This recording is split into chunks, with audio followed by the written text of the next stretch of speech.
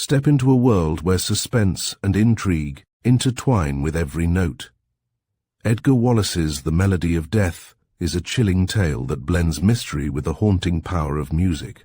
Known for his fast-paced plots and masterful storytelling, Wallace here crafts a narrative that keeps listeners on edge as secrets unfold and danger lurks in unexpected corners. This story captures the essence of classic detective fiction, where every character harbors hidden motives and every clue carries weight. Prepare to be drawn into a suspenseful journey where melody itself becomes both a key and a menace. Chapter 1. The Amateur Safe Smasher.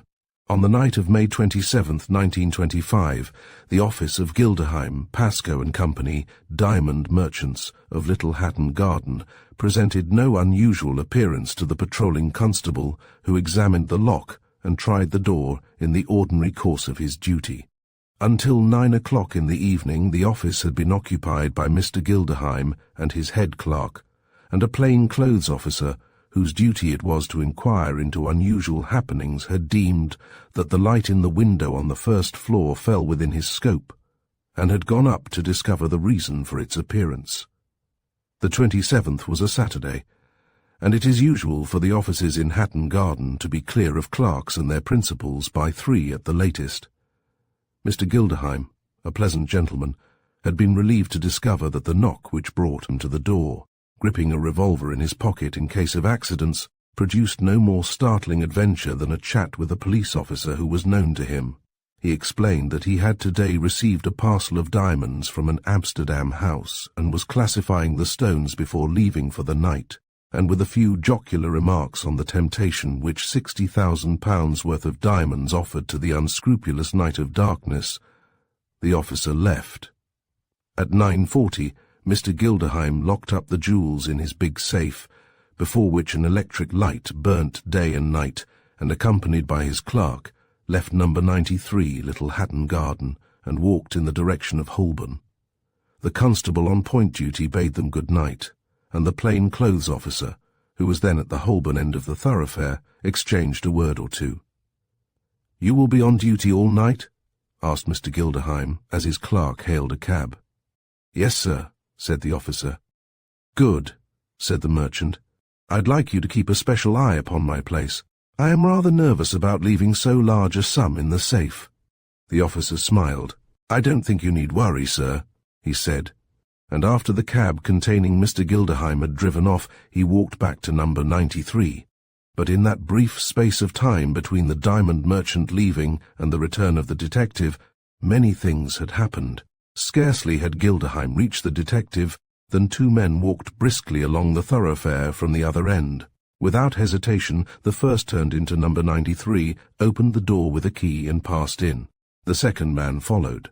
There was no hesitation, nothing furtive in their movements. They might have been lifelong tenants of the house, so confident were they in every action. Not half a minute after the second man had entered, a third came from the same direction, turned into the building, unlocked the door with that calm confidence which had distinguished the action of the first comer, and went in. 3 minutes later, 2 of the 3 were upstairs.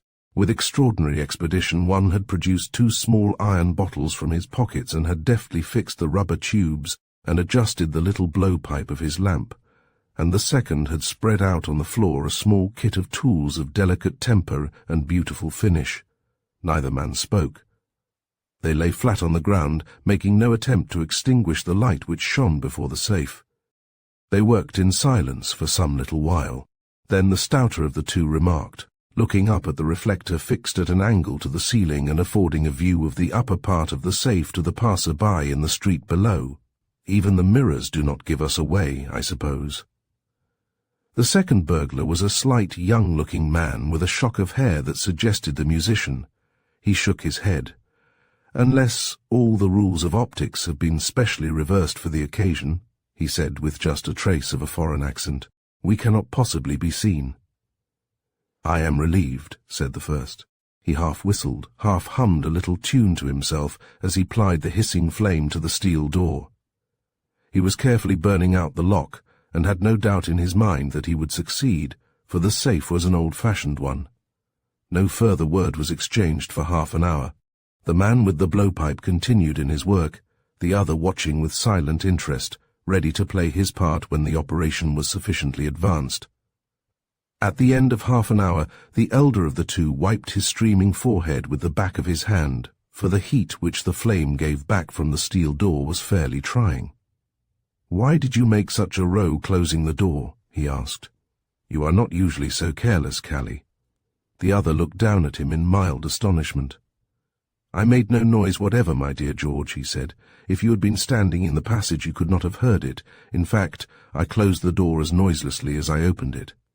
The perspiring man on the ground smiled. "That would be fairly noiseless," he said. "Why?" asked the other. "Because I did not close it. You walked in after me." Something in the silence which greeted his words made him look up. There was a puzzled look upon his companion's face. "I opened the door with my own key," said the younger man slowly. "You opened—" The man called George frowned. "I do not understand you, Calidino. I left the door open, and you walked in after me. I went straight up the stairs, and you followed." Calidino looked at the other and shook his head. "I opened the door myself with the key," he said quietly. "If anybody came in after you, why, it is up to us, George, to see who it is." "You mean—" "I mean," said the little Italian, "that it would be extremely awkward if there is a third gentleman present on this inconvenient occasion." "It would indeed," said the other. "Why?" Both men turned with a start, for the voice that asked the question without any trace of emotion was the voice of a third man, and he stood in the doorway screened from all possibility of observation from the window by the angle of the room. He was dressed in an evening suit, and he carried a light overcoat across his arm. What manner of man he was, and how he looked, they had no means of judging, for from his chin to his forehead, his face was covered by a black mask. "Please do not move," he said, "and do not regard the revolver I am holding in the light of a menace. I merely carry it for self-defense. And you will admit that under the circumstances, and knowing the extreme delicacy of my position, I am fairly well justified in taking this precaution." George Wallis laughed a little under his breath. "Sir," he said, without shifting his position, "you may be a man after my own heart, but I shall know better when you have told me exactly what you want." "I want to learn," said the stranger. He stood there regarding the pair with obvious interest. The eyes which shone through the holes of the mask were alive and keen. "Go on with your work, please," he said. "I should hate to interrupt you." George Wallis picked up the blowpipe and addressed himself again to the safe door. He was a most adaptable man, and the situation in which he found himself nonplussed had yet to occur. "Since," he said, "it makes absolutely no difference as to whether I leave off or whether I go on. If you are a representative of law and order, I may as well go on, because if you are not a representative of those two admirable, excellent, and necessary qualities, I might at least save half the swag with you." "You may save the lot," said the man sharply. "I do not wish to share the proceeds of your robbery, but I want to know how you do it, that is all." "You shall learn," said George Wallis, "that most notorious of burglars, and at the hands of an expert, I beg you to believe." "That I know," said the other calmly. Wallis went on with his task apparently undisturbed by this extraordinary interruption. The little Italian's hands had twitched nervously, and here might have been trouble, but the strength of the other man, who was evidently the leader of the two, and his self-possession had heartened his companion to accept whatever consequences the presence of this man might threaten. It was the masked stranger who broke the silence. "Isn't it an extraordinary thing," he said, "that whilst technical schools exist for teaching every kind of trade, art and craft, there is none which engage in teaching the art of destruction? Believe me, I am very grateful that I have had this opportunity of sitting at the feet of a master." His voice was not unpleasant, but there was a certain hardness which was not in harmony with the flippant tone he adopted. The man on the floor went on with his work for a little while, then he said without turning his head, "I am anxious to know exactly how you got in." "I followed close behind you," said the masked man. "I knew there would be a reasonable interval between the two of you. You see," he went on, You have been watching this office for the greater part of a week. One of you has been on duty practically every night. You rented a small office higher up this street, which offered a view of these premises. I gathered that you had chosen tonight because you brought your gas with you this morning. You were waiting in the dark hallway of the building in which your office is situated, one of you watching for the light to go out and Mr. Gilderheim depart. When he had gone, you, sir, he addressed the man on the floor, came out immediately. Your companion did not follow so soon. Moreover, he stopped to pick up a small bundle of letters which had apparently been dropped by some careless person, and since these letters included 2 sealed packets such as the merchants of Hatton Garden send to their clients, I was able to escape the observation of the second man and keep reasonably close to you. Calidino laughed softly. That is true, he said with a nod to the man on the floor. It was very clever. I suppose you dropped the packet. The masked man inclined his head. Please go on, he said. Do not let me interrupt you. What is going to happen when I have finished? Asked George, still keeping his face to the safe. As far as I am concerned, nothing. Just as soon as you have got through your work and have extracted whatever booty there is to be extracted, I shall retire. You want your share, I suppose? Not at all, said the other calmly. I do not want my share by any means. I am not entitled to it. My position in society prevents me from going farther down the slippery path than to connive at your larceny. Felony, corrected the man on the floor. Felony, agreed the other. He waited until without a sound the heavy door of the safe swung open, and George had put his hand inside to extract the contents, and then, without a word, he passed through the door, closing it behind him. The 2 men sat up tensely and listened. They heard nothing more until the soft thud of the outer door told them that their remarkable visitor had departed. They exchanged glances, interest on the one face, amusement on the other. That is a remarkable man, said Calidino. The other nodded. Most remarkable, he said, and more remarkable will it be if we get out of Hatton Garden tonight with the loot. It would seem that the more than most remarkable happening of all actually occurred, for none saw the jewel thieves go, and the smashing of Gilderheim's jewel safe provided an excellent alternative topic for conversation to the prospect of Sunstar for the Derby. Chapter 2. Sunstar's Derby. There it was again. Above the babble of sound, the low roar of voices, soft and sorrowful, now heard, now lost, a vagrant thread of gold caught in the drab woof of shoddy life gleaming and vanishing. Gilbert Standerton sat tensely straining to locate the sound. It was the melody in F that the unseen musician played. There's going to be a storm. Gilbert did not hear the voice. He sat on the box seat of the coach, clasping his knees, the perspiration streaming from his face. There was something tragic, something a little terrifying in his pose. The profile turned to his exasperated friend was a perfect one, forehead high and well-shaped, the nose a little long perhaps, the chin strong and resolute. Leslie Frankfurt, looking up at the unconscious dreamer, was reminded of the Dante of convention, though Dante never wore a top hat or found a Derby Day crowd so entirely absorbing. There's going to be a storm. Leslie climbed up the short step-ladder and swung himself into the seat by Gilbert's side. The other awoke from his reverie with a start. "Is there?" he asked, and wiped his forehead.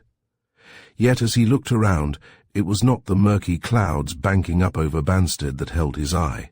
It was this packed mass of men and women, these gay placards extolling loudly the honesty and the establishment of the old firm, the booths on the hill, the long succession of canvas screens which had been erected to advertise somebody's whiskey, the flimsy-looking stands on the far side of the course, the bustle, the pandemonium, and the vitality of that vast, uncountable throng made such things as June thunderstorms of little importance. "If you only knew how the low brows are pitying you," said Leslie Frankfurt, with good-natured annoyance, "you would not be posing for a picture of the ruined gambler. My dear chap, you look for all the world, sitting up here with your long ugly mug a-droop, like a model for the coloured plate to be issued with the Christmas number of the Anti-Gambling Gazette. I suppose they have a gazette." Gilbert laughed a little. "These people interest me," he said, rousing himself to speak. "Don't you realize what they all mean? Every one of them with a separate and distinct individuality. Every one with a hope or a fear hugged tight in his bosom. Every one with the capacity for love, or hate, or sorrow. Look at that man," he said, and pointed with his long, nervous finger. The man he indicated stood in a little oasis of green. Hereabouts the people on the course had so directed their movements as to leave an open space, and in the centre stood a man of medium height, a black bowler on the back of his head, a long, thin cigar between his white, even teeth. He was too far away for Leslie to distinguish these particulars, but Gilbert Standerton's imagination filled in the deficiencies of vision, for he had seen this man before. As if conscious of the scrutiny, the man turned and came slowly towards the rails where the coach stood. He took the cigar from his mouth and smiled as he recognized the occupant of the box seat. "How do you do, sir?" His voice sounded shrill and faint, as if an immeasurable distance separated them, but he was evidently shouting to raise his voice above the growling voices of the crowd. Gilbert waved his hand with a smile, and the man turned with a raise of his hat, and was swallowed up in a detachment of the crowd which came eddying about him. "A thief," said Gilbert, "on a fairly large scale. His name is Wallis. There are many Wallises here. A crowd is a terrible spectacle to the man who thinks," he said half to himself. The other glanced at him keenly. "They're terrible things to get through in a thunderstorm," he said practically. "I vote we go along and claim the car." Gilbert nodded. He rose stiffly, like a man with cramp, and stepped slowly down the little ladder to the ground. They passed through the barrier and crossed the course, penetrated the little unsaddling enclosure, through the long passages where pressmen, jockeys and stewards jostled one another every moment of race days, to the roadway without. In the roped garage they found their car, and, more remarkable, their chauffeur. The first flicker of blue lightning had stabbed twice to the downs, and the heralding crash of thunder had reverberated through the charged air, when the car began to thread the traffic toward London. The storm, which had been brewing all the afternoon, broke with terrific fury over Epsom. The lightning was incessant, the rain streamed down in an almost solid wall of water, crash after crash of thunder deafened them. The great throng upon the hill was dissolving as though it was something soluble, its edges frayed into long black streamers of hurrying people moving toward the 3 railway stations. It required more than ordinary agility to extricate the car from the chaos of charabancs and motorcabs in which it found itself. Standerton had taken his seat by the driver's side, though the car was a closed one. He was a man quick to observe, and on the second flash he had seen the chauffeur's face grow white and his lips twitching. A darkness, almost as of night, covered the heavens. The horizon about was rimmed with a dull, angry orange haze, so terrifying a storm had not been witnessed in England for many years. The rain was coming down in sheets, but the young man by the chauffeur's side paid no heed. He was watching the nervous hands of the man twist this way and that, as the car made detour after detour to avoid the congested road. Suddenly, a jagged streak of light flicked before the car, and Standerton was deafened by an explosion more terrifying than any of the previous peals. The chauffeur instinctively shrank back. His face white and drawn, his trembling hands left the wheel, and his foot released the pedal. The car would have come to a standstill but for the fact that they were at the top of a declivity. "My God," he whimpered. "It's awful. I can't go on, sir." Gilbert Standerton's hand was on the wheel. His neatly booted foot had closed on the brake pedal. "Get out of it," he muttered. "Get over here, quick." The man obeyed. He moved shivering to his master's place, his hands before his face, and Standerton slipped into the driver's seat and threw in the clutch. It was fortunate that he was a driver of extraordinary ability, but he needed every scrap of knowledge as he put the car to the slope which led to the lumpy downs. As they jolted forward, the downpour increased, the ground was running with water as though it had been recently flooded. The wheels of the car slipped and skidded over the greasy surface, but the man at the steering wheel kept his head, and by he brought the big car slithering down a little slope onto the main way again. The road was sprinkled with hurrying, tramping people. He moved forward slowly, his horn sounding all the time, and then of a sudden the car stopped with a jerk. "What is it?" Leslie Frankfurt had opened the window which separated the driver's seat from the occupants of the car. "There's an old chap there," said Gilbert, speaking over his shoulder. "Would you mind taking him into the car? I'll tell you why after." He pointed to two woe-begone figures that stood on the side of the road. They were of an old man and a girl. Leslie could not see their faces distinctly. They stood with their backs to the storm, one thin coat spread about them both. Gilbert shouted something, and at his voice the old man turned. He had a beautiful face, thin, refined, intellectual. It was the face of an artist. His grey hair straggled over his collar, and under the cloak he clutched something, the care of which seemed to concern him more than his protection from the merciless downpour. The girl at his side might have been 17, a solemn child, with great fearless eyes that surveyed the occupants of the car gravely. The old man hesitated at Gilbert's invitation, but as he beckoned impatiently, he brought the girl down to the road, and Leslie opened the door. "Jump in quickly," he said. "My word, you're wet." He slammed the door behind them, and they seated themselves facing him. They were in a pitiable condition. The girl's dress was soaked, her face was wet as though she had come straight from a bath. "Take that cloak off," said Leslie brusquely. "I've a couple of dry handkerchiefs, though I'm afraid you'll want a bath towel." She smiled. "It's very kind of you," she said. "We shall ruin your car." "Oh, that's all right," said Leslie cheerfully. "It's not my car. Anyway," he added, "when Mr. Standerton comes in, he will make it much worse." He was wondering in his mind by what freakish inclination Standerton had called these two people to the refuge of his limousine. The old man smiled as he spoke, and his first words were an explanation. "Mr. Standerton has always been very good to me," he said gently, almost humbly. He had a soft, well-modulated voice. Leslie Frankfurt recognized that it was the voice of an educated man. He smiled. He was too used to meeting Standerton's friends to be surprised at this storm-sodden street musician. For such he judged him to be by the neck of the violin which protruded from the soaked coat. "You know him, do you?" The old man nodded. "I know him very well," he said. He took from under his coat the thing he had been carrying, and Leslie Frankfurt saw that it was an old violin. The old man examined it anxiously, then with a sigh of relief he laid it across his knees. "It's not damaged, I hope?" asked Leslie. "No, sir," said the other. "I was greatly afraid that it was going to be an unfortunate ending to what has been a prosperous day." They had been playing on the downs, and had reaped a profitable harvest. "My granddaughter also plays," said the old man. "We do not as a rule care for these great crowds, but it invariably means money." He smiled. "And we are not in a position to reject any opportunity which offers." They were now drawing clear of the storm.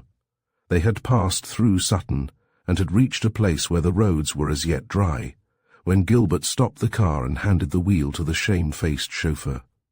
"I'm very sorry, sir," the man began. "Oh, don't bother," smiled his employer. "One is never to be blamed for funking a storm. I used to be as bad until I got over it. There are worse things," he added, half to himself. The man thanked him with a muttered word, and Gilbert opened the door of the car and entered.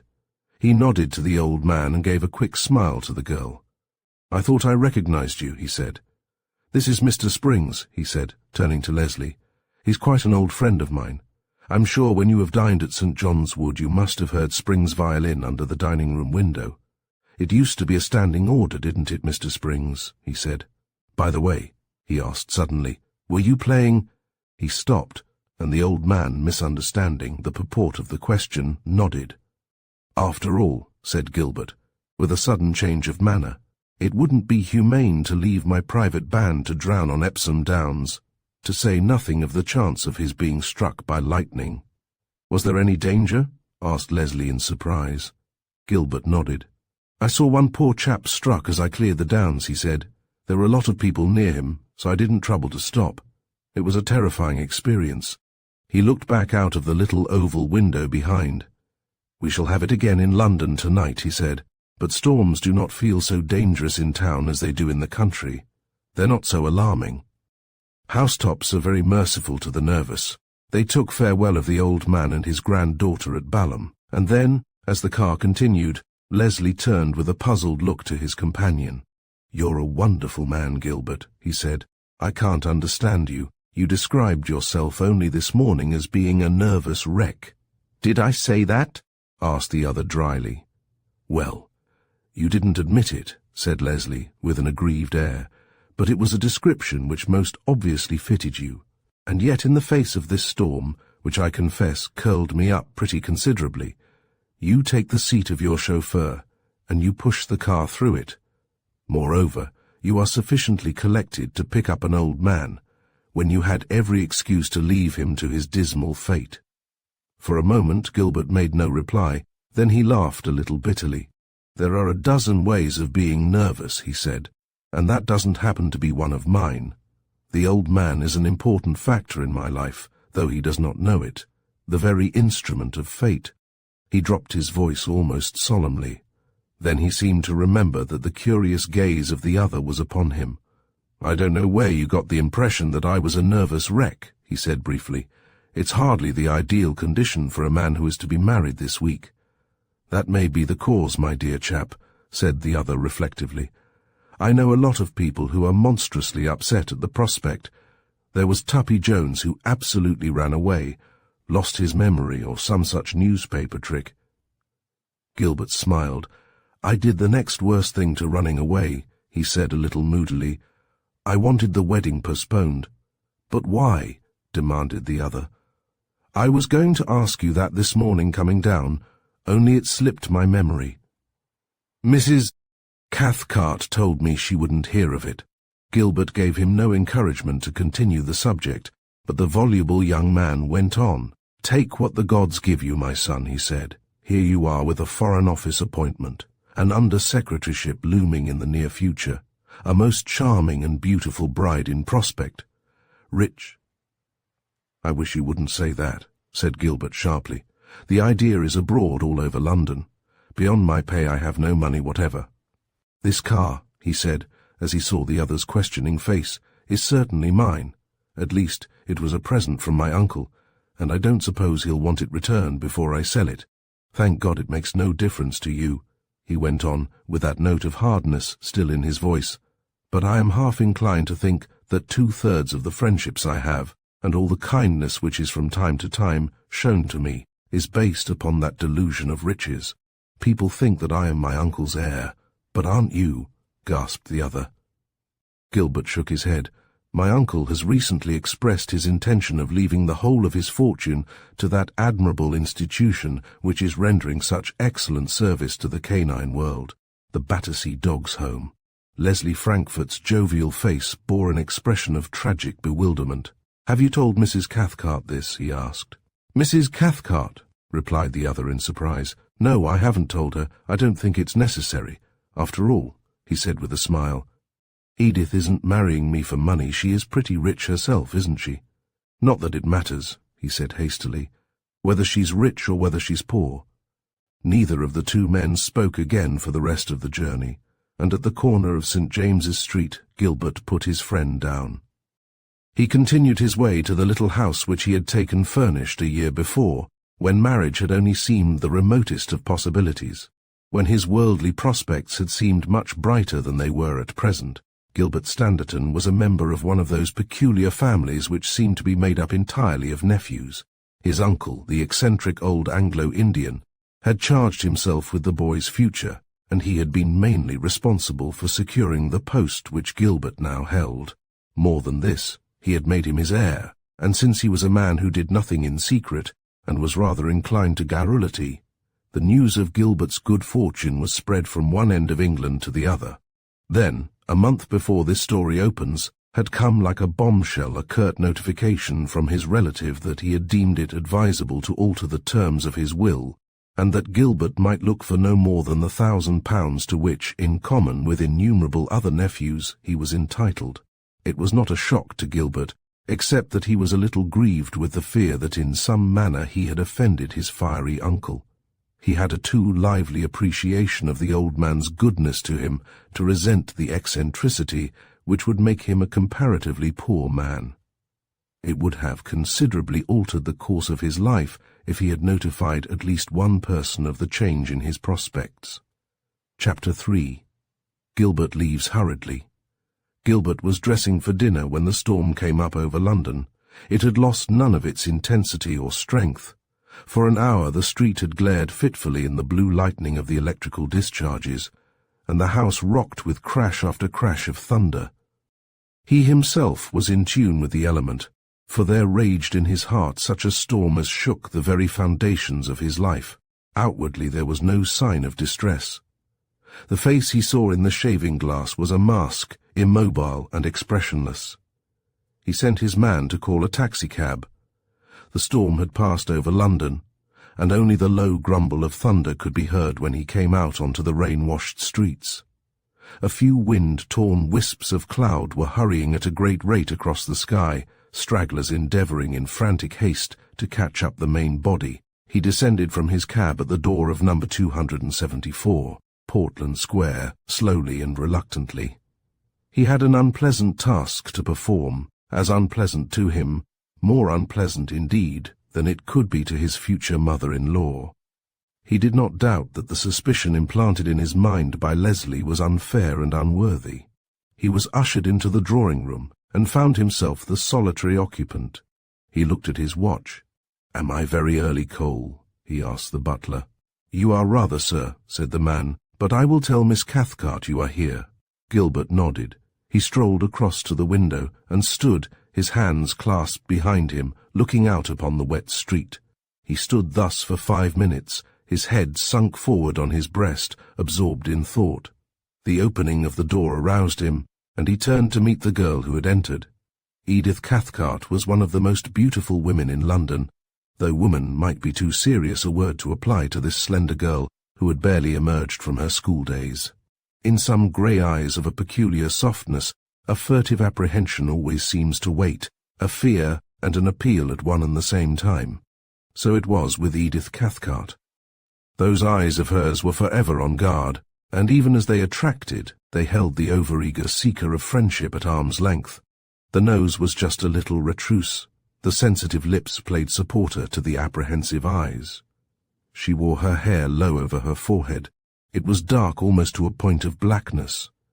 She was dressed in a plain gown of sea-green satin, with scarcely any jewel or ornamentation.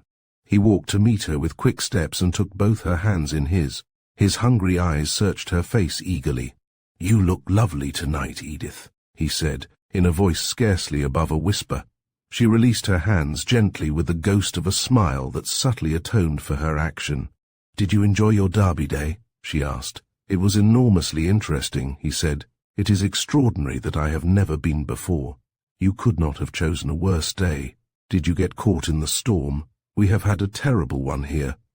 She spoke quickly with a little note of query at the end of each sentence. She gave you the impression that she desired to stand well with her lover, that she was in some awe of him.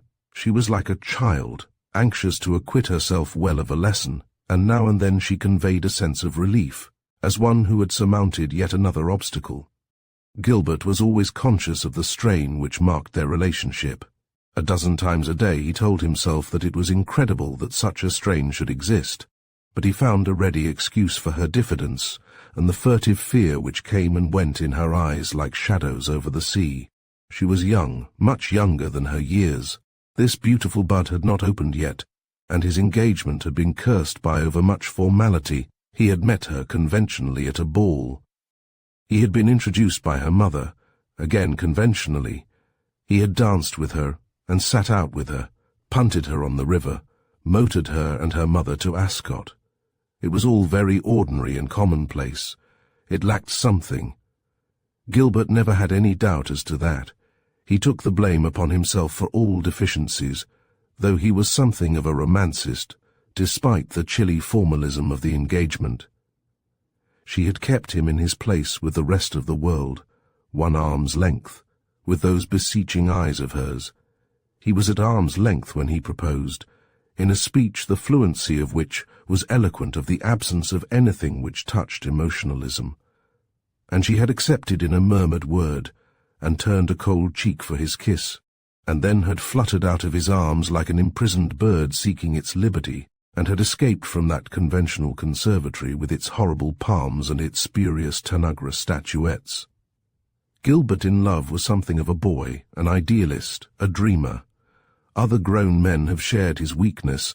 There are unsuspected wells of romance in the most practical of men. So he was content with his dreams, weaving this and that story of sweet surrender in his inmost heart. He loved her, completely, absorbingly. To him she was a divine and a fragrant thing. He had taken her hand again in his, and realized with pain, which was tinctured with amusement that made it bearable, that she was seeking to disengage herself, when Mrs. Cathcart came into the room. She was a tall woman, still beautiful, though age had given her a certain angularity. The ravages of time had made it necessary for her to seek artificial aid for the strengthening of her attractions. Her mouth was thin and straight and uncompromising, her chin too bony to be beautiful. She smiled as she rustled across the room and offered her gloved hand to the young man. "You're early, Gilbert," she said. "Yes," he replied awkwardly. Here was the opportunity which he sought, yet he experienced some reluctance in availing himself of the chance. He had released the girl as the door opened, and she had instinctively taken a step backward and stood with her hands behind her, regarding him gravely and intently. "Really," he said, "I wanted to see you." "To see me?" asked Mrs. Cathcart archly. "No, surely not me." Her smile comprehended the girl and the young man. For some reason which he could not appreciate at the moment, Gilbert felt uncomfortable. "Yes, it was to see you," he said, "but it isn't remarkable at this particular period of time." He smiled again. She held up a warning finger. "You must not bother about any of the arrangements. I want you to leave that entirely to me. You will find you have no cause to complain." "Oh, it wasn't that," he said hastily. "It was something more. He hesitated. He wanted to convey to her the gravity of the business he had in hand, and even as he approached the question of an interview, a dim realization came to him of the difficulty of his position. How could he suggest to this woman, who had been all kindness and all sweetness to him, that he suspected her of motives which did credit neither to her head nor her heart? How could he broach the subject of his poverty to one who had not once, but 100 times, confided to him that his expectations and the question of his future wealth were the only drawbacks to what she had described as an ideal love marriage? "I almost wish you were poor, Gilbert," she had said. "I think riches are an awful handicap to young people circumstanced as you and Edith will be." She had conveyed this suspicion of his wealth more than once. And yet, at a chance word from Leslie, he had doubted the purity of her motives. He remembered with a growing irritation that it had been Mrs. Cathcart who had made the marriage possible. The vulgar-minded might even have gone further, and suggested that she had thrown Edith at his head.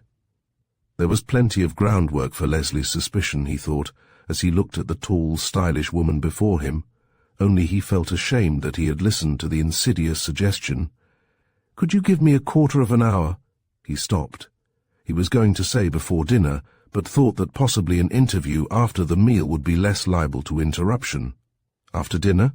With pleasure she smiled. "What are you going to do? Confess some of the irregularities of your youth?" He shook his head with a little grimace. "You may be sure I shall never tell you those," he said. "Then I will see you after dinner," she assented. "There are a lot of people coming tonight, and I am simply up to my eyes in work." "You bridegrooms." She patted his shoulder with her fan reproachfully. "Have no idea what chaos you bring into the domestic life of your unfortunate relatives of the future." Edith stood aloof, in the attitude she had adopted when he had released her, watchful, curious, in the scene, but not of it. It was an effect which the presence of Mrs. Cathcart invariably produced upon her daughter. It was not an obliteration, not exactly an eclipse, as the puzzled Gilbert had often observed. It was as though the entrance of one character of a drama were followed by the immediate exit of her who had previously occupied the scene. He pictured Edith waiting at the wings for a cue which would bring her into active existence again, and that cue was invariably the retirement of her mother. "There are quite a number of nice people coming tonight, Gilbert," said Mrs. Cathcart, glancing at a slip of paper in her hand. "There are some you don't know, and some I want you very much to meet. I am sure you will like dear Dr. Cassilis." A smothered exclamation caught her ear, and she looked up sharply. Gilbert's face was set. It was void of all expression. The girl saw the mask and wondered. "What is it?" asked Mrs. Cathcart. "Nothing," said Gilbert steadily. "You were talking about your guests. I was saying that you must meet Dr. Barclay Seymour. He is a most charming man. I don't think you know him?" Gilbert shook his head. "Well, you ought to," she said. "He's a dear friend of mine, and why on earth he practices in Leeds instead of maintaining an establishment in Harley Street, I haven't the slightest idea. The ways of men are beyond finding out. Then there is—" She reeled off a list of names, some of which Gilbert knew. "What is the time?" she asked suddenly. Gilbert looked at his watch. 8:15. "I must go," she said. "I will see you immediately after dinner." She turned back as she reached the door irresolutely. "I suppose you aren't going to change that absurd plan of yours?" she asked hopefully. Gilbert had recovered his equanimity. "I do not know to which absurd plan you are referring," he said. "Spending your honeymoon in town," she replied. "I don't think Gilbert should be bothered about that." It was the girl who spoke, her first intrusion into the conversation. Her mother glanced at her sharply. "In this case, my dear," she said freezingly, "it is a matter in which I am more concerned than yourself." Gilbert hastened to relieve the girl of the brunt of the storm. Mrs. Cathcart was not slow to anger, and although Gilbert himself had never felt the lash of her bitter tongue, he had a shrewd suspicion that his future wife had been a victim more than once. "It is absolutely necessary that I should be in town on the days I referred to," he said. "I have asked you—" "To postpone the wedding?" said Mrs. Cathcart. "My dear boy, I couldn't do that. It wasn't a reasonable request, now was it?" She smiled at him as sweetly as her inward annoyance allowed her. "I suppose it wasn't," he said dubiously. He said no more, but waited until the door had closed behind her. Then he turned quickly to the girl. "Edith," he said, speaking rapidly, "I want you to do something for me." "You want me to do something?" she asked in surprise. "Yes, dearest. I must go away now. I want you to find some excuse to make to your mother. I've remembered a most important matter which I have not seen to—" He spoke hesitatingly, for he was no ready liar. Going away. It was surprise rather than disappointment, he noticed, and was pardonably irritated. "You can't go now," she said, and that look of fear came into her eyes. "Mother would be so angry. The people are arriving." From where he stood he had seen 3 motor broughams draw up almost simultaneously in front of the house. "I must go," he said desperately. "Can't you get me out in any way? I don't want to meet these people, I've very good reasons." She hesitated a moment. "Where are your hat and coat?" she asked. "In the hall. You will just have time," he said. She was in the hall and back again with his coat, led him to the farther end of the drawing-room through a door which communicated with the small library beyond. There was a way here to the garage, and to the mews at the back of the house. She watched the tall, striding figure with a troubled gaze. Then, as he disappeared from view, she fastened the library door and came back to the drawing-room in time to meet her mother. "Where is Gilbert?" asked Mrs. Cathcart. "Gone," said the girl. "Gone." Edith nodded slowly. He remembered something very important and had to go back to his house. "But of course he is returning." "I don't think so, Mother," she said quietly. "I fancy that the something is immensely pressing." "But this is nonsense." Mrs. Cathcart stamped her foot. "Here are all the people whom I have specially invited to meet him. It's disgraceful. But, Mother, don't but mother me for God's sake," said Mrs. Cathcart. They were alone, the guests were assembling in the larger drawing-room, and there was no need for the elder woman to disguise her feelings. "You sent him away, I suppose," she said. I don't blame him. How can you expect to keep a man at your side if you treat him as though he were a grocer calling for orders?" The girl listened wearily and did not raise her eyes from the carpet. "I do my best," she said in a low voice. "Your worst must be pretty bad if that is your best. After I've strained my every effort to bring to you one of the richest young men in London, you might at least pretend that his presence is welcome, but if he were the devil himself, you couldn't show greater reluctance at meeting him or greater relief at his departure." "Mother," said the girl, and her eyes were filled with tears. "Don't mother me, please," said Mrs. Cathcart deliberately. "I am sick to death of your faddiness and your prejudices. What on earth do you want? What am I to get you?" She threw out her arms in exasperated despair. "I don't want to marry at all," said the girl in a low voice. "My father would never have forced me to marry. It was a daring thing to say, an exhibition of greater boldness than she had ever shown before in her encounters with her mother. But lately there had come to her a new courage. That despair which had made her dumb glowed now to rage. The fires of rebellion smouldered in her heart, and albeit the demonstrations of her growing resentment were few and far between, her courage grew upon her venturing. "Your father," breathed Mrs. Cathcart, white with rage. "Am I to have your father thrown at my head? Your father was a fool, a fool!" She almost hissed the word. "He ruined me as he ruined you because he hadn't sufficient sense to keep the money he had inherited. I thought he was a clever man. I looked up to him for 20 years as the embodiment of all that was wise and kind and genial, and all those 20 years he was frittering away his competence on every harebrained scheme which the needy adventurers of finance brought to him. He would not have forced you. I swear he wouldn't." She laughed bitterly. "He would have married you to the chauffeur if your heart was that way inclined. He was all amiability and incompetence, all good nature and inefficiency." "I hate your father." Her blue eyes were open to their widest extent, and the cold glare of hate was indeed apparent to the shrinking girl. "I hate him every time I have to entertain a shady stockbroker for the advantage I may receive from his knowledge of the market. I hate him for every economy I have to practice. I hate him every time I see my meagre dividends come in, and as I watch them swallowed up by the results of his folly. Don't make me hate you," she said, pointing a warning finger at the girl.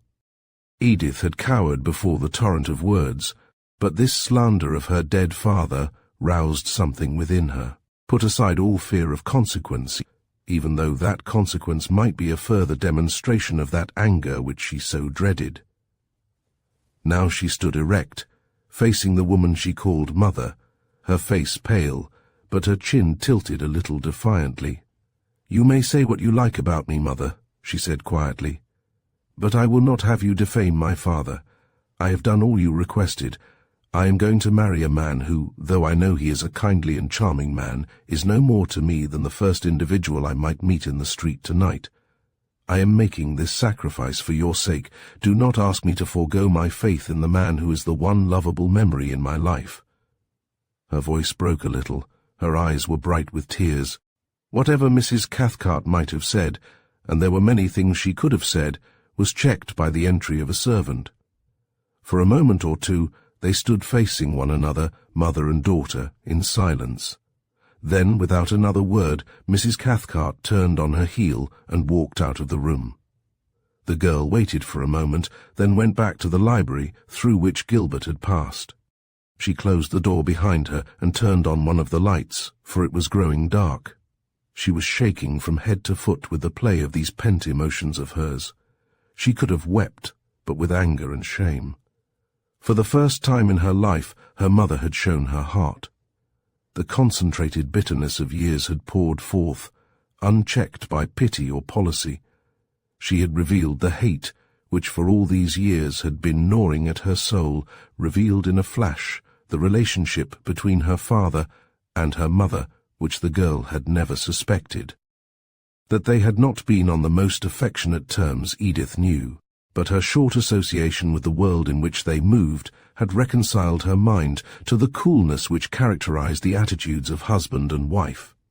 She had seen a score of such houses, where man and wife were on little more than friendly terms, and had accepted such conditions as normal, It aroused in her a wild irritation that such relationships should exist. Child as she was, she had felt that something was missing, but it had also reconciled her to her marriage with Gilbert Standerton. Her life with him would be no worse, and probably might be a little better than the married lives of those people with whom she was brought into daily contact. But in her mother's vehemence, she caught a glimpse of the missing quality of marriage. She knew now why her gentle father had changed suddenly from a genial, kindly man, with his quick laugh and his too willing ear for the plausible, into a silent shadow of a man, the sad, broken figure she so vividly retained in her memory. Here was a quick turn in the road of life, for her an unexpected vista flashing into view suddenly before her eyes. It calmed her, steadied her. In those few minutes of reflection, standing there in the commonplace, gloomy little library, watching through the latticed panes the dismal mews which offered itself for inspection through a parallelogram of bricked courtyard, she experienced one of those great and subtle changes which come to humanity.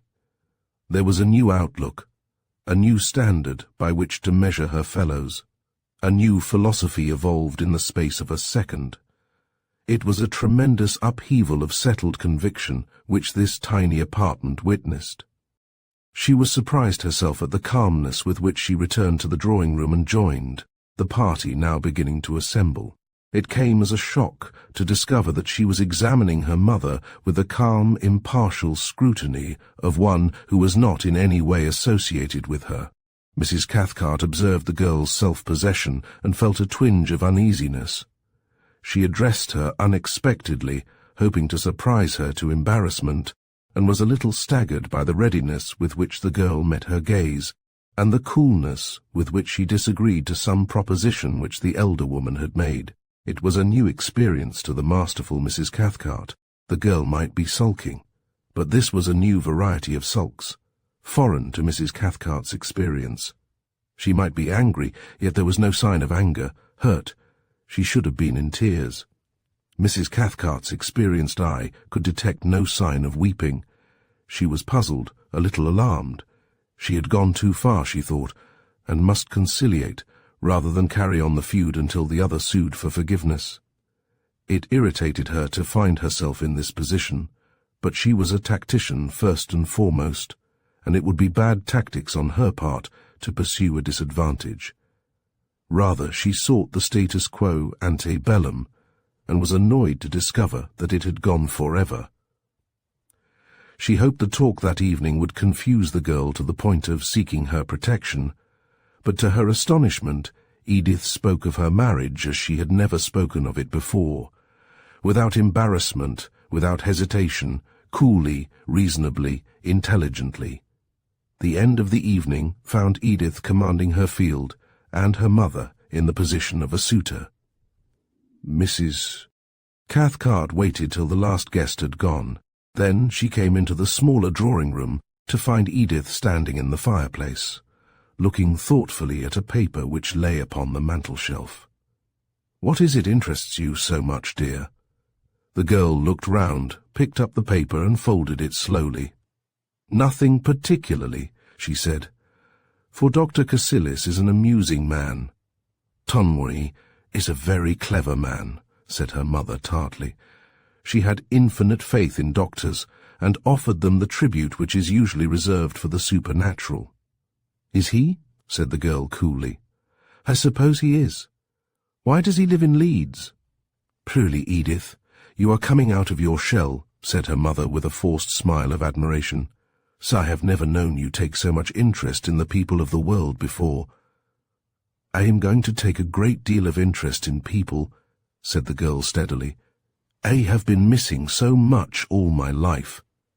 "And so I think you are being a little horrid," said her mother, repressing her anger with an effort. "You're certainly being very unkind. I suppose all this nonsense has arisen out of my mistaken confidence." The girl made no reply. "So I think I'll go to bed, Mother," she said. "And whilst you're engaged in settling your estimate of people," said Mrs. Cathcart with ominous calm, "perhaps you will interpret your fiancé's behaviour to me. Dr. Cassilis particularly wanted to meet him." "Then I am not going to interpret anything," said the girl. "Don't employ that tone with me," replied her mother sharply. The girl stopped. She was halfway to the door. She hardly turned, but spoke to her mother over her shoulder. "Mother," she said, quietly but decidedly, "I want you to understand this. If there is any more bother, or if I am again made the victim of your crossness, I shall write to Gilbert and break off my engagement." "Are you mad?" gasped the woman. Edith shook her head. "No, I am tired," she said, "tired of many things." There was much that Mrs. Cathcart could have said, but with a belated wisdom she held her tongue till the door had closed behind her daughter.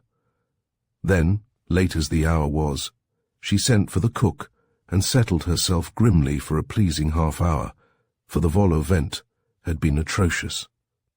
Chapter 4. The melody in F. Gilbert Standerton was dressing slowly before his glass when Leslie was announced. That individual was radiant and beautiful to behold, as became the best man at the wedding of an old friend. Leslie Frankfurt was one of those fortunate individuals who combine congenial work with the enjoyment of a private income. He was the junior partner of a firm of big stockbrokers in the city, a firm which dealt only with the gilt-edged markets of finance. He enjoyed, in common with Gilbert, a taste for classical music. And this was the bond which had first drawn the two men together. He came into the room, deposited his silk hat carefully upon a chair, and sat on the edge of the bed, offering critical suggestions to the prospective bridegroom. "By the way," he said suddenly, "I saw that old man of yours yesterday." Gilbert looked round.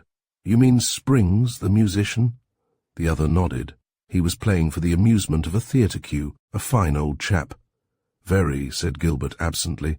He paused in his dressing, took up a letter from the table, and handed it to the other. "Am I to read it?" asked Leslie. Gilbert nodded. "There's nothing to read, as a matter of fact," he said. "It's my uncle's wedding present." The young man opened the envelope and extracted the pink slip. He looked at the amount and whistled. £100, he said. "Good Lord, that won't pay the upkeep of your car for a quarter. I suppose you told Mrs. Cathcart." Gilbert shook his head. "No," he said shortly. "I intended telling her, but I haven't. I am perfectly satisfied in my own mind, Leslie, that we are doing her an injustice. She has been so emphatic about money. And after all, I'm not a pauper," he said with a smile. "You're worse than a pauper," said Leslie earnestly. "A man with 600 a year is the worst kind of pauper I know. Why? You'll never bring your tastes below a couple of thousand. You'll never raise your income above 600, plus your Foreign Office job. That's only another 600. "Work," said the other. "Work," said the other scornfully. "You don't earn money by work. You earn money by scheming, by getting the better of the other fellow.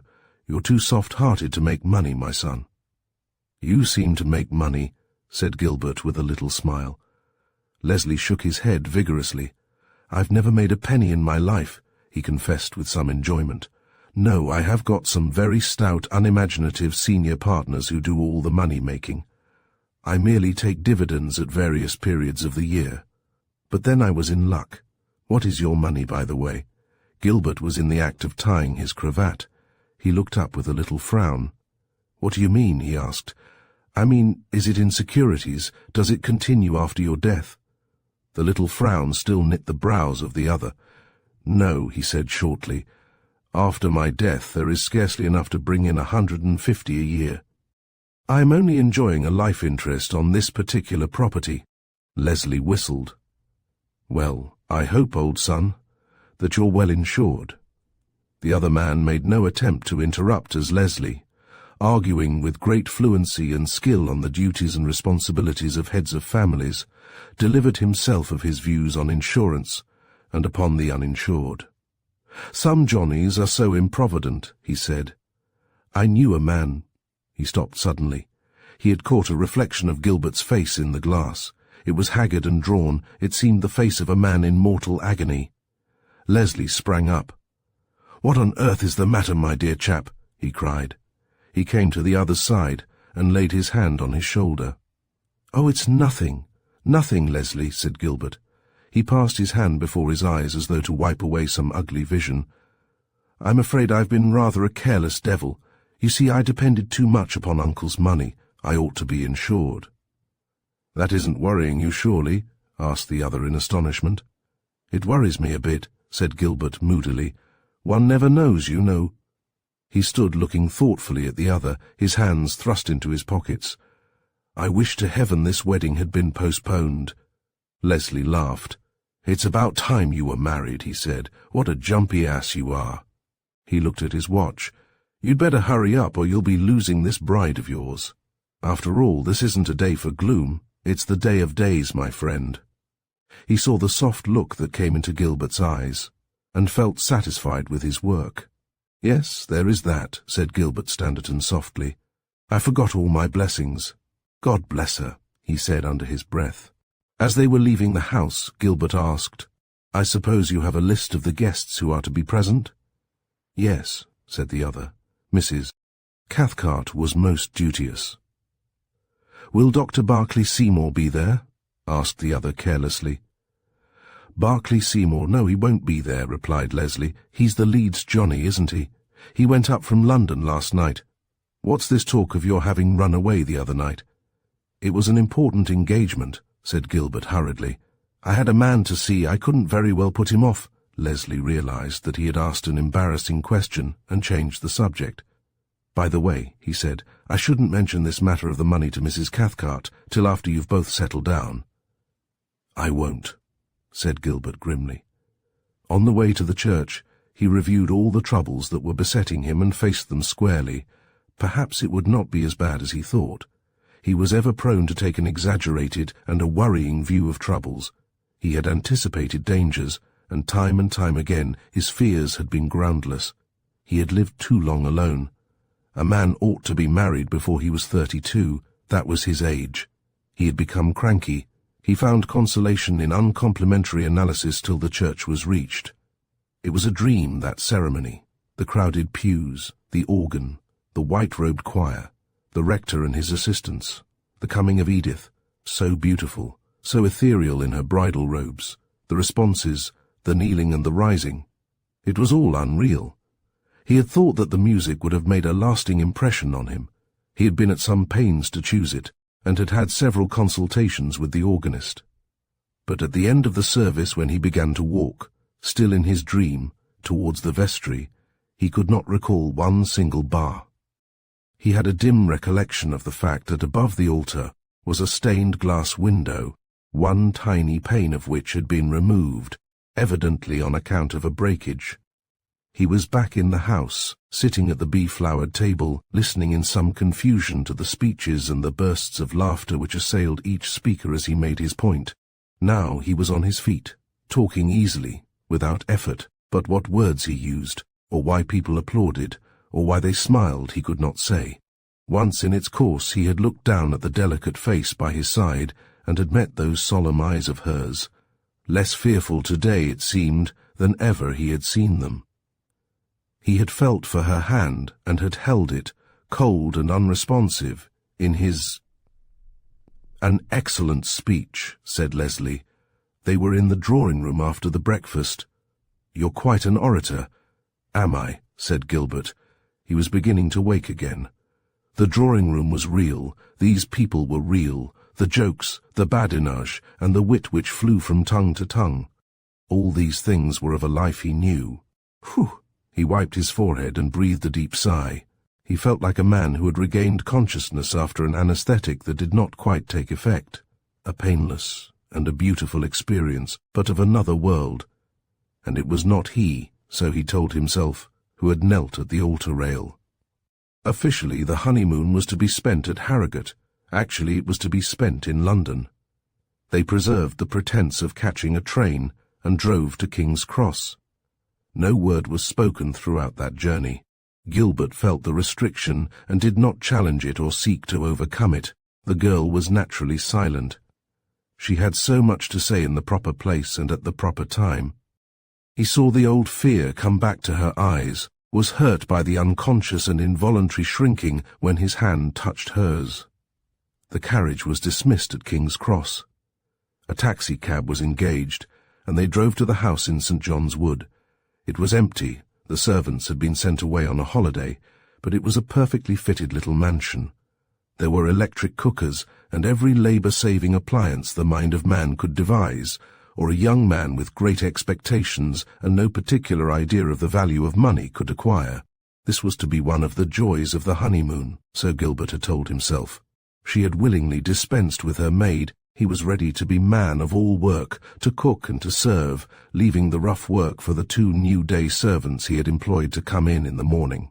Yet it was with no sense of joyfulness that he led her from room to room, showed her the treasures of his household. A sense of apprehension of some coming trouble laid its hand upon his tongue, damped his spirit, and held him in temporary bondage. The girl was self-possessed. She admired, criticized kindly, and rallied him gently upon his domesticity. But the strain was there all the time. There was a shadow which lay between them. She went to her room to change. They had arranged to go out to dinner, and this programme they followed. Leslie Frankfurt saw them in the dining hall of Prince's, and pretended he didn't know them. It was 10 o'clock when they went back to their little house. Gilbert went to his study. His wife had gone up to her room, and had promised to come down for coffee. He went to work with all the skill which a pupil of Rabat might be expected to display, and brewed 2 tiny little cups of mocha. This he served on the table near the settee where she would sit. Then she came in. He had been fast awakening from the dream of the morning. He was alive now. The dazement of that momentous ceremony had worn away. He rose and went a little way towards her. He would have taken her in his arms then and there, but this time the arm's length was a reality. Her hand touched his breast, and the arm stiffened. He felt the rebuff in the act, and it seemed to him that his heart went cold, and that all the vague terrors of the previous days crystallized into one concrete and terrible truth. He knew all that she had to say before she spoke. It was some time before she found the words she wanted. The opening was so difficult. "Gilbert," she said at last, "I am going to do a cowardly thing. It is only cowardly because I have not told you before." He motioned her to the settee. He had woven a little romance for this moment, a dream scene which was never to be enacted. Here was the shattering. "I won't sit down," she said. "I want all my strength to tell you what I have to tell you. If I hadn't been an arrant coward, I should have told you last night. I meant to tell you," she said, "but you did not come." He nodded. "I know," he said almost impatiently. "I could not come. I did not wish. I could not come," he repeated. "You know what I have to tell you?" Her eyes were steadily fixed on his. "Gilbert, I do not love you." He nodded again. "I know now," he said. "I never have loved you," she said in tones of despair. "There never was any time when I regarded you as more than a dear friend. But—" She wanted to tell him why, but a sense of loyalty to her mother kept her silent. She would take all the blame, for was she not blameworthy? For she, at least, was mistress of her own soul. Had she wished, she could have taken a line of greater resistance than that which she had followed. "I married you," she went on slowly, because you are rich, because you will be rich." Her voice dropped at the last word until it was husky. There was a hard fight going on within her. She wanted to tell the truth, and yet she did not want him to think so badly of her as that. "For my money," he repeated wonderingly. "Yes, I wanted to marry a man with money. We have had a very hard time." The confession came in little gasps. She had to frame every sentence before she spoke. "You mustn't blame Mother. I was equally guilty, and I ought to have told you. I wanted to tell you." "I see," he said calmly. "It is wonderful what reserves of strength come at a man's bidding.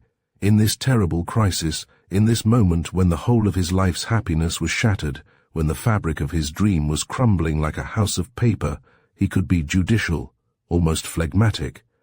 He saw her sway, and springing to her side caught her. "Sit down," he said quietly. She obeyed without protest.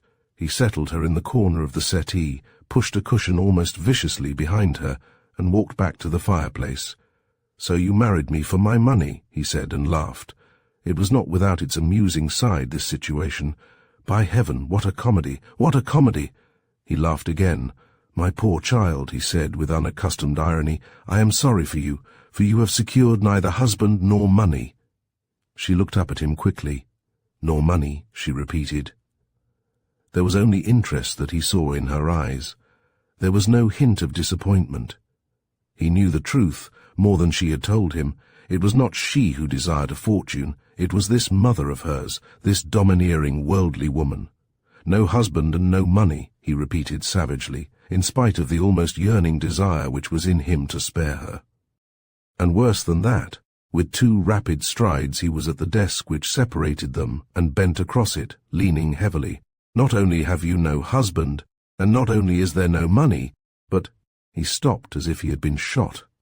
The girl, looking at him, saw his face go drawn and grey, saw the eyes staring wildly past her, the mouth open in tragic dismay. She got up quickly.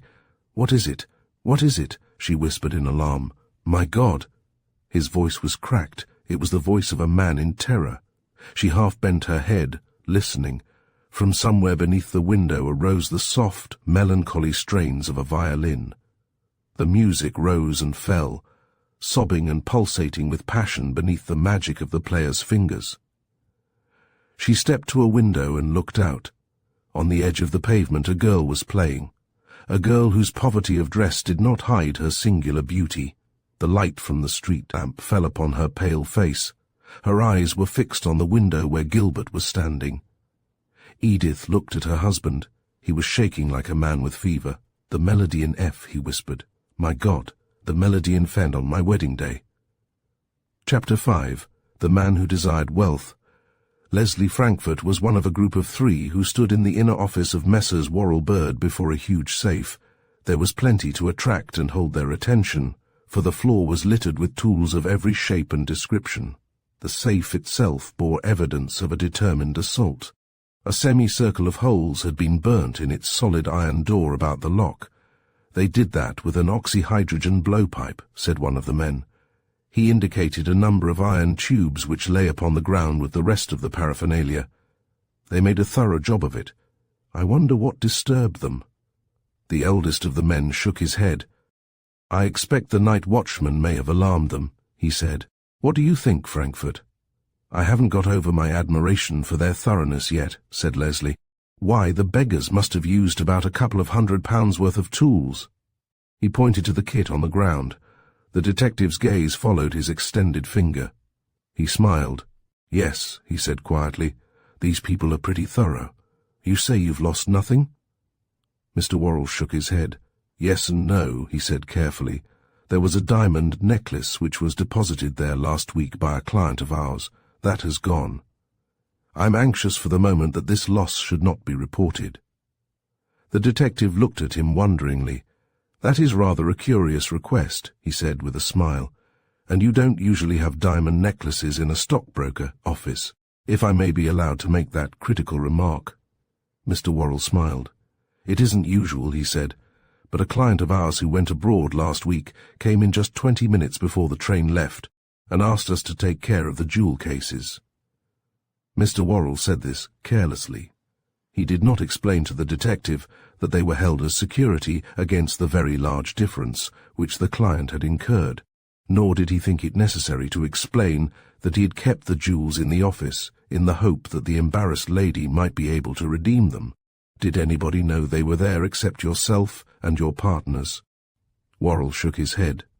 "I don't think so. I have never mentioned it to anybody." "Have you, Leslie?" Leslie hesitated. "Well, I'm bound to admit that I did," he confessed, though it was to somebody who would not repeat it. "Who was it?" asked Worrell. "To Gilbert Standerton.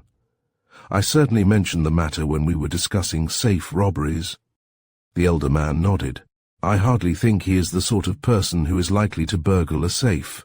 He smiled. "It is a very curious coincidence," said Leslie reflectively, "that he and I were talking about this very gang only a couple of days ago before he was married.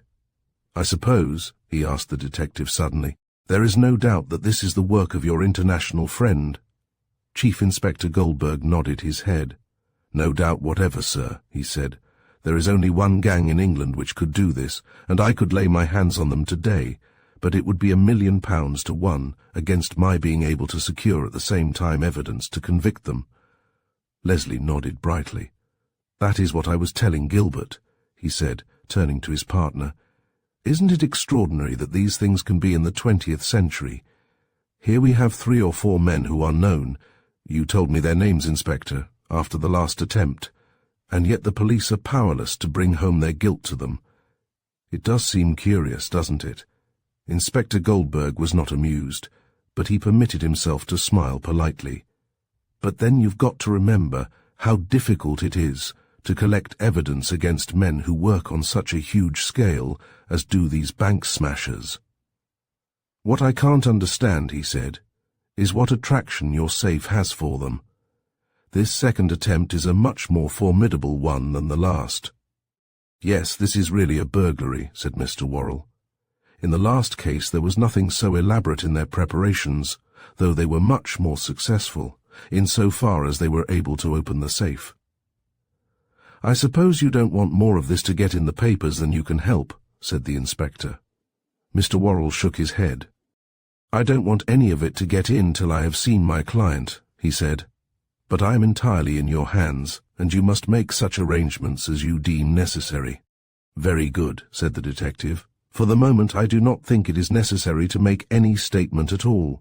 If the reporters get hold of it, you had better tell them as much of the truth as you want to tell them, but the chances are that they won't even get to hear of it as you communicated directly to the Yard." The police officer spent half an hour collecting and making notes of such data as he was able to secure. At the end of that time, the old jury sent a contingent of plainclothes policemen to remove the tools. The burglars had evidently entered the office after closing hours on the previous night, and had worked through the greater part of the evening, and possibly far into the night, in their successful attempt to cut out the lock of the safe. That they had been disturbed in their work was evident from the presence of the tools. This was not their first burglary in the City of London. During the previous 6 months, the city had been startled by a succession of daring robberies, the majority of which had been successful. The men had shown extraordinary knowledge of the safe's contents, and it was this fact which had induced the police to narrow their circle of inquiry to 3 apparently innocent members of an outside broker's firm. But try as they might, no evidence could be secured which might even remotely associate them with the crime. Leslie remembered now that he had laughingly challenged Gilbert Standerton to qualify for the big reward which 2 firms at least had offered for the recovery of their stolen goods. "After all," he said, "with your taste and genius you would make an ideal thief-catcher." "Or a thief," Gilbert had answered moodily. It had been one of his bad days, a day on which his altered prospects had preyed upon him. A telegram was waiting for Leslie when he entered the narrow portals of the City Proscenium Club. He took it down and opened it leisurely, and read its contents. A puzzled frown gathered on his forehead. It ran, "I must see you this afternoon. Meet me at Charing Cross Station 4 o'clock. Gilbert." Punctually to the minute, Leslie reached the terminus. He found Gilbert pacing to and fro beneath the clock, and was shocked at his appearance. "What on earth is the matter with you?" he asked. "Matter with me?" demanded the other hardly. "What do you think is the matter with me?" "Are you in trouble?" asked Leslie anxiously. He was genuinely fond of this friend of his. "Trouble?" Gilbert laughed bitterly. "My dear good chap, I am always in trouble. Haven't I been in trouble since the first day I met you? I want you to do something for me," he went on briskly. "You were talking the other day about money. I have recognized the tragedy of my own dependence. I have got to get money, and get it quick." He spoke briskly, and in a matter-of-fact tone, but Leslie heard a determination which had never formed part of his friend's equipment. "I want to know something about shares and stocks and things of that sort," Gilbert went on. "You'll have to instruct me. I don't suppose you know much about it yourself." He smiled, with a return to the old good humour. "But what little you know you've got to impart to me." "My dear chap," protested the other, "why the devil are you worrying about a thing like that for on your honeymoon? Where is your wife, by the way?" "Oh, she's at the house," said the other shortly. He did not feel inclined to discuss her, and Leslie, in his amazement, had sufficient tact to pass over the subject. "I can tell you all I know now if you want a tip," he said. "I want something bigger than a tip. I want investments. I want you to tell me something that will bring in about 12,000 a year." Leslie stopped and looked at the other. "Are you quite—" he began. Gilbert smiled, a crooked little smile. "Am I right in my head?" he finished. "Oh yes, I am quite sane, but don't you see," said the other, "you would want a little over $250,000 to bring in that interest." Gilbert nodded. "I had an idea that some such amount was required. I want you to get me out between tonight and tomorrow a list of securities in which I can invest, and which must be gilt-edged, and must, as I say, secure for me, or for my heirs, the sum I have mentioned." "And did you," asked the indignant Leslie, "bring me to this beastly place on a hot afternoon in June to pull my leg about your dream investments?" But something in Gilbert's face checked his humour. "Seriously, do you mean this?" he asked. "Seriously, I mean it." "Well then, I'll give you the list like a shot. What has happened? Has Uncle relented?" Gilbert shook his head. "He is not likely to relent," he said. "As a matter of fact, I had a note today from his secretary to tell me that he is pretty ill. I'm awfully sorry." There was a genuine note of regret in his tone. "He is a decent old chap. There's no reason why he should hand over his wealth to the demnition bow-wows," quoted Leslie indignantly. "But why did you meet me here, my son? Your club is round the corner."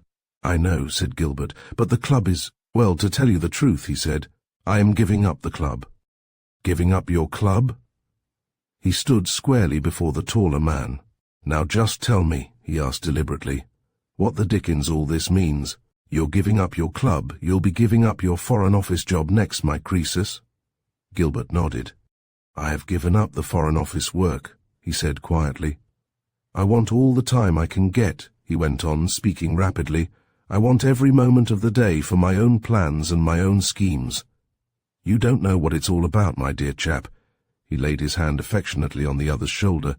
"But just believe that I am in urgent need of all the advice you can give me, and I only want the advice for which I ask, which means that I am not to poke my nose in your business unless I have a special invitation card all printed and decorated." "Very good," laughed Leslie. "Now come along to my club. I suppose as a result of your brief married life you haven't conceived a dislike to all clubs?" Gilbert made no answer, nor did they return again to the subject until they were ensconced in the spacious smoking room of the Junior Terriers. For 2 hours the men sat there, Gilbert questioning eagerly, pointedly, jotting down notes upon a sheet of paper. The other answered, often with some difficulty, the running fire of questions which his friend put. "I didn't know how little I knew," confessed the young man ruefully, as Gilbert wrote down the last answer to the very last question. "What an encyclopedic questioner you are. You're a born examiner, Gilbert." Gilbert smiled faintly as he slipped the sheet of paper into his pocket. "By the way," he said, as they were leaving the club, "I made my will this morning, and I want you to be my executor." Leslie pushed his hat back with a groan. "You're the most cheerless bird I've met for quite a long time," he said in exasperation. "You were married yesterday. You're wandering round today with a face as long as an undertaker's tout. I understand such interesting and picturesque individuals exist in the East End of London. You've chucked up the billet that's bringing you in quite a lot of money, you've discussed investments, and you've made your will. You're a most depressing devil." Again Gilbert smiled. He was grimly amused. He shook hands with the young man before the club and called a taxicab to him. "I'm going to St. John's Wood. I suppose you're not going my way." "I am relieved to hear that you are going to St. John's Wood," said the other with mock politeness. "I feared you were going to the nearest crematorium." Gilbert found his wife in the study on his return. She was sitting on the big settee reading. The stress of the previous night had left no mark upon her beautiful face. She favoured him with a smile. Instinctively, they had both adopted the attitude which best met the circumstances. Her respect for him had increased. Even in that short space of time, he had so well mastered himself in that moment of terror, terror which in an indefinable way had communicated itself to her. He had met her the next morning at breakfast cheerfully, but she did not doubt that he had spent a sleepless night, for his eyes were heavy and tired, and in spite of his geniality his voice was sharp, as are the voices of men who have cheated nature. He walked straight to his desk now. "Do you want to be alone?" she asked. He looked up with a start. "No," he said hastily. "I've no wish to be alone.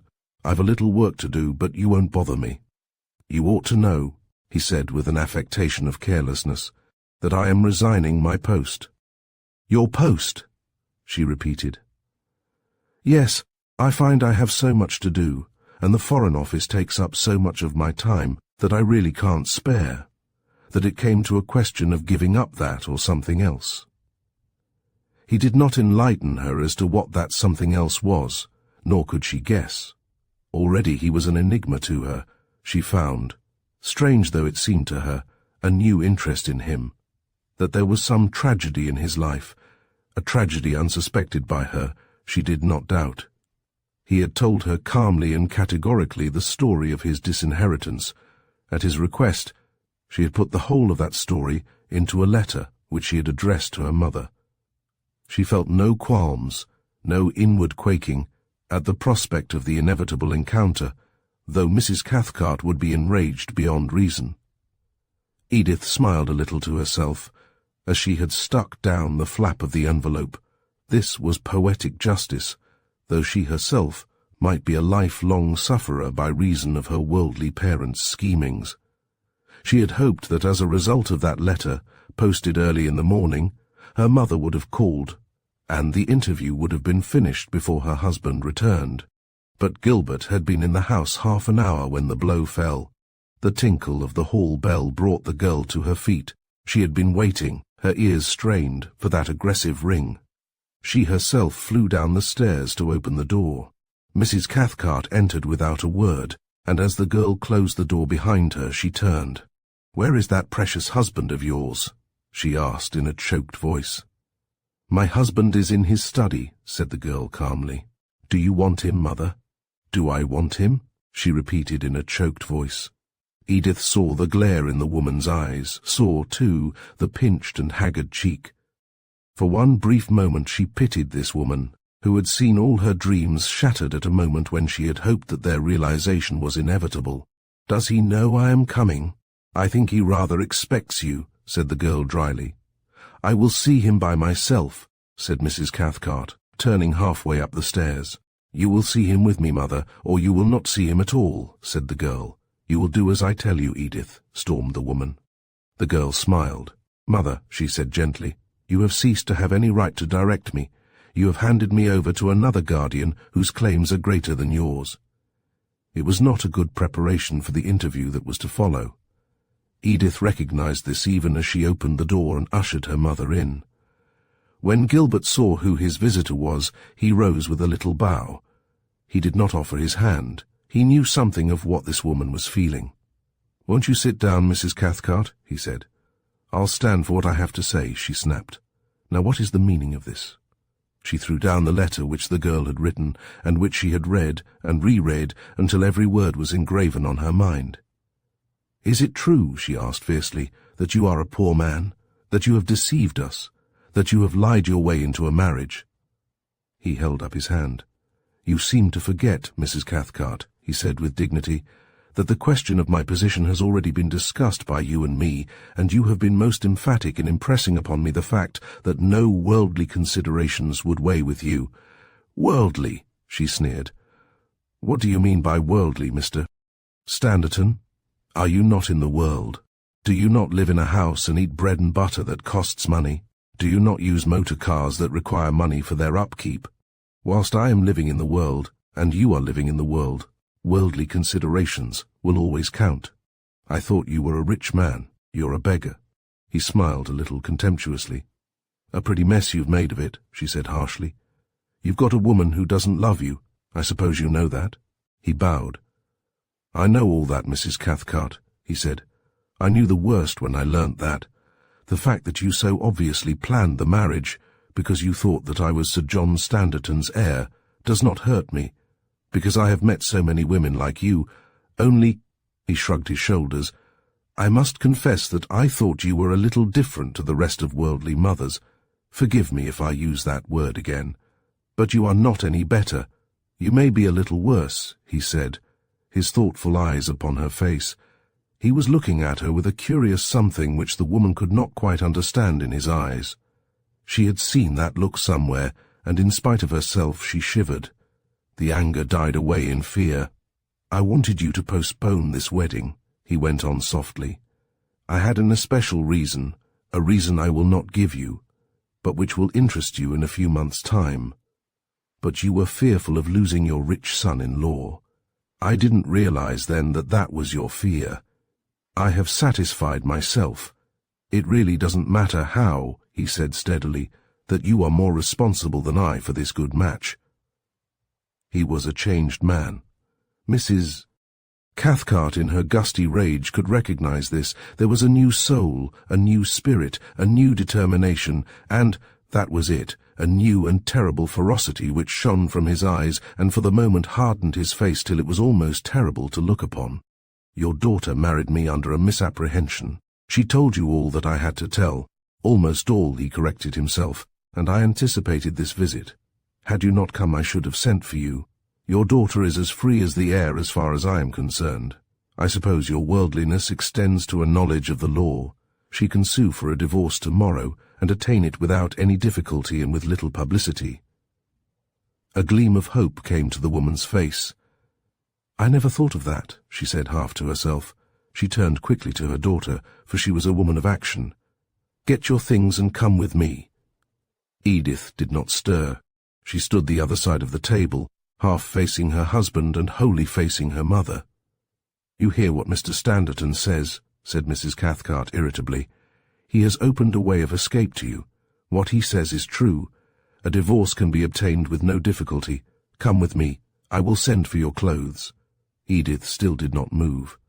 Mrs. Cathcart, watching her, saw her features soften one by one, saw the lips part in a smile and the head fall back, as peal after peal of clear laughter rang through the room. "Oh, mother!" The infinite contempt of the voice struck the woman like the lash of a whip. "You don't know me. Go back with you. Divorce him. You're mad. If he had been a rich man indeed I might, but for the time being, though I do not love him, and though I should not blame him and do not blame him if he does not love me, my lot is cast with his, my place is here." "Melodrama," said the elder woman angrily. "There's a lot of truth, and no end of decency in melodrama, Mrs. Cathcart," said Gilbert. His mother-in-law stood livid with rage, then turning, flung out of the room, and they heard the front door slam behind her. They looked at each other, this strangely married pair, for the space of a few seconds, and then Gilbert held out his hand. "Thank you," he said. The girl dropped her eyes. "You have nothing to thank me for," she said listlessly. "I have done you too much wrong for one little act to wipe out all the effects of my selfishness." Chapter 6. The Safe Agency. The City of London is filled, as all the world knows, with flourishing and well-established businesses. It abounds in concerns which proclaim, either with dignity or flamboyantly, the fact that this shop stood where it did 100 years ago, and is still being carried on by the legitimate descendants of its founders. There are companies and syndicates and trading associations, housed in ornate and elaborate buildings, suites of offices, which come into existence in the spring and fade away to nothingness in the winter, leaving a residue of unpaid petty accounts and a landlord who has only this satisfaction, that he was paid his rent in advance. The tragedies of the City of London lay in a large sense round the ugly and unpretentious buildings of the Stock Exchange, and may be found in the seedy sprinkling of people who perambulate the streets round and round that grimy building, like so many disembodied spirits. But the tragic gambler is not peculiar to the metropolis, and the fortunes made and lost in a day or in an hour has its counterpart in every city in the world where stock transactions are conducted. The picturesque sorrows of the city are represented in the popular mind with the human wreckage which strews the embankment after dark, or goes shuffling along the edges of the pavement with downcast eyes seeking for discarded cigar ends. That is sorrowful enough, though the unhappy objects of our pity are considerably more satisfied with their lot than most people would imagine. The real tragedy and sorrow is to be found in the 101 little businesses which come into existence joyfully and swallow up the savings of years of some 2 or 3 optimistic individuals. The flourishing note-heads which are issued from brand-new offices, redolent of paint and fresh varnish, the virgin books imposingly displayed upon new shelves, the mass of correspondence which goes daily forth, the booklets and the leaflets, the explanatory tables and all the paraphernalia of the inexperienced advertiser, and the trickle of replies which come back, they are all part of the sad game. Some firms endeavour to establish themselves with violence, with a flourish of their largest trumpets. Some drift into business noiselessly, and in some mysterious way make good. Generally, one may suppose, they came with the invaluable asset of a connection, shifting up from the suburbs to a more impressive address.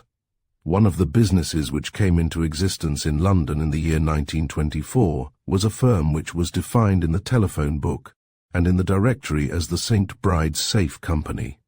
It dealt in new and second-hand safes, strong rooms and all the cunning machinery of protection. In its one showroom were displayed safes of every make, new and old, gratings, burglar alarms, cash boxes big and small, and the examples of all that iron and steel could do to resist the attention of the professional burglar.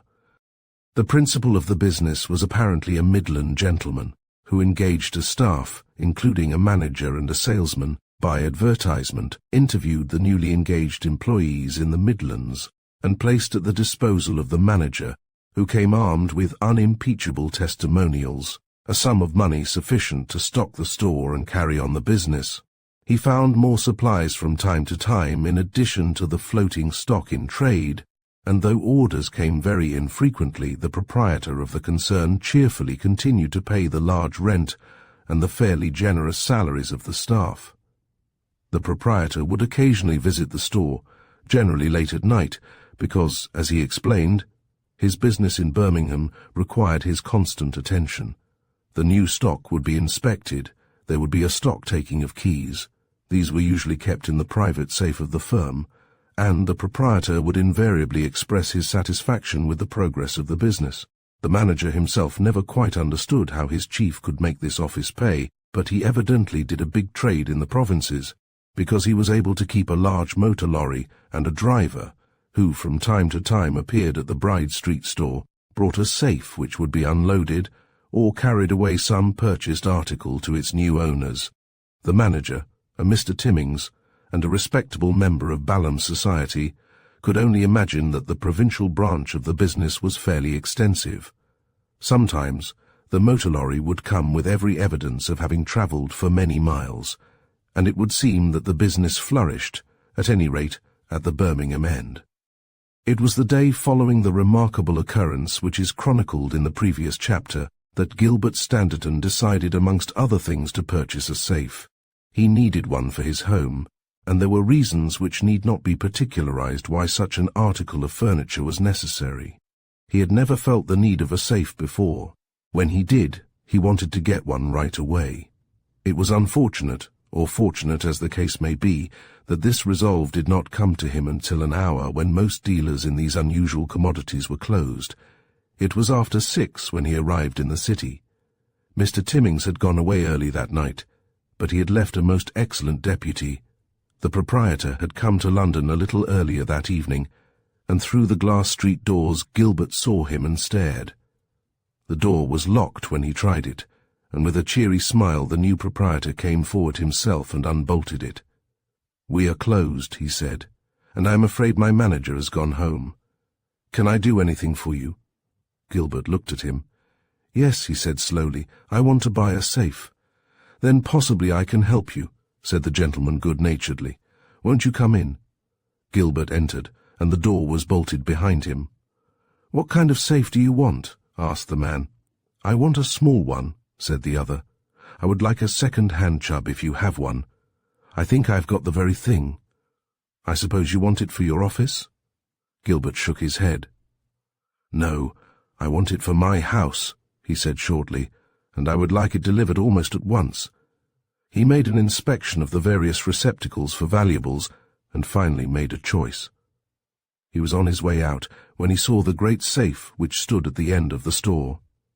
It was rather out of the ordinary, being about 8 feet in height and about that width. It looked for all the world like a great steel wardrobe. 3 sets of locks guarded the interior, and there was, in addition, a small combination lock. "That is a very handsome safe," said Gilbert. "Isn't it?" said the other carelessly. "What is the value of that?" "It is sold," said the proprietor, a little brusquely. "Sold." "I should like to see the interior," said Gilbert. The man smiled at him and stroked his upturned moustache thoughtfully. "I am sorry I can't oblige you," he said. "The fact is, the new proprietor took the keys when he completed the purchase." "That is very unfortunate," said Gilbert, "for this is one of the most interesting safes I have ever seen." "It is quite usual," said the other briefly. He tapped the sides with his knuckles in a reflective mood. "It is rather an expensive piece of property. It looks as if you had it here permanently." "It does, doesn't it?" said the other absently. "I had to make it comfortable." He smiled, then he led the way to another part of the store. Gilbert would have paid by cheque, but something prevented him. He searched his pockets and found the £15 which had been asked for the safe. With a pleasant good night, he was ushered out of the shop, and the door was closed behind him. "Where have I seen your face before?" said the proprietor to himself. Though he was a very clever man in more ways than one, it is a curious fact that he never placed his customer until many months afterwards. Chapter 7. The Bank Smasher. 3 men sat in the inner room of a city office. The outer door was locked. The door communicating between the outer office and the sanctum was wide open. The men sat at a table, discussing a frugal lunch which had been brought in from a restaurant nearby, and talking together in low tones. George Wallis, who spoke with such authority as to suggest that he held a leading position above and before the others, was a man of 40, inclined a little to stoutness, of middle height, and with no distinguishing features save the short bristling moustache and the jet-black eyebrows, which gave his face a somewhat sinister appearance. His eyes were tired and lazy, his square jaw bespoke immense determination, and the hands which played idly with a pen were small but strong. They were the hands of an artist, and indeed George Wallis, under one name or another, was known as an artist in his particular profession in every police bureau on the continent. Calidino, the little Italian at his side, was neat and dapper. His hair was rather long. He suggested rather the musical enthusiast than the cool-headed man of business. And yet this dapper Italian was known as the most practical of the remarkable trio which for many years had been the terror of every bank president in France. The third was Perche, a stout man with a pleasant florid face and a trim cavalry moustache, who, despite his bulk, was a man of extraordinary agility, and his escape from Devil's Island and his subsequent voyage to Australia in an open boat will be fresh in the minds of the average newspaper readers.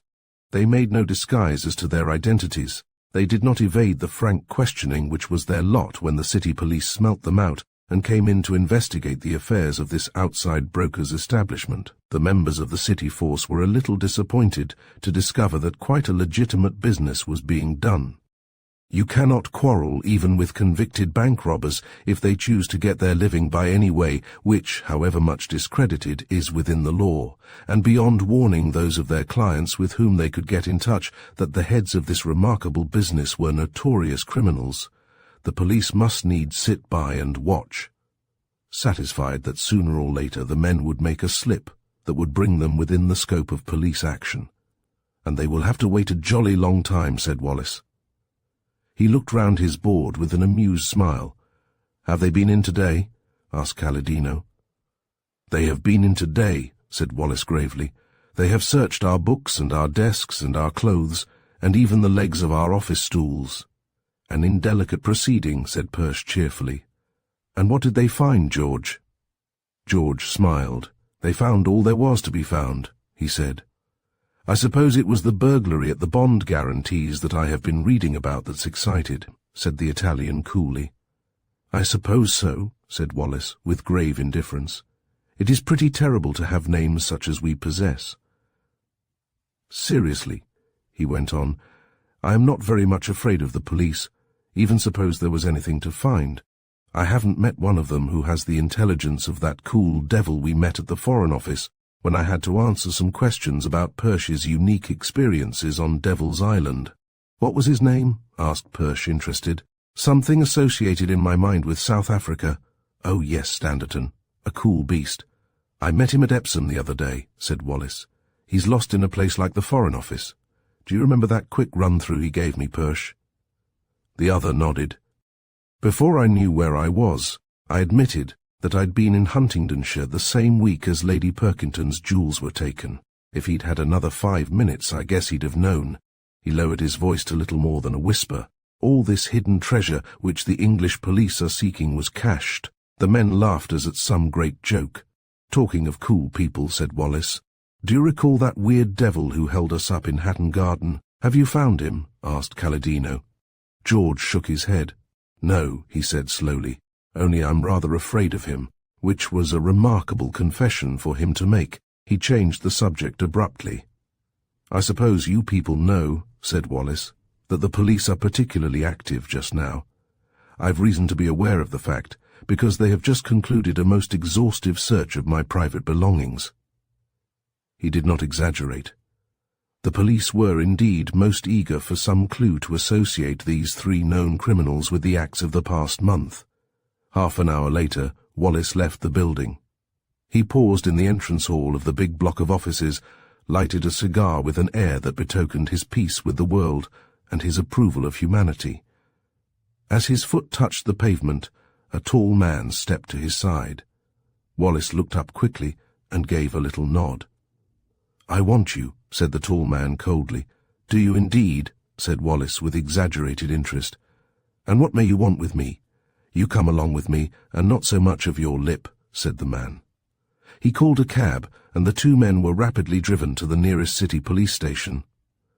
Wallis continued smoking his cigar, without any outward indication of apprehension. He would have chatted very gaily with the officer who had effected his arrest, but the officer himself was in no mood for light humour. He was hustled into the charge room and brought before the inspector's desk. That officer looked up with a nod. He was more genial than his captor. "Well, Wallis," he said with a smile, "we want some information from you." "You always want information from somebody," said the man with cold insolence. "Have you had another burglary?" The inspector nodded. "Tut, tut," said the prisoner with an affectation of distress. "How very annoying for you, Mr. Whitling. I suppose you have got the culprit?" he asked blandly.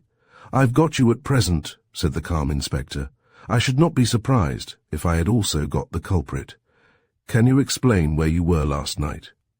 "With the greatest of pleasure," said Wallis. "I was dining with a friend." "His name?" The other shrugged his shoulders. "His name is immaterial. I was dining with a friend whose name does not matter." "Put that down, Inspector. And where were you dining with this unknown friend?" asked the imperturbable official. Wallis named a restaurant in Wardour Street. "At what hour were you dining?" asked the inspector patiently. "Between the hours of 8 and 11, said the man, "as the proprietor of the restaurant will testify." The inspector smiled to himself. He knew the restaurant and knew the proprietor. His testimony would not carry a great deal of weight with a jury. "Have you anybody respectable," he asked, "who will vouch for the fact that you were there, other than your unknown friend and Signor Villemici?" Wallis nodded. "I might name, with due respect," he said, "Sergeant Colebrook, of the Central Investigation Department of Scotland Yard." He was annoyingly bland. The inspector looked up sharply. "Is he going to vouch for you?" he asked. "He was watching me the whole of the time, disguised, I think, as a gentleman. At least he was in evening dress, and he was quite different from the waiters. You see, he was sitting down." "I see," said the inspector. He put down his pen. It was rather amusing to be watched by a real detective sergeant from that most awe-inspiring wilderness of bricks, the man continued. "I quite liked it, though I am afraid the poor fellow was bored sooner than I was." "I understand," said the inspector, "that you were being watched from 8 o'clock last night till—" He paused inquiringly. "Till near midnight, I should imagine." until our dress-suited detective, looking tragically like a detective all the time, had escorted me to the front door of my flat. "I can verify that in a minute," said the inspector. "Go into the parade room." Wallis strolled unconcernedly into the inner room whilst the inspector manipulated the telephone. In 5 minutes the prisoner was sent for. "You're all right," said the inspector. "Clean bill for you, Wallis." "I am glad to hear it," said Wallis. "Very relieved indeed." He sighed heavily. "Now that I am embarked upon what I might term a legalized form of thefts from the public, it is especially pleasing to me to know that my actions are approved by the police." "We don't approve of everything you do," said the inspector. He was an annoying man, Wallis thought. He would neither lose his temper nor be rude. "You can go now. Sorry to have bothered you." "Don't mention it," said the polite man with a little bow. "By the way, before you go," said the inspector, "just come into my inner office, will you?" Wallis followed him. The inspector closed the door behind them. They were alone. "Wallis, do you know there is a reward of some £12,000 for the detection of the men engaged in these burglaries?" "You surprise me," said Mr. Wallis, lifting his eyebrows. "I don't surprise you," said the inspector. "In fact, you know much more about it than I do. And I tell you this, that we are prepared to go to any lengths to track this gang, or, at any rate, to put an end to its operations. Look here, George." He tapped the other on the chest with his strong, gnarled finger. "Is it a scream? A scream?" Mr. Wallis was puzzled innocence itself. "Will you turn King's evidence?" said the other shortly. "I should be most happy," said Wallis with a helpless shrug. "But how can I turn King's evidence about a matter on which I am absolutely uninformed? The reward is monstrously tempting. If I had companions in crime, I should need very little persuading. My conscience is a matter of constant adjustment. It is rather like the foot rule which shoemakers employ to measure their customers' feet, terrifically adjustable. It has a sliding scale which goes up and down." "I don't want to hear any more about your conscience," said the officer wearily. "Do you scream or don't you?" "I don't scream," said Mr. Wallis emphatically. The inspector jerked his head sideways, and with the bow which the invitation had interrupted, Mr. Wallis walked out into the street. He knew, no one better, how completely every action of his was watched. He knew, even as he left the station, that the seemingly idle loafer on the corner of the street had picked him up, would follow him until he handed him over to yet another plain-clothes officer for observation. From beat to beat, from one end of the city to another, those vigilant eyes would never leave him. Whilst he slept, the door back and front of his lodging would be watched. He could not move without all London, all the London that mattered as far as he was concerned, knowing everything about that move.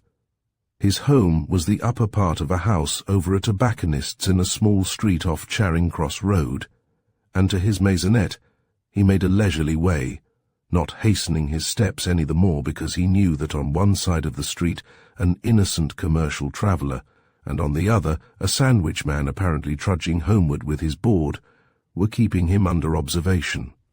He stopped to buy some cigars in the Charing Cross Road, crossed near the Alhambra, and 10 minutes later was unlocking the door of the narrow passage which ran by the side of the shop, and gave him private access to the suite above.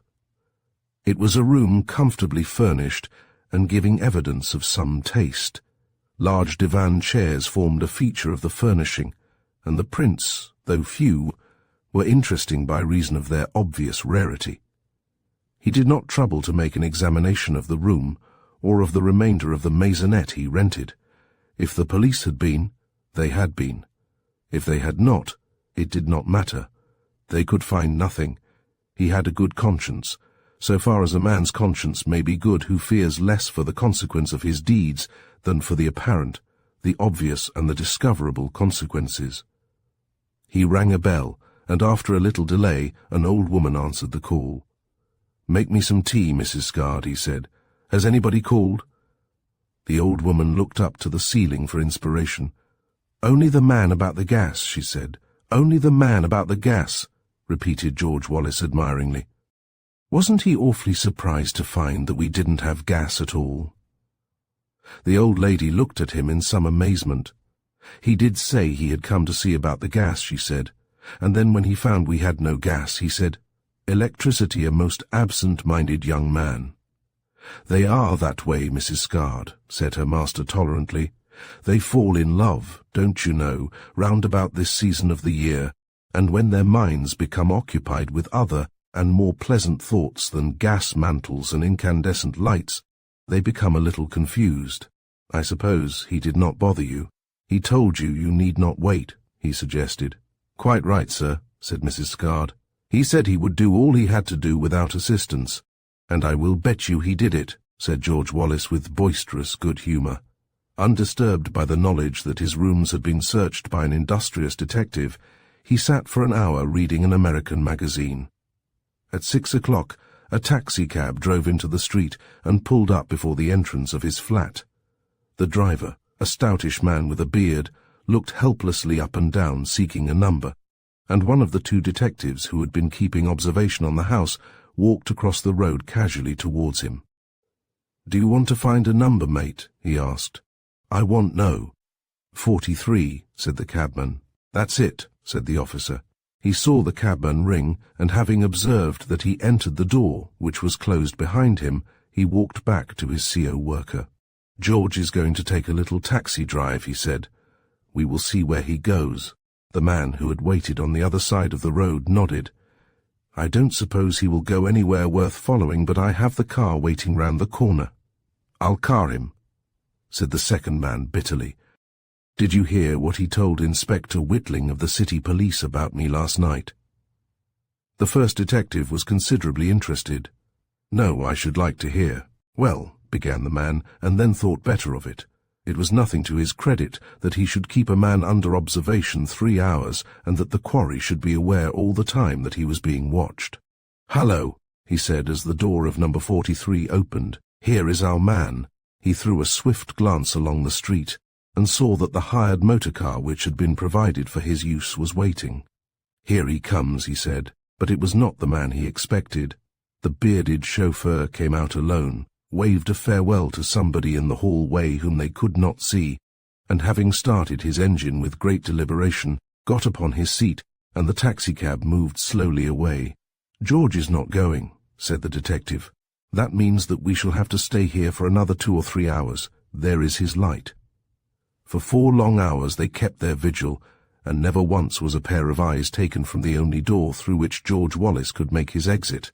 There was no other way by which he could leave, of that they were assured. Behind the house was a high wall, and unless the man was working in collusion with half the respectable householders, not only in that street but of Charing Cross Road, he could not by any possible chance leave his flat. At 10:30, the taxicab they had seen drove back to the door of the flat, and the driver was admitted. He evidently did not expect to stay long, for he did not switch off his engine. As a matter of fact, he was not absent from his car longer than 30 seconds. He came back almost immediately, climbed up onto his seat and drove away. "I wonder what the game is?" asked the detective, a little puzzled. "He has been to take a message somewhere," said the other. "I think we ought to have found out." 10 minutes later, Inspector Goldberg, of Scotland Yard, drove into the street and sprang from his car opposite the men. "Has Wallis returned?" he asked quickly. "Returned," repeated the puzzled detective. "He has not gone out yet." "Has not gone out," repeated the inspector with a gasp. A man answering to his description was seen leaving the city branch of the Goldsmiths' Guild half an hour ago. The safe has been forced and £20,000 worth of jewellery has been taken. There was a little silence. "Well, sir," said the subordinate doggedly, "one thing I will swear, and it is that George Wallis has not left this house tonight." "That's true, sir," said the second man. "The sergeant and I have not left this place since Wallis went in." "But," said the bewildered detective inspector, "it must be Wallis. No other man could have done the job as he did it." "It could not have been, sir," persisted the watcher. "Then who in the name of heaven did the job?" snapped the inspector. His underlings wisely offered no solution. Chapter 8. The Wife Who Did Not Love. Mr. Worrell, of the firm of Worrell Bird, prided himself upon being a man of the world, and was wont to admit, in a mild spirit of boastfulness, in which even middle-aged and respectable gentlemen occasionally indulge, that he had been in some very awkward situations.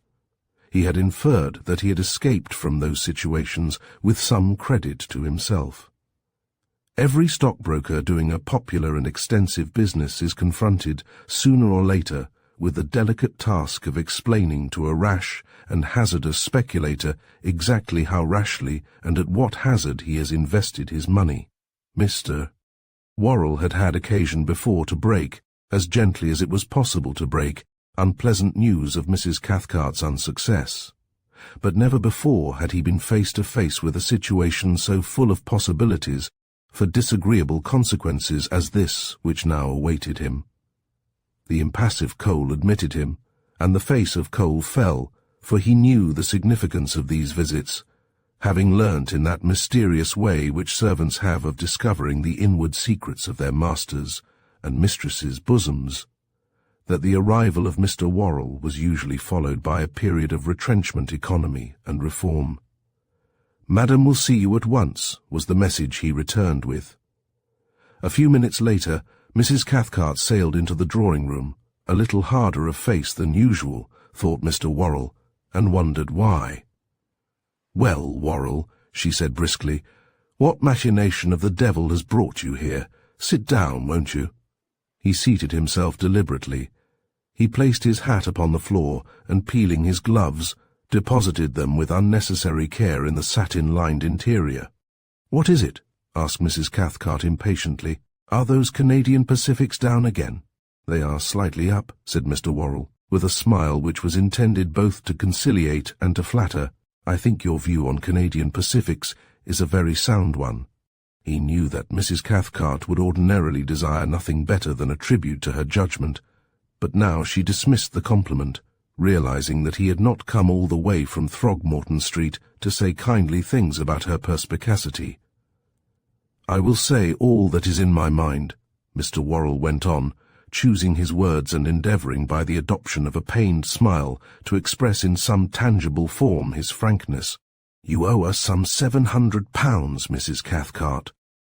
She nodded. "You have ample security," she said. "That I realize," he agreed, addressing the ceiling. "But the question is whether you are prepared to make good in actual cash the differences which are due to us." "There is no question at all about it," she said brusquely. "So far as I am concerned, I cannot raise 700 shillings. "Suppose," suggested Mr. Worrell, with his eyes still upraised, "suppose I could find somebody who would be willing to buy your necklace. I think that was the article you deposited with us, for £1,000. "It is worth considerably more than that," said Mrs. Cathcart sharply. "Possibly," said the other, "but I am anxious to keep things out of the paper." He had launched his bombshell. "Exactly what do you mean?" she demanded, rising to her feet. She stood glowering down at him. "Do not misunderstand me," he said hastily.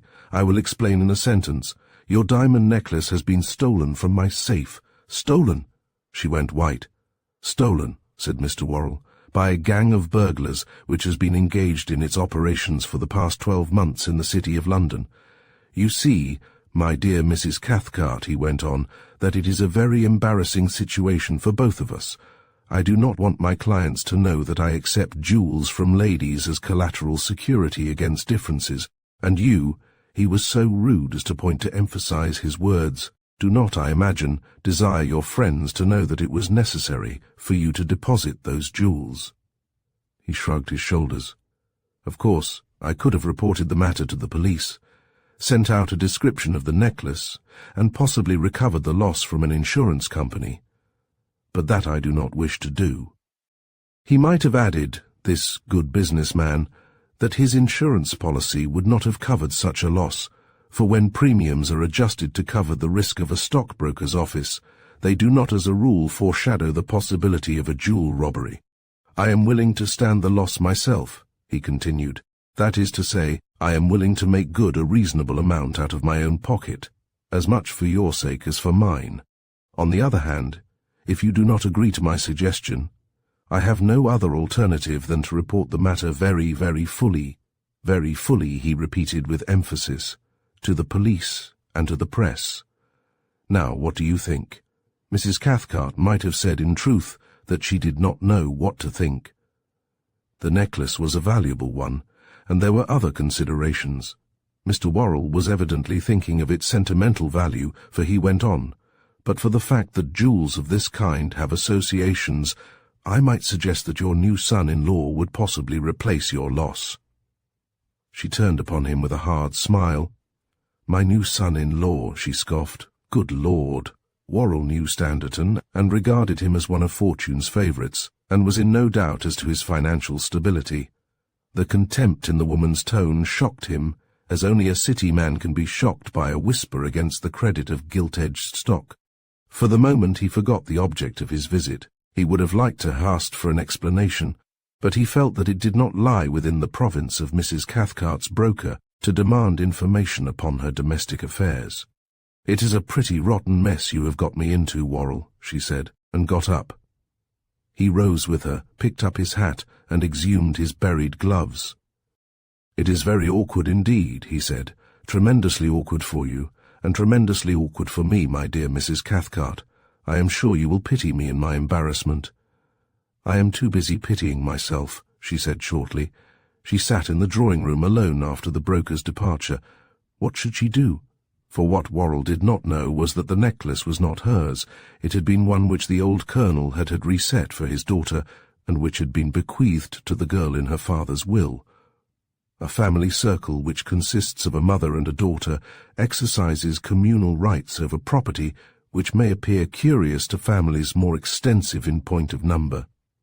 Though Edith had known the jewel was hers, she had not demurred when her mother had worn it, and had never even hinted that she would prefer to include it amongst the meagre stock of jewellery in her own case.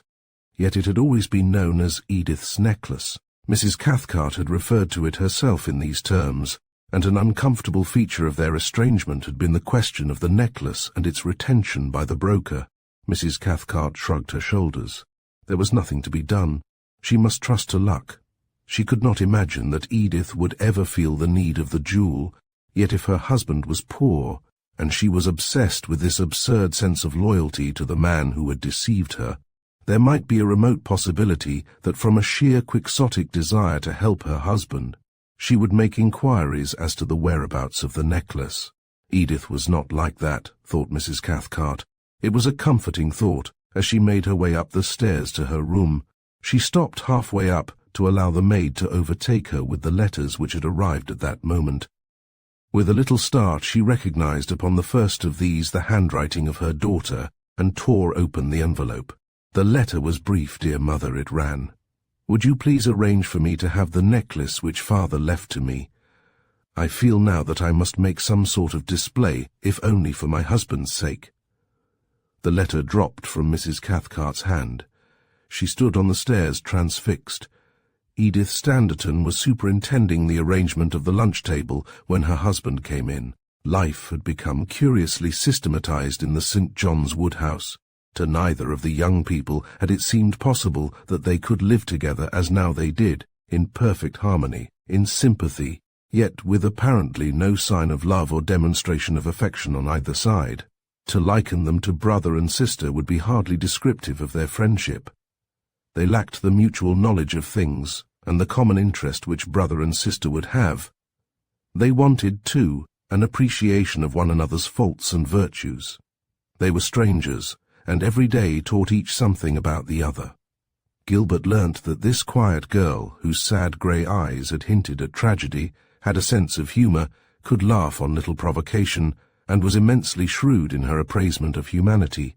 She, for her part, had found a force she had not reckoned on, a vitality and a doggedness of purpose which she had never seen before their marriage. He could be entertaining, too, in the rare intervals when they were alone together. He was a traveller, had visited Persia, Arabia, and the less-known countries of Eastern Asia. She never referred again to the events of that terrible marriage night.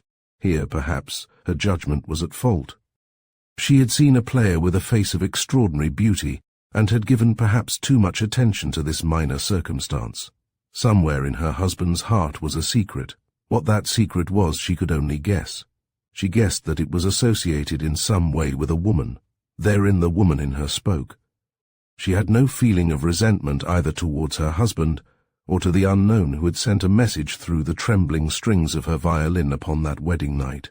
Only, she told herself, it was curious. She wanted to know what it was all about. She had the healthy curiosity of the young. The revelation might shock her, might fill her with undying contempt for the man whose name she bore, but she wanted to know. It piqued her, too, after a while, that he should have any secrets from her, a strange condition of mind, remembering the remarkable relationship in which they stood, and yet one quite understandable. Though they had not achieved the friendly and peculiar relationship of man and wife, there had grown up between them a friendship which the girl told herself and did her best to believe was of a more enduring character than that which marriage qua marriage could produce. It was a comradeship in which much was taken for granted. She took for granted that he loved her, and entered into the marriage with no other object. That was a comforting basis for friendship with any woman. For his part, he took it for granted that she had a soul above deception, that she was frank even though, in her frankness, she wounded him almost to death. He detected in that an unusual respect for himself, though in his more logical mood he argued she would have acted as honourably to any man. She herself wove into the friendship a peculiar sexless variety of romance, sexless since she thought she saw in it an accomplished ideal towards which the youth of all ages have aspired without any conspicuous success. There is no man or woman in the world who does not think that the chance in a million may be his or hers. There is no human creature so diffident that it does not imagine in its favour is created exception to evident and universal rules. Plato may have stopped dead in his conduct of other friendships. His philosophies may have frizzled hopelessly and helplessly, and have been evaporated to thin vapour before the fire of natural love. 1,000 witnesses may rise to testify to the futility of friendship in two people of opposite sex, but there always is the you and the me in the world who defies experience, and comes with sublime faith to show how different will be the result of that which has attended all previous experiments. As she told herself, if there had been the slightest spark of love in her bosom for this young man who had come into her life with some suddenness, and had gone out in a sense so violently, only to return in another guise, if there had been the veriest smouldering ember of the thing called love in her heart, she would have been jealous, just a little jealous, of the interests which drew him away from her every night, and often brought him home when the grey dawn was staining the blue of the east. She had watched him once from her window, and had wondered vaguely what he found to do at night. Was he seeking relaxation from an intolerable position? He never gave her the impression that it was intolerable. There was comfort in that thought. Was there somebody else? Here was a question to make her knit her brows, this loveless wife. Once she found herself, to her intense amazement, on the verge of tears at the thought. She went through all the stages of doubt and decision, of anger and contrition, which a young wife more happily circumstanced might have experienced. Who was the violin player with the beautiful face? What part had she taken in Gilbert's life? One thing she did know, her husband was gambling on the stock exchange. At first she did not realize that he could be so commonplace. She had always regarded him as a man to whom vulgar money-grabbing would be repugnant. He had surrendered his position at the Foreign Office. He was now engaged in some business which neither discussed. She thought many things, but until she discovered the contract note of a broker upon his desk, she had never suspected success on the stock exchange as the goal of his ambition. This transaction seemed an enormous one to her. There were tens of thousands of shares detailed upon the note. She knew very little about the stock exchange, except that there had been mornings when her mother had been unbearable as a result of her losses. Then it occurred to her, if he were in business, a vague term which meant anything, she might do something more than sit at home and direct his servants. She might help him also in another way. Businessmen have expedient dinners, give tactful theatre parties, and many men have succeeded because they have wives who are wise in their generation. It was a good thought. She held a grand review of her wardrobe and posted the letter which so completely destroyed her mother's peace of mind. Gilbert had been out all the morning, and he came back from the city looking rather tired. An exchange of smiles, a little strained and a little hard on one side, a little wistful and a little sad on the other, had become the conventional greeting between the two. So too had the inquiry, "Did you sleep well?" which was the legitimate property of whosoever thought first of this original question. They were in the midst of lunch when she asked suddenly, "Would you like me to give a dinner party?" He looked up with a start. "A dinner party?" he said incredulously, then, seeing her face drop, and realizing something of the sacrifice which she might be making, he added, "I think it is an excellent idea. Whom would you like to invite?" "Any friends you have," she said. "That rather nice man, Mr. Frankfurt." "And who else?" she asked. He smiled a little grimly. "I think that rather nice man, Mr. Frankfurt, about exhausts the sum of my friends," he said with a little laugh. "We might ask Worrell." "Who is Worrell?" "Oh, I know," she said quickly. "He is Mother's broker." He looked at her curiously. "Your mother's broker," he repeated slowly. "Is he really?" "Why?" she asked. "Why what?" he evaded. "Why did you say that so queerly?" "I did not know that I did," he said carelessly, "only somehow one doesn't associate your mother with a broker. Yet I suppose she finds an agent necessary in these days. You see, he is my broker too." "Who else?" she asked. "On my side of the family," he said with mock solemnity, "I can think of nobody." "What about your mother?" "I could ask one or two nice people," she went on, ignoring the suggestion. "What about your mother?" he said again.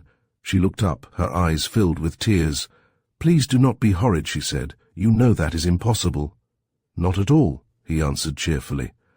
"I made the suggestion in all good faith. I think it is a good one. After all, there is no reason why this absurd quarrel should go on. I admit I felt very sore with her, but then I even felt sore with you." He looked at her not unkindly. "The soreness is gradually wearing away," he said. He spoke half to himself, though he looked at the girl.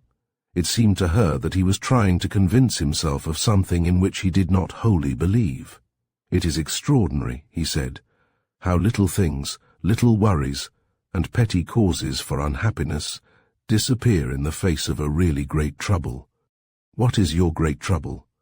she asked, quick to seize the advantage which he had given her in that unguarded moment.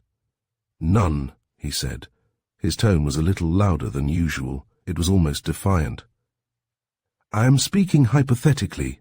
I have no trouble save the very obvious troubles of life," he went on. "You were a trouble to me for quite a little time, but you are not any more." "I am glad you said that," she said softly. "I want to be real good friends with you, Gilbert. I want to be a real good friend to you. I have made rather a hash of your life, I'm afraid."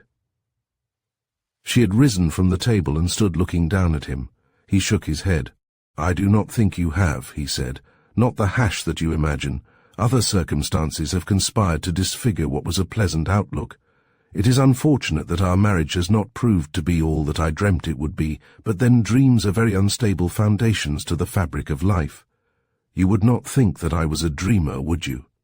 he said quickly with that ready smile of his, those eyes that creased into little lines at the corners. "You would not imagine me as a romancist, though I am afraid I was." "You are, you mean," she corrected. He made no reply to that. The question of the dinner came up later when he was preparing to go out. "You would not like to stay and talk it over, I suppose," she suggested a little timidly. He hesitated. "There is nothing I should like better," he said. "But—" He looked at his watch. She pressed her lips together, and for one moment felt a wave of unreasoning anger sweeping over her. It was absurd, of course. He always went out at this time, and there was really no reason why he should stay in. "We can discuss it another time," she said coldly, and left him without a further word. He waited until he heard the door close in her room above, and then he went out with a little smile in which there were tears almost, but in which there was no merriment. He left the house at a propitious moment. Had he waited another 5 minutes he would have met his mother-in-law. Mrs. Cathcart had made up her mind to own up, and had come in person to make the confession. It was a merciful providence, so she told herself, that had taken Gilbert out of the way. That he had gone out she discovered before she had been in the house 4 minutes, and she discovered it by the very simple process of demanding from Gilbert's servant whether his master was at home. Edith heard of her mother's arrival without surprise. She supposed that Mrs. Cathcart had come to hand the necklace to its lawful owner. She felt some pricking of conscience as she came down the stairs to meet her mother, had she not been unnecessarily brusque in her demand. She was a tender soul, and had a proper and natural affection for the elder woman. The fear that she might have hurt her feelings, and that hurt might be expressed at the interview, gave her a little qualm as she opened the drawing-room door. Mrs. Cathcart was coolness itself. You might have thought that never a scene had occurred between these two women which could be remembered with unkindliness. No reference was made to the past, and Edith was glad. It was not her desire that she should live on bad terms with her mother. She understood her too well, which was unfortunate for both, and it would be all the happier for them if they could maintain some pretence of friendship. Mrs. Cathcart came straight to the point. "I suppose you know why I have called," she said, after the first exchange. "I suppose you have brought the necklace," said the girl with a smile. "You do not think I am horrid to ask for it, but I feel I ought to do something for Gilbert." "I think you might have chosen another subject for your first letter," said the elder woman grimly, but still— Edith made no reply. It was useless to argue with her mother.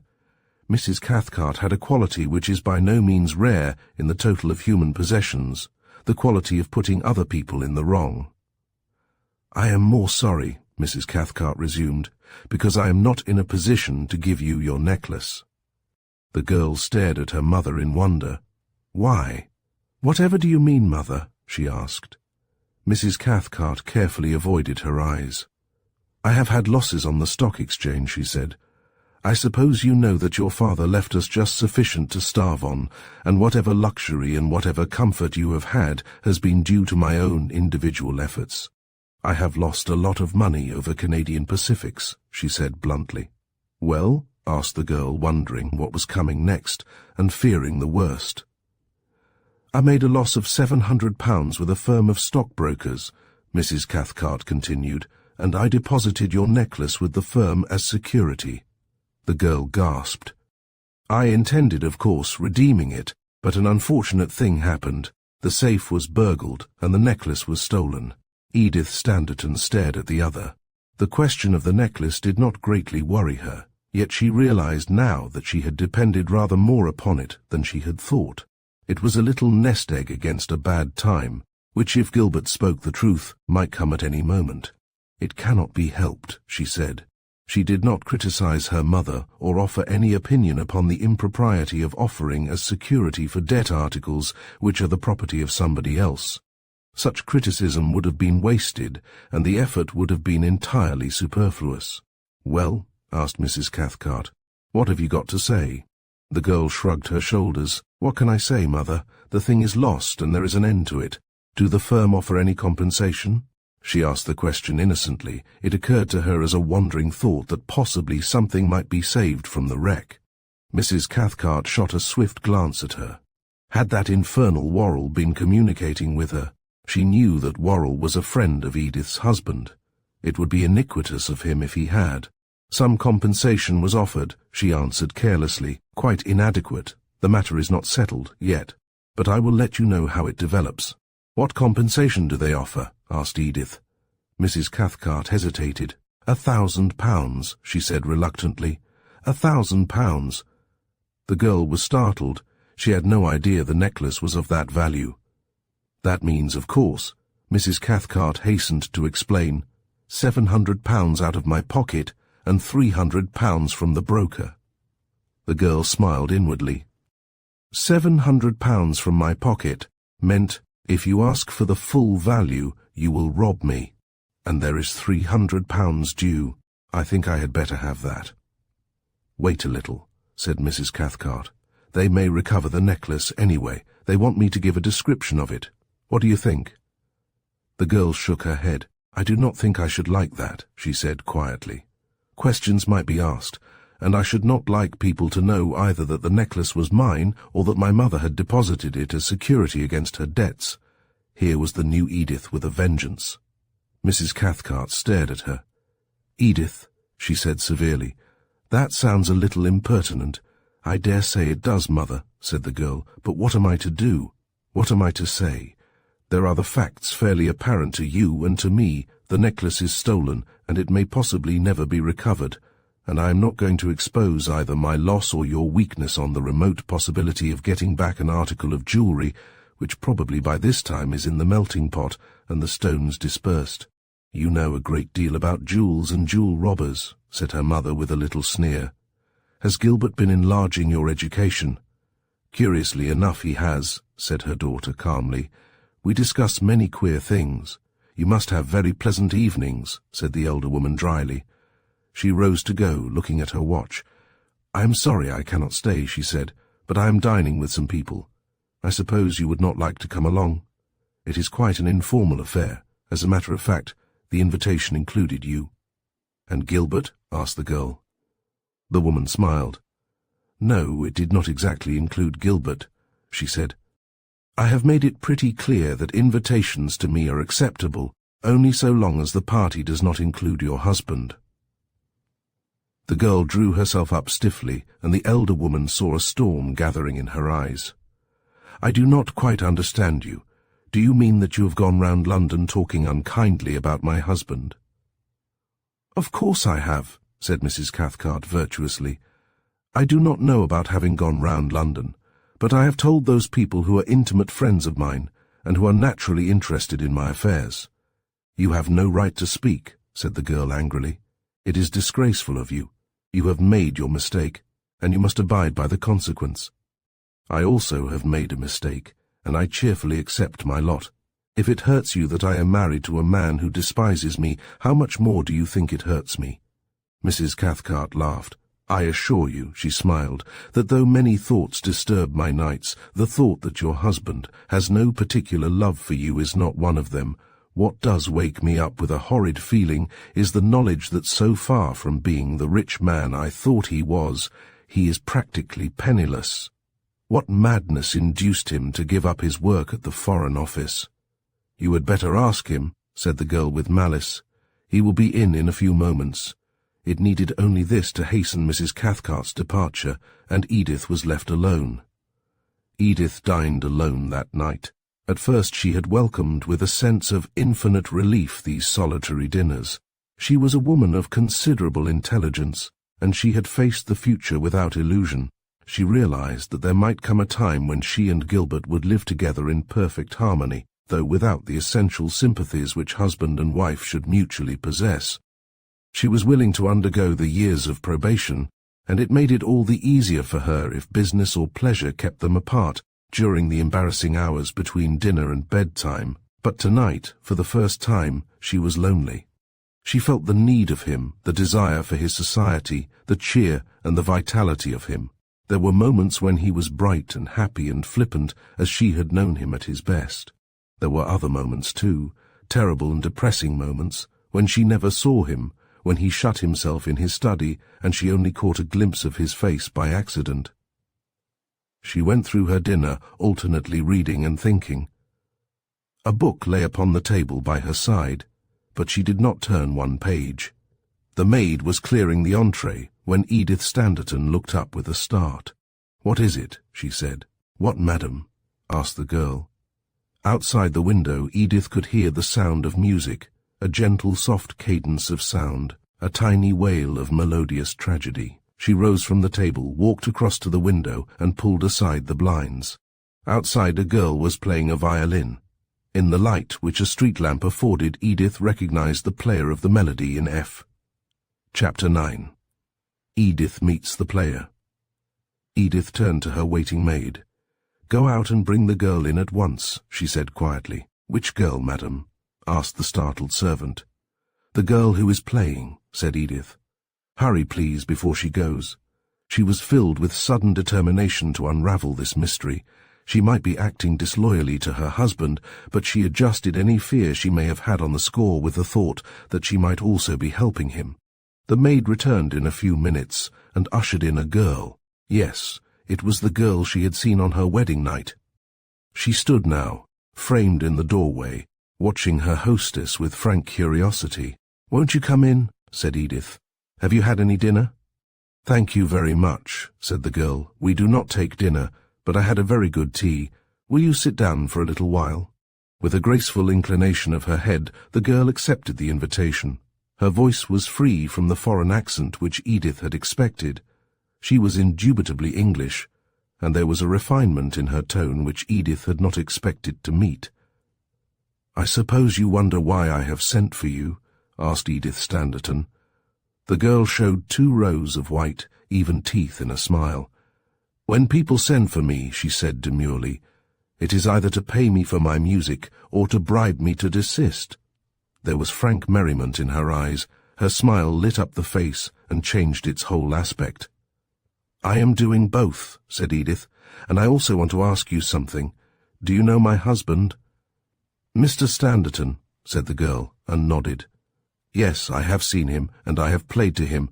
Do you remember a night in June?" asked Edith, her heart beating faster at the memory. "When you came under this window and played," she hesitated, "a certain tune." The girl nodded. "Why, yes," she said in surprise. "Of course I remember that night of all nights." "Why of all nights?" asked Edith quickly. "Well, you see, as a rule, my grandfather plays for Mr. Standerton, and that night he was ill. He caught a bad chill on Derby Day. We were wet through by the storm, for we were playing at Epsom, and I had to come here and deputize for him."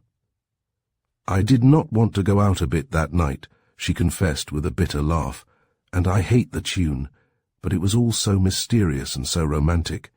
"Just tell me what was mysterious and what was romantic," said Edith. The coffee came in at that moment, and she poured a cup for her visitor. "What is your name?" she asked. "May Wing," said the girl.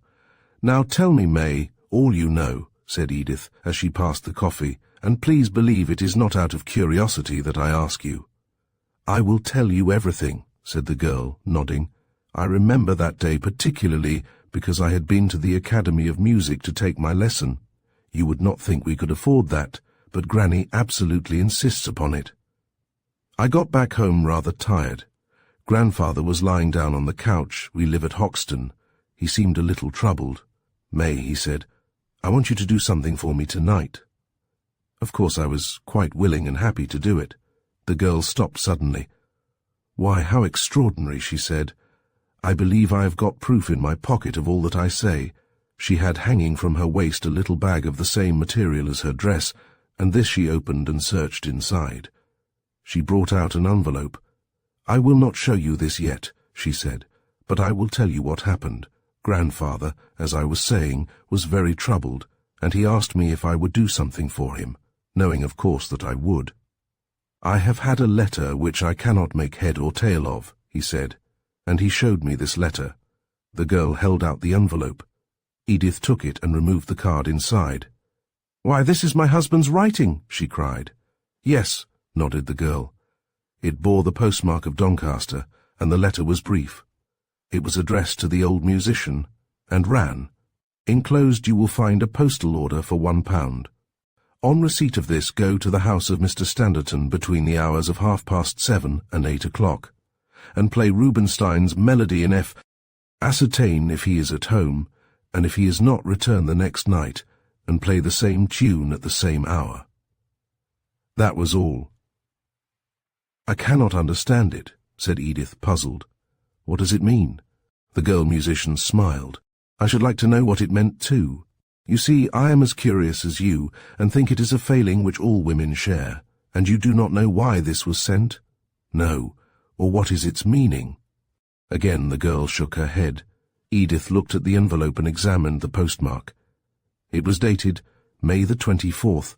May the 24th, she repeated to herself. "Just wait one moment," she said, and ran upstairs to her bedroom.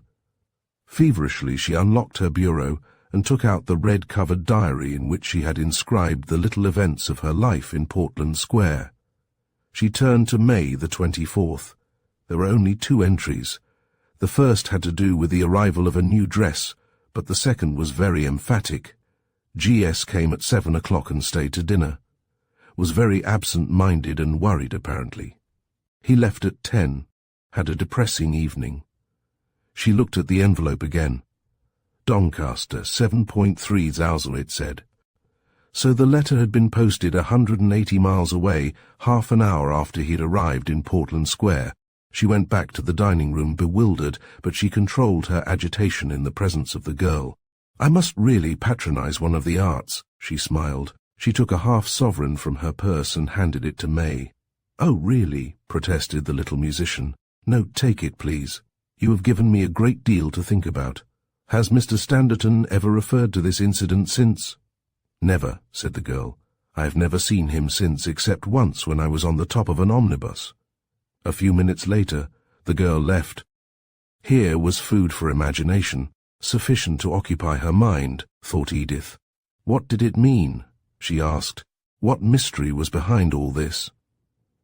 Now that she recalled the circumstances, she remembered that Gilbert had been terribly distrait that night. He was nervous, she had noticed his hand shaking, and had remarked to her mother upon his extraordinary absent-mindedness.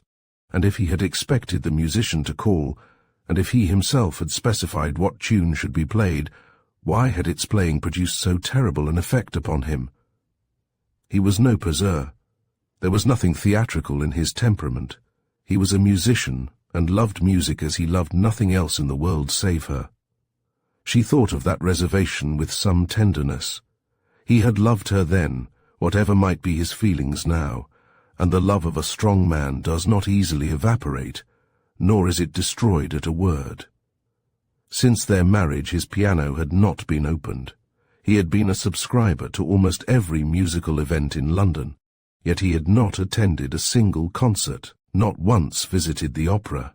With the playing of the melody in F, it seemed to her there had ended one precious period of his life. She had suggested once that they should go to a concert which all musical London was attending. "Perhaps you would like to go," he had suggested briefly. "I am afraid I shall be rather busy that night." This after he had told her not once, but a score of times that music expressed to him every message and every emotion in language clearer than the printed word. What did it mean? She was seized with a sudden energy, a sudden desire for knowledge. She wanted to share a greater portion of his life. What connection had this melody with the sudden change that had come to him? What association had it with the adoption of this strenuous life of his lately? What had it to do with his resignation from the Foreign Office and from his clubs? She was certain there must be some connection, and she was determined to discover what. As she was in the dark, she could not help him. She knew instinctively that to ask him would be of little use. He was of the type who preferred to play a lone hand. She was his wife, she owed him something. She had brought unhappiness into his life, and she could do no less than strive to help him. She would want money. She sat down and wrote a little note to her mother. She would take the £300 which were due from the broker. She even went so far as to hint that if this matter were not promptly settled by her parent, she herself would see Mr. Worrell and conclude negotiations. She had read in the morning paper the advertisement of a private detective agency, and for a while she was inclined to engage a man. But what special qualifications did private detectives have that she herself did not possess? It required no special training to use one's brains and to exercise one's logical faculties. She had found a mission in life, the solution of this mystery which surrounded her husband like a cloud. She found herself feeling cheerful at the prospect of the work to which she had set her hand. "You should find yourself an occupation," Gilbert had said in his hesitating fashion. She smiled, and wondered exactly what he would think if he knew the occupation she had found. The little house in Hoxton, which sheltered May and her grandfather, was in a respectable little street in the main inhabited by the members of the artisan class. Small and humble as the dwelling was, it was furnished in perfect taste. The furniture was old in the more valuable and more attractive sense of the word. Old Man Wing, propped up in his armchair, sat by a small fire in the room which served as kitchen and dining room. May was busy with her sewing. "My dear," said the old man in his gentle voice, "I do not think you had better go out again tonight." "Why not, Grandpa?" asked the girl without looking up from her work. "Well, it is probably selfishness on my part," he said, "but somehow I do not want to be left alone. I am expecting a visitor." A visitor. Visitors were unusual at number 9 Pexton Street, Hoxton. The only visitor they knew was the rent man who called with monotonous regularity every Monday morning. "Yes," said her grandfather hesitatingly. "I think you remember the gentleman. You saw him some time ago. Not Mr. Standerton?" The old man shook his head.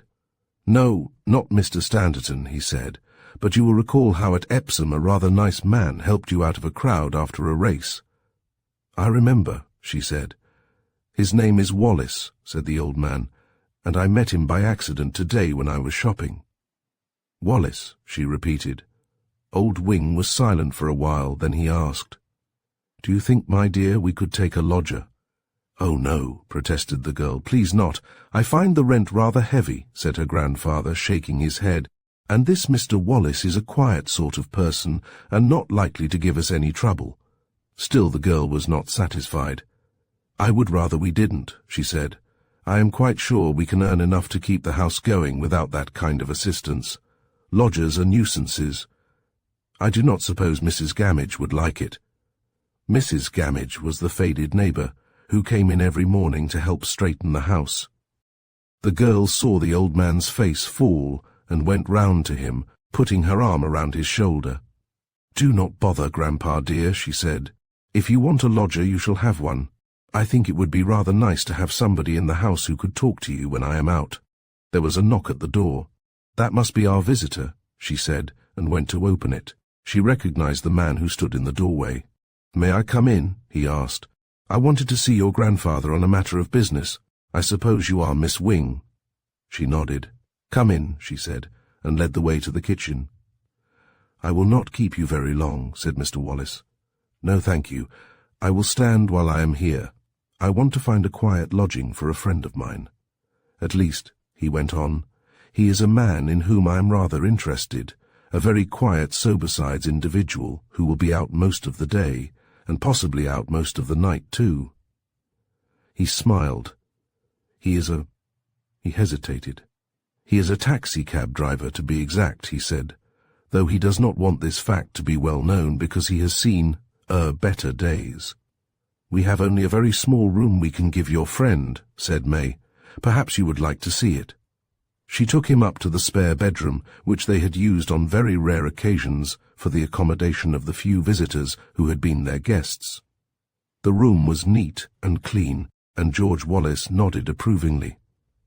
"I should like nothing better than this for myself," he said. He himself suggested a higher price than she asked, and insisted upon paying a month in advance. "I have told the man to call. He ought to be here by now. If you do not mind, I will wait for him." It was not a long wait, for in a few minutes there arrived the new lodger. He was a burly man, with a heavy black beard, clipped short, and the fact that he was somewhat taciturn and short of speech rather enhanced his value as a lodger than otherwise. Wallis took farewell of the old man and his granddaughter, and accompanied by the man, whose name was given somewhat unpromisingly as Smith, he walked to the end of the street. He had something to say, and that something was important. "I have got you this place, Smithy," he said, as they walked slowly towards Hoxton High Street, "because it is quiet and fairly safe. The people are respected, and nobody will bother you. They are not likely to worry me in any way, are they?" said the man addressed as Smith. "Not at present," replied the other, "but I do not know exactly how things are going to develop. I am worried. What are you worried about?" George Wallis laughed a little helplessly. "Why do you ask such stupid questions?" he said with good-natured irritation. "Don't you realize what has happened? Somebody knows our game." "Well, why not drop it?" asked the other quietly.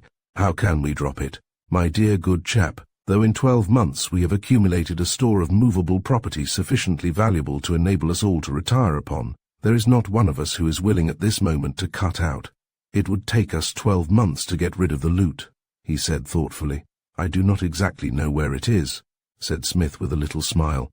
"Nobody knows that but me," replied Wallis with a little frown. "That is the worrying part of it. I feel the whole responsibility upon me.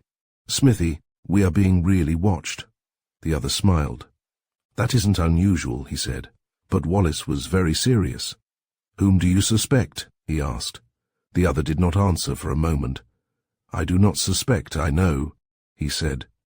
"A few months ago, when Callie and I were doing a job in Hatton Garden, we were interrupted by the arrival of a mysterious gentleman, who watched me open the safe and disappeared immediately afterwards. At that time, he did not seem to be particularly hostile or have any ulterior motive in view. Now, for some reason which is best known to himself, he is working against us. That is the man we have got to find. But how?" "Put an advertisement in the paper," said the other sarcastically.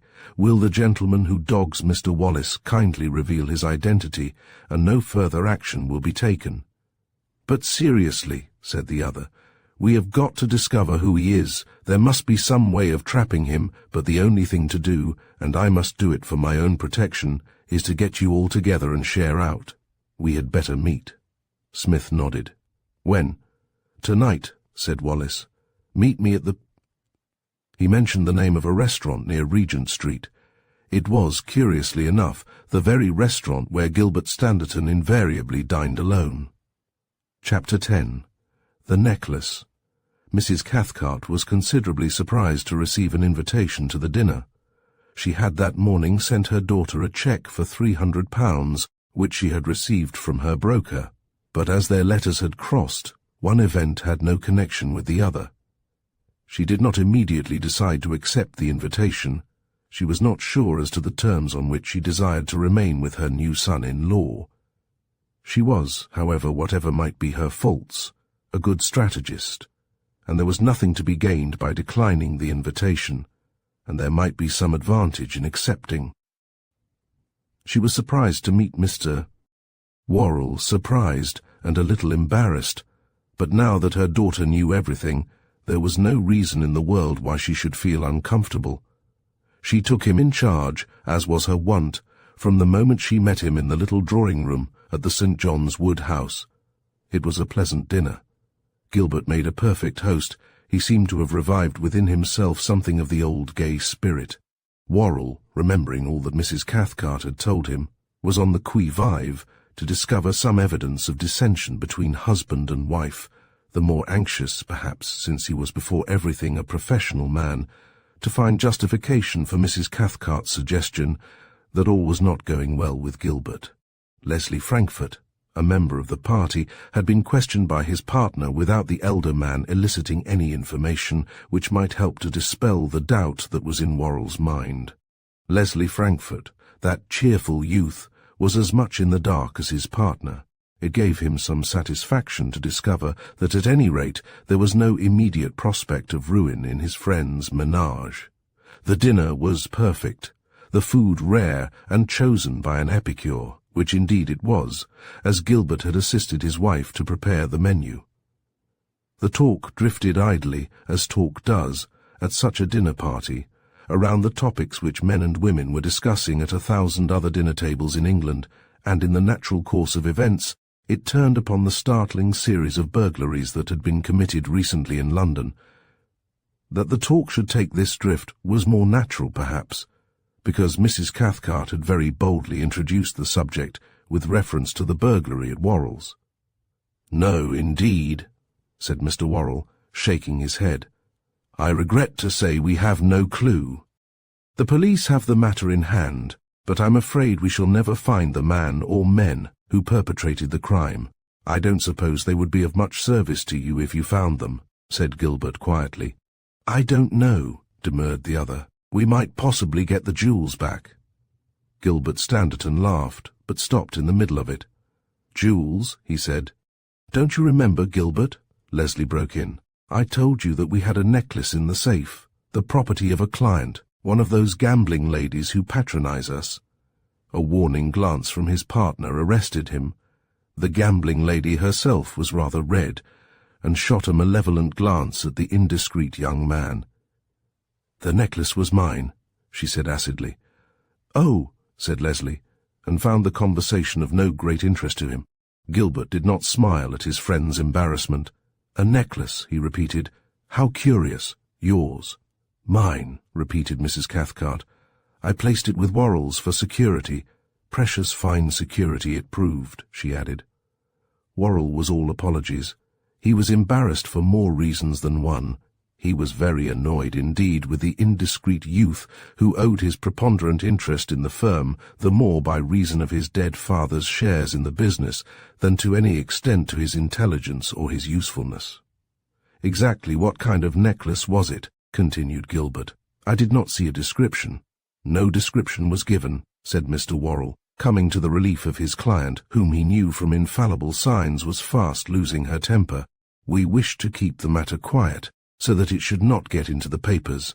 Edith tactfully turned the conversation, and in a few minutes they were deep in the discussion of a question which has never failed to excite great interest, the abstract problem of the church. Mrs. Cathcart, it may be remarked in passing, was a churchwoman of some standing, a leader amongst a certain set, and an extreme ritualist. Add to this element the broad nonconformity of Mr. Worrell, the frank scepticism of Leslie, and there were all the ingredients for an argument which in less refined circles might develop to a sanguinary conclusion. Edith at least was relieved, however drastic the remedy might be, and was quite prepared to disestablish the Church of Wales, or if necessary the Church of England, rather than see the folly of her mother exposed. Despite argument, dogmatism of Mrs. Cathcart, philippic of Leslie, and the good-natured tolerance of Mr. Worrell, this latter a most trying attitude to combat, the dinner ended pleasantly, and they adjourned to the little drawing-room upstairs. "I'm afraid I shall have to leave you," said Gilbert. It was nearly 10 o'clock, and he had already warned his wife of an engagement he had made for a later hour. "I believe old Gilbert is a journalist in these days," said Leslie. "I saw you the other night in Fleet Street, didn't I?" "No," replied Gilbert shortly. "Then it must have been your double," said the other. Edith had not followed the party upstairs. Just before dinner Gilbert had asked her, with some hesitation, to make him up a packet of sandwiches. "I may be out the greater part of the night," he said. "A man wants me to motor down to Brighton to meet somebody. Will you be out all night?" she had asked, a little alarmed. He shook his head.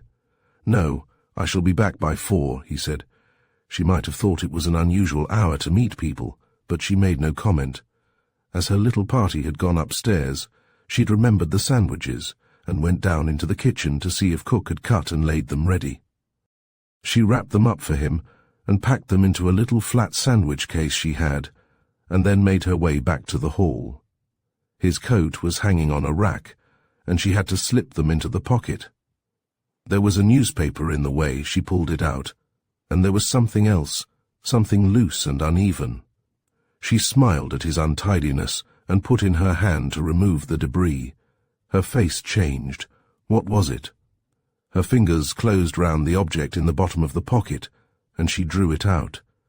There in the palm of her hand, clearly revealed by the electric lamp above her head, shone her diamond necklace. For a moment the little hall swayed, but she steadied herself with an effort. Her necklace! There was no doubt. She turned it over with trembling fingers. How had he got it? Where did it come from? A thought had struck her, but it was too horrible for her to give it expression. Gilbert a burglar! It was absurd. She tried to smile, but failed. Almost every night he had been out, every night in the week in which this burglary had been committed. She heard a footstep on the stairs, and thrust the necklace into the bosom of her dress. It was Gilbert. He did not notice her face then. "Gilbert," she said, and something in her voice warned him. He turned, peering down at her. "What is wrong?" he asked. "Will you come into the dining-room for a moment?" she said. Her voice sounded far away to her. She felt it was not she who was speaking, but some third person. He opened the door of the dining-room and walked in. The table was spread with the debris of the dinner which had just been concluded. The rosy glow of the overhead lamp fell upon a pretty chaos of flowers and silver and glass. He closed the door behind him. "What is it?" he asked. "This," she replied quietly, and drew the necklace from her dress. He looked at it. Not a muscle of his face moved. "That?" he said. "Well, what is that?" "My necklace." "Your necklace," he repeated dully. "Is that the necklace that your mother lost?" She nodded, not trusting herself to speak. How very curious. He reached out his hand and took it from her and examined the diamond pendant. "And that is your necklace," he said. "Well, that is a remarkable coincidence." "Where did you get it?" she asked. He did not make any reply. He was looking at her with a stony stare in which there was neither expression nor encouragement for speculation. "Where did I get it?" he repeated calmly. "Who told you that I'd got it?" "I found it in your pocket," she said breathlessly. "Oh, Gilbert. There is no use denying that you had it there, or you knew it was there. Where did you get it?" Another pause, then came the answer. "I found it." It was lame and unconvincing, and he knew it. She repeated the question. "I am not prepared to tell you," he said calmly. "You think I stole it, I suppose. You probably imagine that I am a burglar." He smiled, but the lips that curved in laughter were hard. "I can see that in your eyes," he went on. "You explain my absence from home, my retirement from the Foreign Office, by the fact that I have taken up a more lucrative profession." He laughed aloud. "Well, I have," he said. "It is not exactly burglary. I assure you," he went on with mock solemnity, "that I have never burgled a safe in my life. I give you my word of honor that I have never stolen a single article of any—" He stopped himself. He might say too much. But Edith grasped at the straw he offered her. "Oh, you do mean that, don't you?" she said eagerly, and laid her 2 hands on his breast. "You really mean it? I know it is stupid of me, foolish and horribly disloyal. Common of me, anything you like, to suspect you of so awful a thing. But it did seem. It did, didn't it?" "It did," he agreed gravely. "Won't you tell me how it came into your possession?" she pleaded. "I tell you I found it. That is true. I had no intention."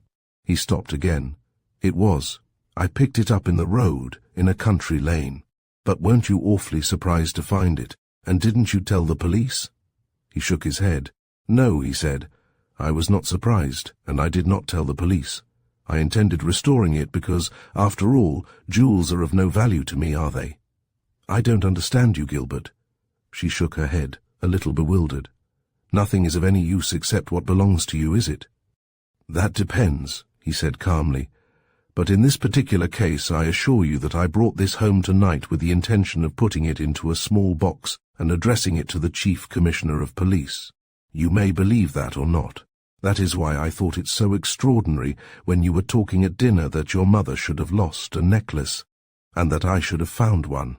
They stood looking at one another, he weighing the necklace on the palm of his hand, tossing it up and down mechanically. "What are we going to do with it now?" she asked. She was in a quandary. "I hardly know how to advise." She hesitated. "Suppose you carry out your present intention and send it to the police." "Oh," she remembered with a little move of dismay, "I have practically stolen £300. £300! He looked at the jewel. "It's worth more than £300. In a few words she explained how the jewel came to be lost, and how it came to be deposited in the hands of Wallis. "I'm glad to hear that your mother is the culprit. I was afraid you'd been gambling." "Would that worry you?" she asked quickly. "A little," he said. "It's enough for one member of a family to gamble." "Do you gamble very much, Gilbert?" she asked seriously. "A little," he said. "Not a little," she corrected. "Stock exchange business is gambling. I am trying to make money for you," he said brusquely. It was the most brutal thing he had said to her in her short period of married life, and he saw he had hurt her. "I am sorry," he said gently. "I know I am a brute, but I did not mean to hurt you. I was just protesting in my heart against the unfairness of things. Will you take this, or shall I?" "I will take it," she said. "But won't you tell the police where you found it? Possibly they might find the proceeds of other robberies nearby." "I think not," he replied with a little smile. "I have no desire to incur the anger of this particular gang. I am satisfied in my mind that it is one of the most powerful and one of the most unscrupulous in existence. It is nearly 10:30, he said. "I must fly." He held out his hand, and she took it. She held it for a moment longer than was her wont. "Goodbye," she said. "Good luck, whatever your business may be." "Thank you," he said. She went slowly back to her guests. It did not make the position any easier to understand. She believed her husband, and yet there was a certain reservation in what he had told her, a reservation which said as plainly as his guarded words could tell that there was much more he could have said had he been inclined. She did not doubt his word when he told her that he had never stolen from whom was he going to say? She was more determined than ever to solve this mystery, and after her guests had gone, she was busily engaged in writing letters. She was hardly in bed that night before she heard his foot on the stairs and listened. He knocked at her door as he passed. "Good night," he said. "Good night," she replied. She heard his door close gently, and she waited for half an hour until she heard the click of his electric switch which told her that he was in bed and that his light was extinguished. Then she stole softly out of bed, wrapped her dressing gown round her, and went softly down the stairs. Perhaps his coat was hanging in the hall. It was a wild, fantastic idea of hers that he might possibly have brought some further evidence that would help her in her search for the truth, but the pockets were empty. She felt something wet upon the sleeve, and gathered that it was raining. She went back to her room, closed the door noiselessly, and went to the window to look out into the street. It was a fine morning, and the streets were dry. She saw her hands. They were smeared with blood. She ran down the stairs again and turned on the light in the hall. Yes, there it was on his sleeve. There were little drops of blood on the stair carpet. She could trace him all the way up the stairs by this. She went straight to his room and knocked. He answered instantly. "Who is that?" "It is I. I want to see you. I am rather tired," he said. "Please let me in. I want to see you." She tried the door, but it was locked. Then she heard the bed creak as he moved. An instant later the bolt was slipped, and the light shone through the fanlight over the door. He was almost fully dressed, she observed.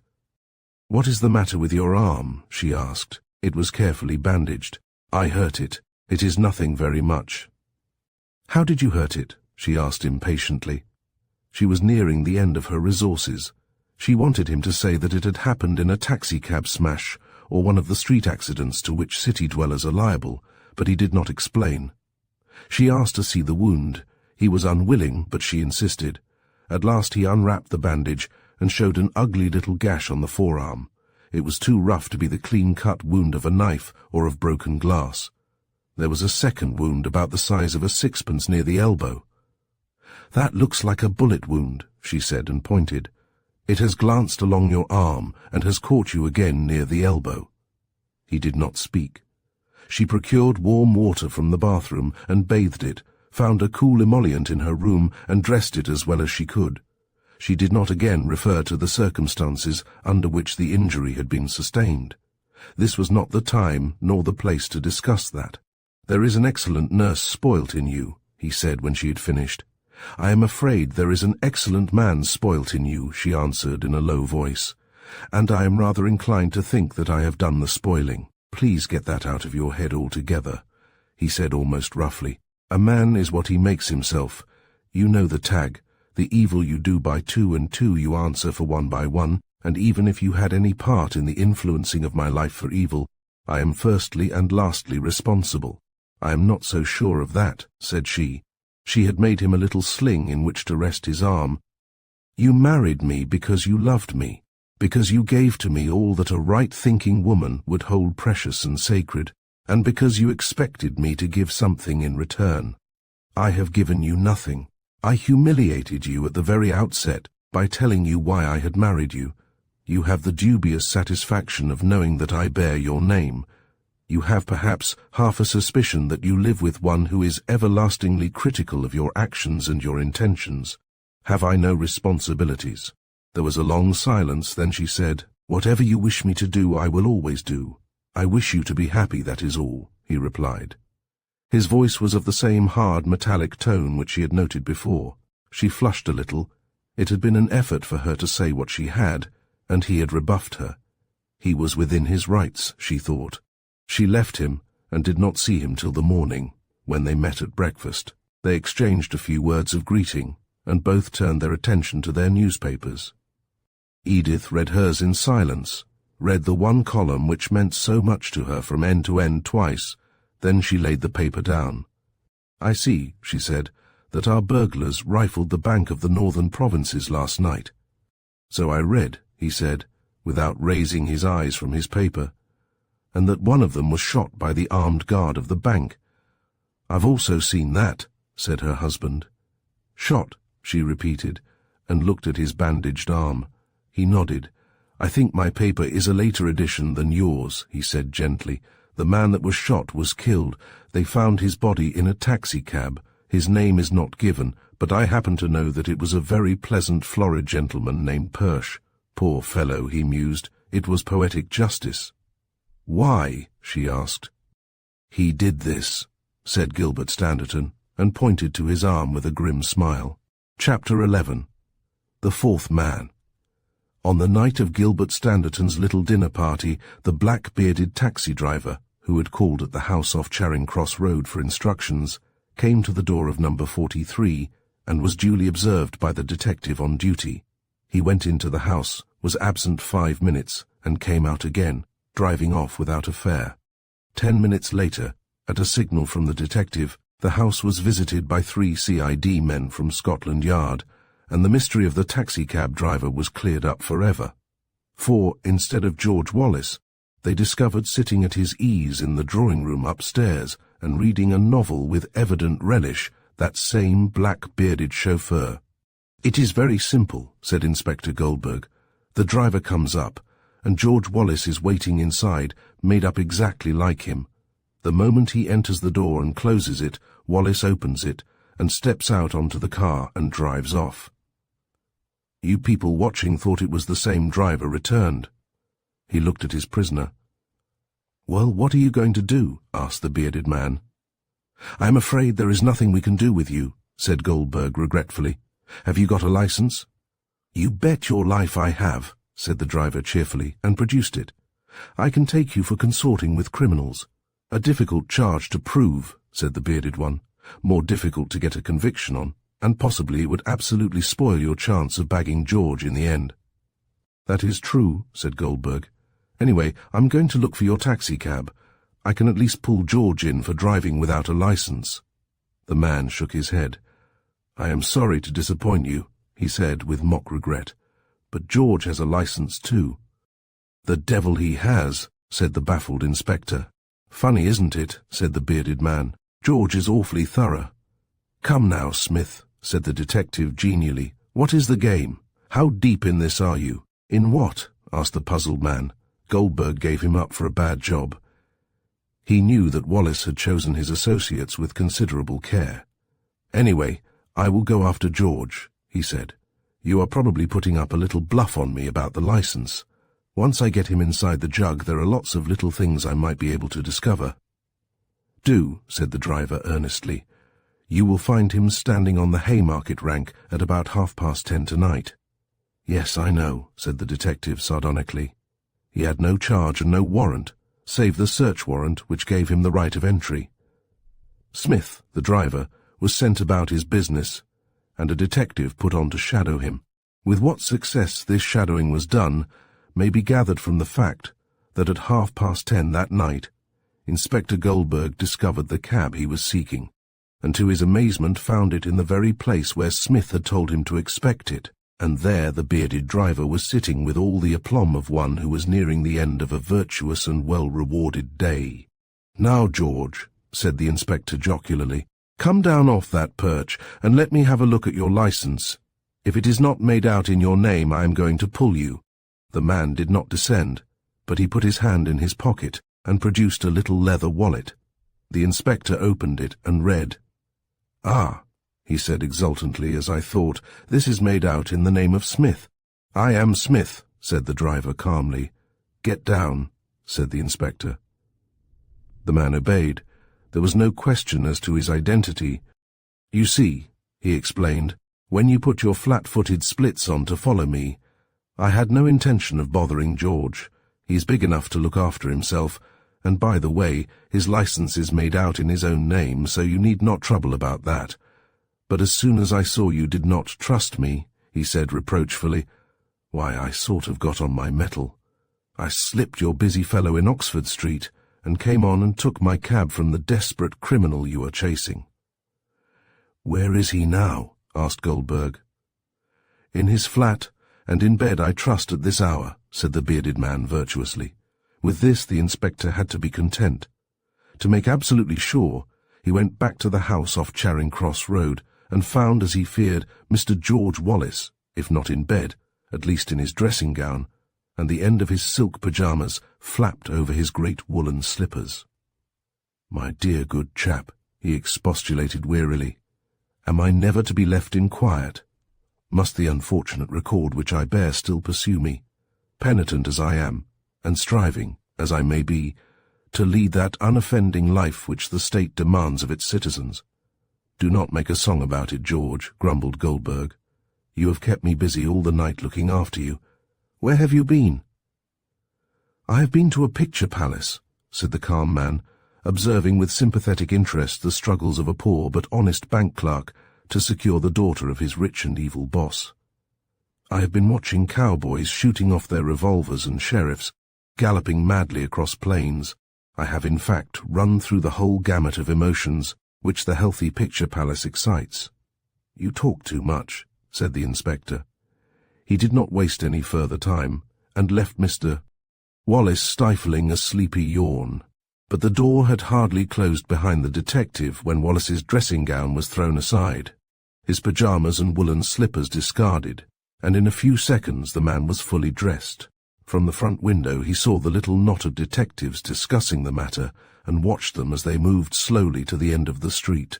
There would be a further discussion there, and then one of them would come back to his vigil.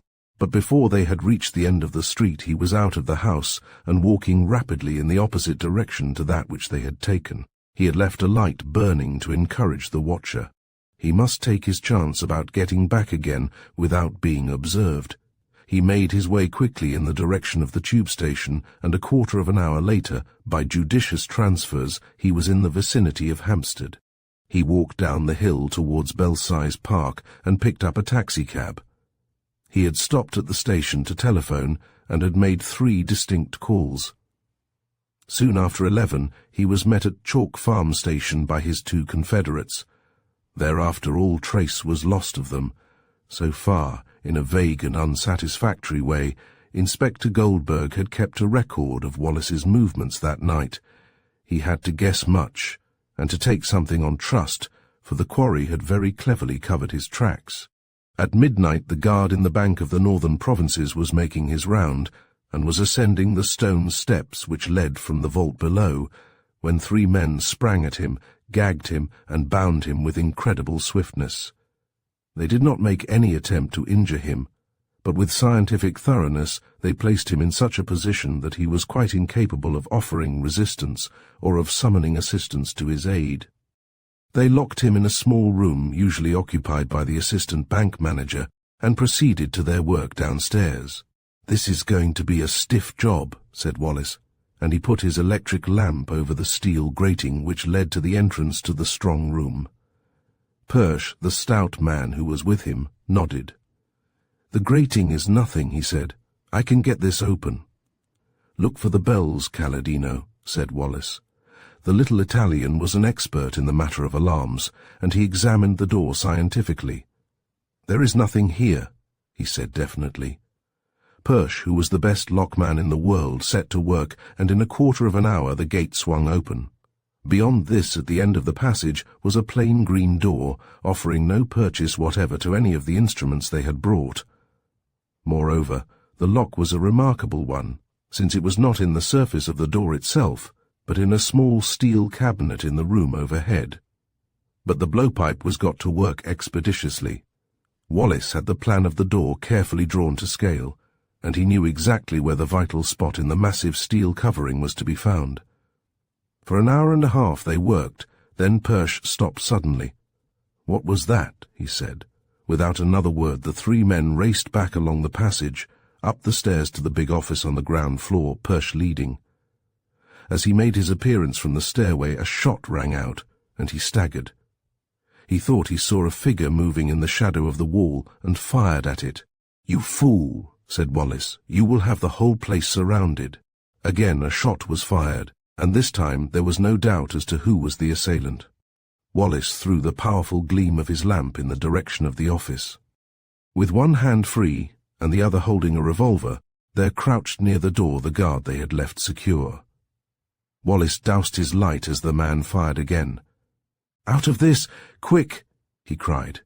Through the back way they sped, up the little ladder, then through the skylight where they had entered, across the narrow ledge, and through the hosier's establishment which had been the means of entrance.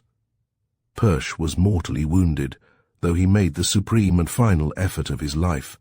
They saw people running in the direction of the bank and heard a police whistle blow, but they came out of the hosier's shop together, quietly and without fuss, 3 respectable gentlemen, one apparently a little the worse for drink. Wallis hailed a taxicab and gave elaborate directions. He made no attempt to hurry, whilst Calladino assisted the big man into the vehicle. Then they drove off leisurely.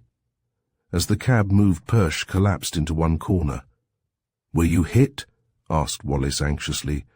"I am done for, George, I think," whispered the man. George made a careful examination with his lamp and gasped. He was leaning his head out of the window. "What are you doing?" asked Persh weakly. "I am going to take you to the hospital," said Wallis. "You will do nothing of the kind," said the other hoarsely. "For God's sake, do not jeopardize the whole crowd for me. I tell you I am finished. I can—" He said no other word. Every muscle in his frame seemed at that moment to relax, and he slid in a loose heap to the floor. They lifted him up. "My God," said Wallis, "he is dead." And dead indeed was Persh, that amiable and florid man.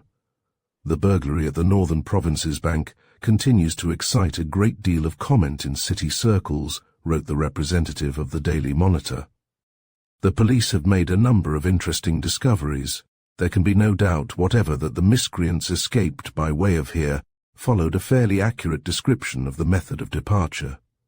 What interests the police, however, is the evidence they are able to secure as to the presence of another man in the bank, who is as yet unaccounted for. The 4th man seems to have taken no part in the robbery, and to have been present without the knowledge or without the goodwill of the burglars. The bank guard, who was interviewed this morning by our representative, was naturally reticent in the interest of his employers, but he confirmed the rumour that the 4th man, whoever he was not antagonistic so far as he, the guard, was concerned. It now transpires that the guard had been hastily bound and gagged by the burglars, who probably, without any intention, had left their victim in some serious danger, as the gag had been fixed in such a manner that the unfortunate man nearly died. Then, when he was almost in extremis, there had appeared on the scene the 4th individual, who had loosened the gag and made him more comfortable. It was obvious that he was not a member of the original burglar gang. The theory is offered that on the night in question, 2 separate and independent sets of burglars were operating against the bank. Whether that is so or not, a tribute must be paid to the humanity of number 4. So that was it.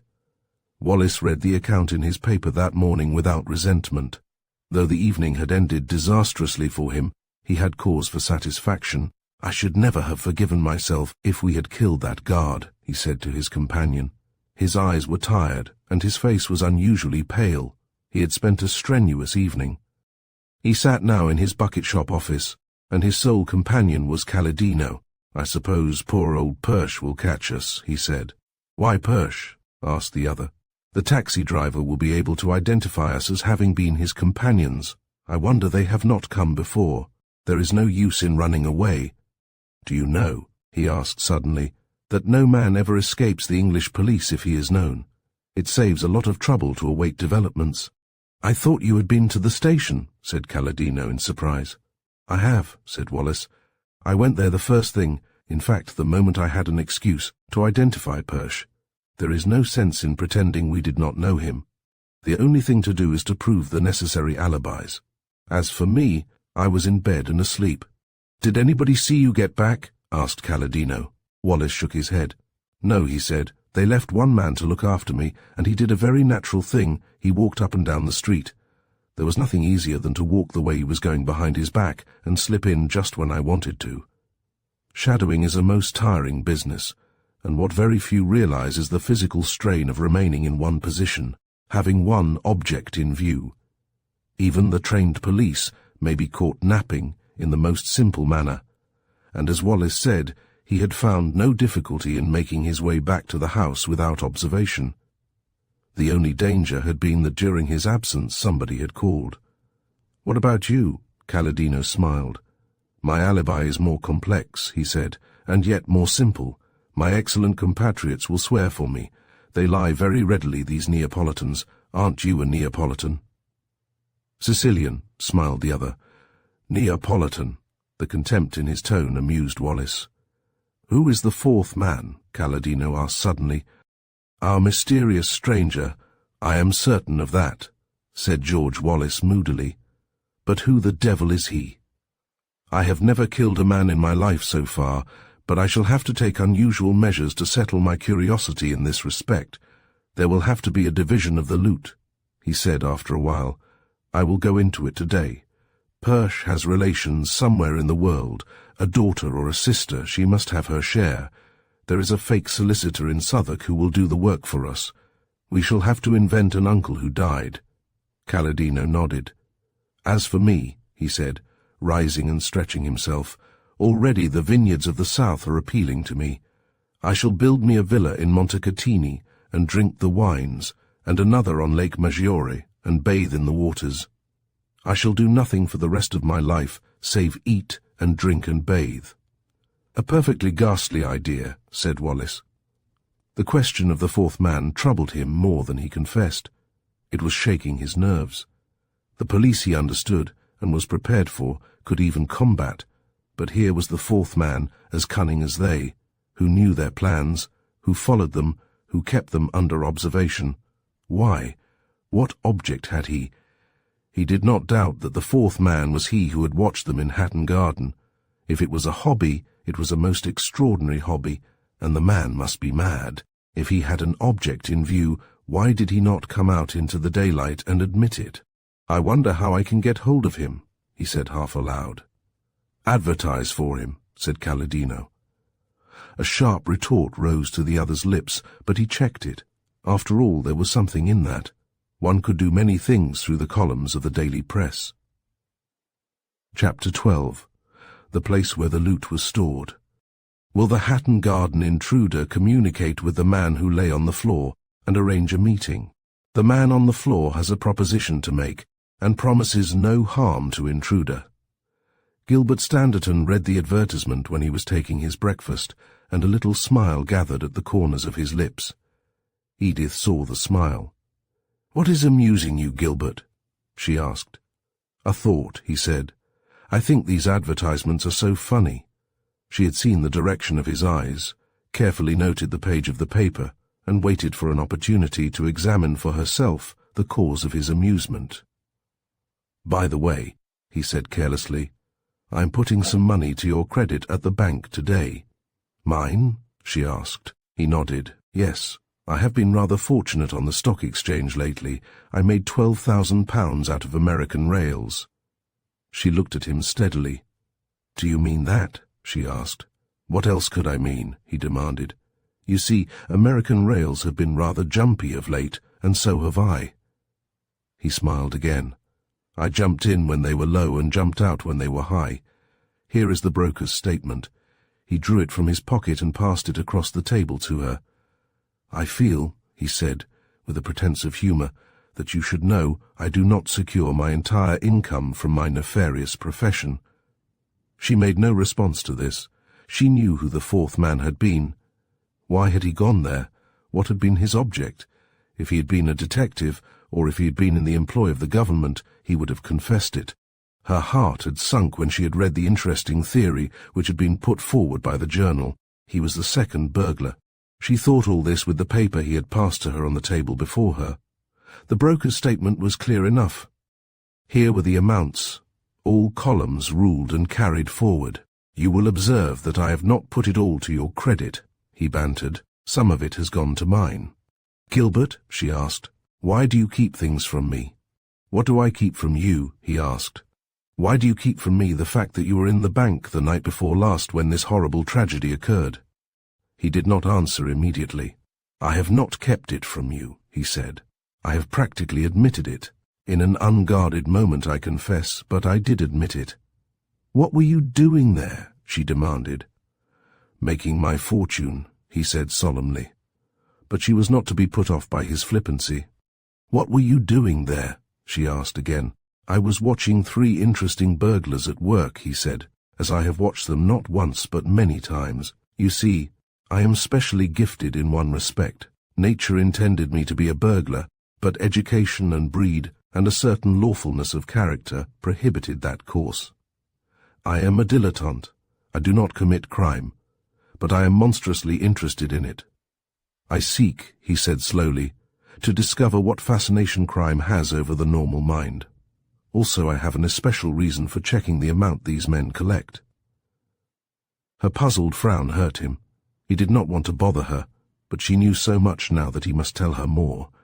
He had thought it would have been possible to have hidden everything from her, but people cannot live together in the same house and be interested in one another's comings and goings without some of their cherished secrets being revealed. "What I cannot understand," she said slowly, and was at a loss for an introduction to this delicate subject. "What cannot you understand?" he asked. "I cannot understand why you suddenly dropped all your normal pleasures, why you left the Foreign Office, why you gave up music, and why, above all things, that this change in your life should have come about immediately after the playing of the melody in F." He was silent for a moment, and when he spoke his voice was low and troubled. "You are not exactly right," he said. "I had begun my observations into the ways of the criminal before that tune was played." He paused. "I admit that I had some fear in my mind that sooner or later the melody in F would be played under my window, and I was making a half-hearted preparation against the evil day. That is all I can tell you," he said. "Tell me this," she asked as he rose. "If I had loved you and had been all that you desired, would you have adopted this course?" He thought a while. "I cannot tell you," he said at length. "Possibly I should, perhaps I should not."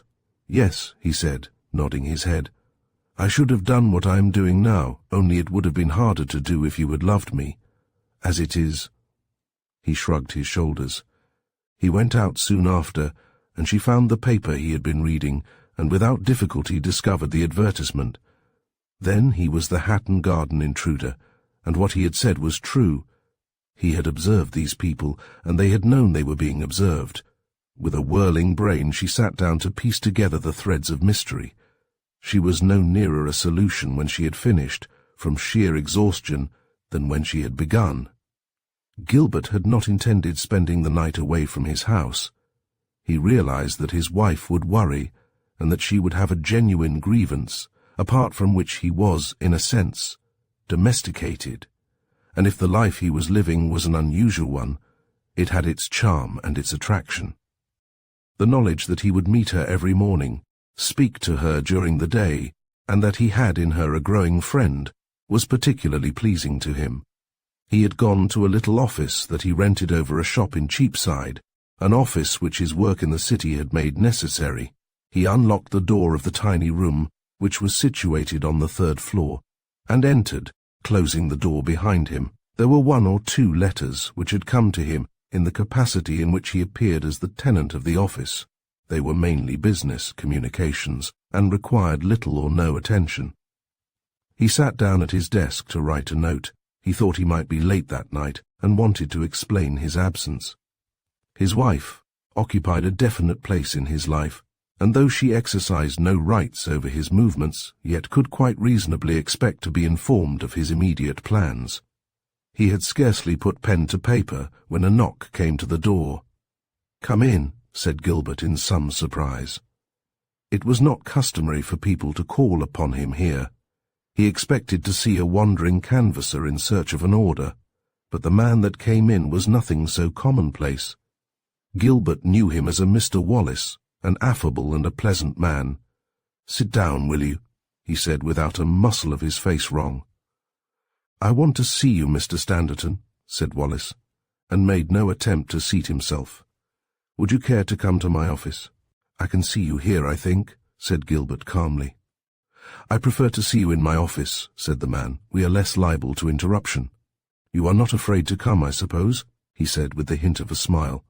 "I am not to be piqued into coming, at any rate," smiled Gilbert, "but since this is not a very expansive office, nor conducive to expansive thought, I will go with you.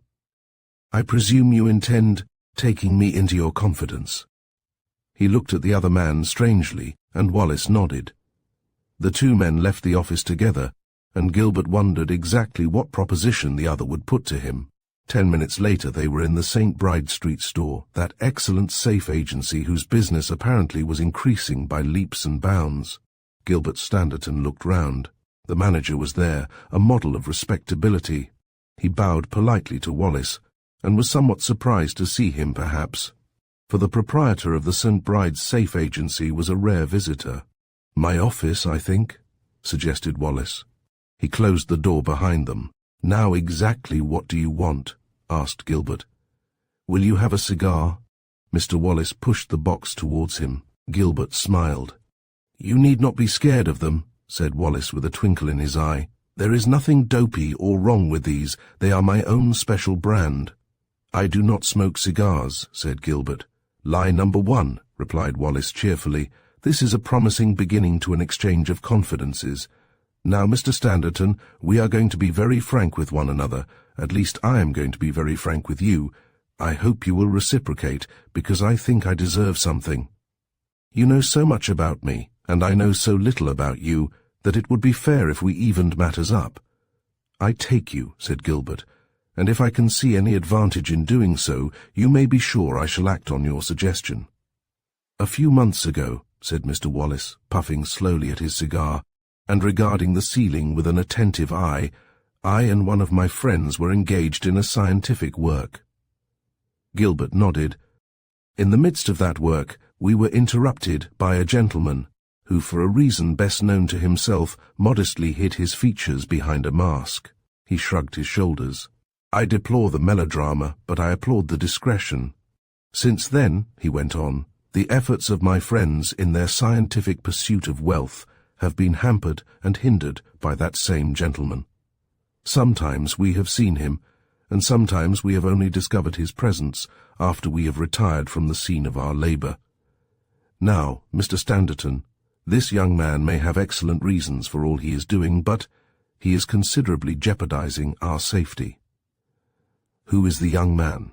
asked Gilbert Standerton. "The young man," said Mr. Wallis without taking his eyes from the ceiling, "is yourself." "How do you know?" asked Gilbert quietly.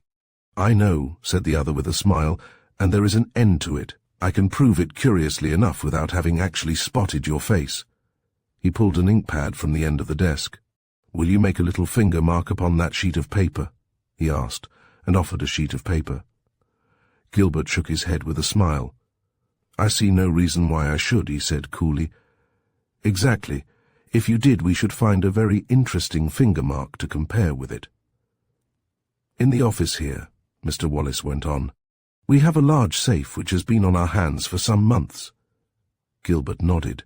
"Owned by a client who has the keys," he said. "Exactly," said Wallis. "You remember my lie about it. There are 3 sets of keys to that safe and a combination word. I said 3, he corrected himself carefully. There are really 4. By an act of gross carelessness on my part, I left the keys of the safe in my pocket in this very office 3 weeks ago. I must confess," he said with a smile, "that I did not suspect you of having so complete a knowledge of my doings or of my many secrets. I remembered my folly at 11 o'clock that night, and came back for what I had left behind. I found them exactly where I had left them, but somebody else had found them too, and that somebody else had taken a wax impression of them. Moreover," he leant forward towards Gilbert, lowering his voice, "that somebody else has since formed the habit of coming to this place nightly for reasons of his own. Do you know what those reasons are, Mr. Standerton? To choose a safe?" suggested Gilbert ironically. "He comes to rob us of the fruits of our labour," said Wallis. He smiled as he said the words because he had a sense of humour. Some individual who has a conscience or a sense of rectitude which prevents him from becoming an official burglar is engaged in the fascinating pursuit of robbing the robber. In other words, some £20,000 in solid cash has been taken from my safe, borrowed I do not doubt, said Gilbert Standerton, and leant back in his chair, his hands stuffed into his pockets, and a hard look upon his face. "What do you mean, borrowed?" asked Wallis in surprise. "Borrowed by somebody who is desperately in need of money, somebody who understands the stock exchange much better than many of the men who make a special study of it, somebody with such knowledge as would enable him to gamble heavily with a minimum chance of loss, and yet, despite this, fearing to injure some unfortunate broker by the accident of failure." He leant towards Wallis, his elbow upon the desk, his face half averted from the other. He had heard the outer door close with a bang, and knew they were alone now, and that Wallis had designed it so. "I wanted money badly," he said. "I could have stolen it easily. I intended stealing it. I watched you for a month. I have watched criminals for years. I know as many tricks of the trade as you. Remember that I was in the Foreign Office, in that department which had to do mainly with foreign crooks, and that I was virtually a police officer, though I had none of the authority." "I know all about that," said Wallis. He was curious. He desired information for his own immediate use. He desired it, too, that his sum of knowledge concerning humanity should be enlarged.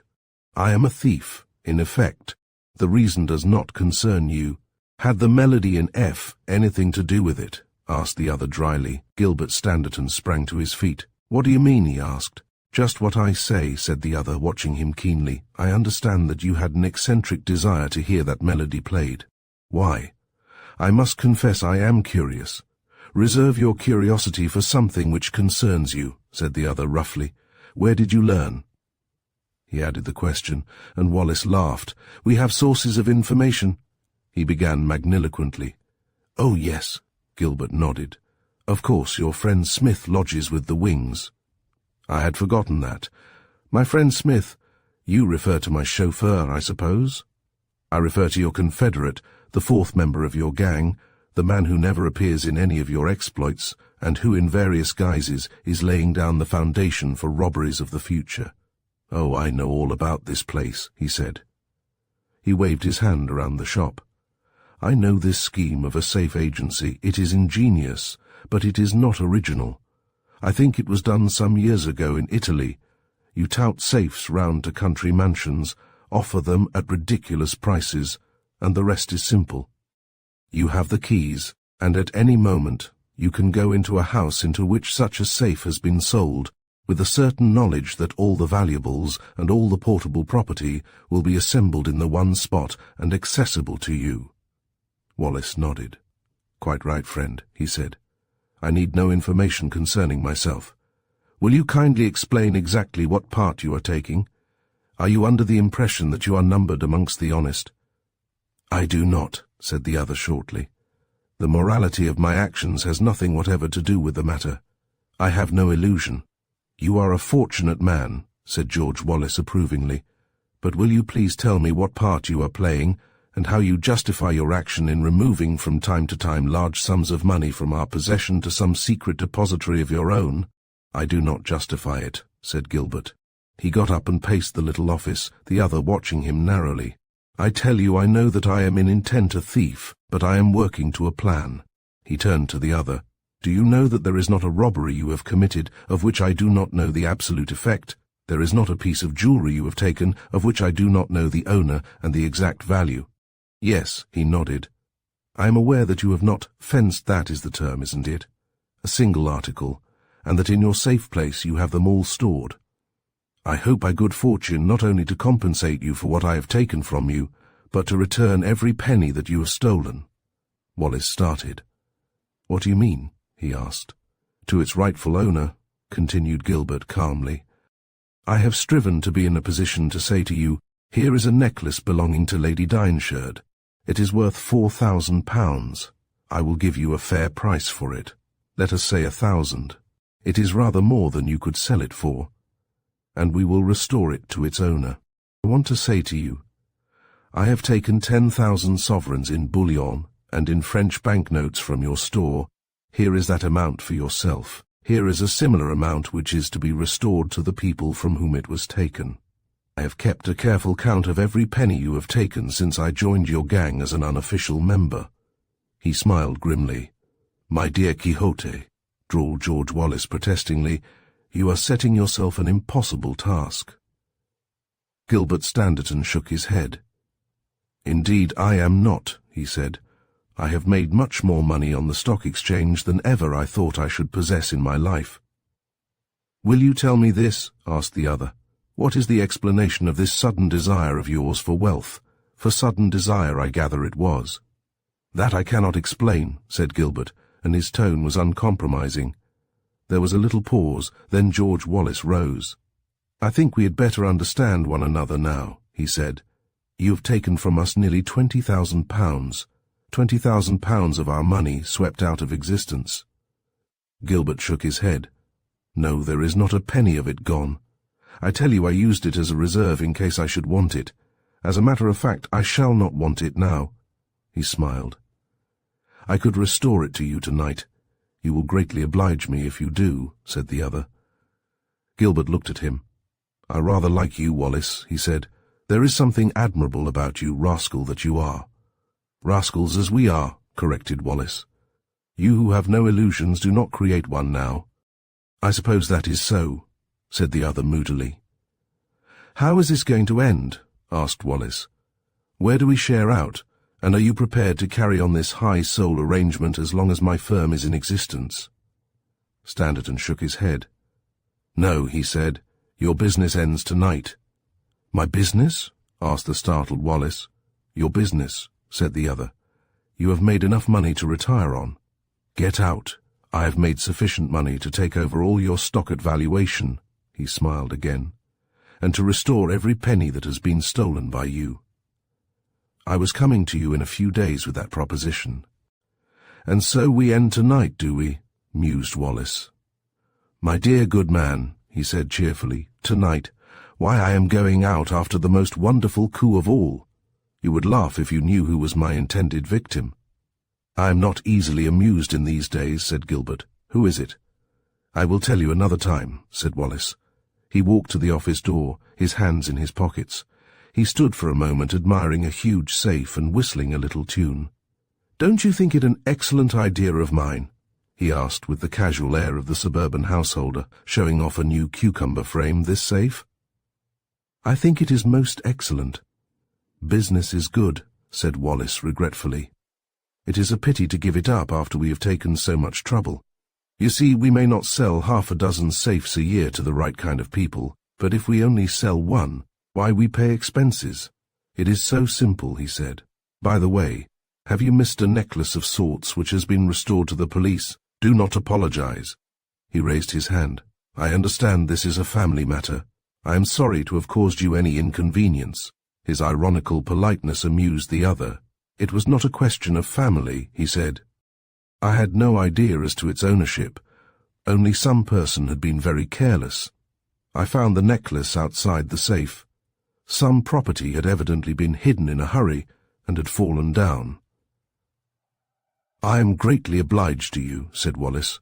"You removed what might possibly have been a great temptation for the honest Mr. Timmings." He took a key from his pocket, switched round the combination lock, and opened the safe. There was nothing in the first view to suggest that it was the storehouse of the most notorious thief in London. Every article therein had been most carefully wrapped and packed. He closed the door again. "That is only half the treasure," he said. "Only half? What do you mean?" Gilbert was genuinely surprised, and a little mocking smile played about the mouth of the other. "I thought that would upset you," he said. "That is only half. I will show you something. Since you know so much, why shouldn't you know all?" He walked back into the office. A door led into another room. He unlocked this, and opening it passed through, Gilbert following. Inside was a small room lit by a skylight. The centre of the room was occupied by what appeared to be a large cage. It was in reality a steel grill, which is sometimes sold by French firms to surround a safe. "A pretty cage," said Mr. Wallis admiringly. He unlocked the tiny steel gate and stepped through, and Gilbert stepped after him. "How did you get it in?" asked Gilbert curiously. "It was brought in pieces, and has just been set up in order to show a customer. It is very easily taken apart, and 2 or 3 mechanics can clear it away in a day." "Is this your other department?" asked Gilbert dryly. "In a sense it is," said Wallis, "and I will show you why. If you go to the corner and pull down the first bar, you will see something which perhaps you have never seen before." Gilbert was halfway to the corner when the transparency of the trick struck him. He turned quickly, but a revolver was pointed straight at his heart. "Put up your hands, Mr. Gilbert Standerton," said George. "You may be perfectly bona fide in your intentions to share out, but I was thinking that I would rather finish tonight's job before I relinquish business. You see, it will be poetic justice. Your uncle—" "My uncle," said Gilbert. "Your uncle," bowed the other, "an admirable but testy old gentleman, who in one of our best safes has deposited nearly £250,000 worth of jewellery, the famous Standerton diamonds, which I suppose you will one day inherit. Is it not poetic justice," he asked as he backed his way out, still covering his prisoner with his revolver, "to rob you just a little?" "Possibly," he went on with grim humour. "I also may have a conscience, and may attempt to restore to you the property which tonight I shall steal." He clanged the gate to, doubly locked it, and walked to the door which led to the office. "You will stay here for 48 hours, he said, "at the end of which time you will be released, on my word. It may be inconvenient for you, but there are many inconvenient happenings in this life which we must endure. I commend you to Providence." He went out, and was gone for a quarter of an hour. Gilbert thought he had left, but he returned carrying a large jug of coffee, 2 brand-new quart vacuum flasks, and 2 packages of what proved to be sandwiches. "I cannot starve you," he said. "You had better keep your coffee hot. You will have a long wait, and as you may be cold, I have brought this." He went back to the office, and carried out 2 heavy overcoats, and thrust them through the bars. "That is very decent of you," said Gilbert. "Not at all," said the polite Mr. Wallis. Gilbert was unarmed, and had he possessed a weapon, it would have been of no service to him. The pistol had not left Wallis's hand, and even as he handed the food through the grill, the butt of the automatic Colt was still gripped in his palm. "I wish you a very good evening. If you would like to send a perfectly non-committal note to your wife, saying that you were too busy to come back, I should be delighted to see it delivered." He passed through the bars a sheet of paper and a stylograph pen. It was a thoughtful thing to do, and Gilbert appreciated it. This man, scoundrel as he was, had nicer instincts than many who had never brought themselves within the pale of the law. He scribbled a note excusing himself, folded up the sheet, and placed it in the envelope, sealing it down before he realized that his captor would want to read it. "I am very sorry," he said, "but you can open it. The gum is still wet." Wallis shook his head. "If you will tell me that there is nothing more than I asked you to write, or than I expected you to write, that is sufficient," he said. So he left Gilbert alone, and with much to think about. Chapter 13. The Maker of Wills. General Sir John Standerton was a man of hateful and irascible temper. The excuse was urged for him that he had spent the greater portion of his life in India, a country calculated to undermine the sweetest disposition. He was a bachelor and lived alone, save for a small army of servants. He had renamed the country mansion he had purchased 20 years before. It was now known from one end of the country to the other as the Residency, and here he maintained an almost feudal state. His enemies said that he kept his battalion of servants at full strength, so that he might always have somebody handy to swear at, but that was obviously spite.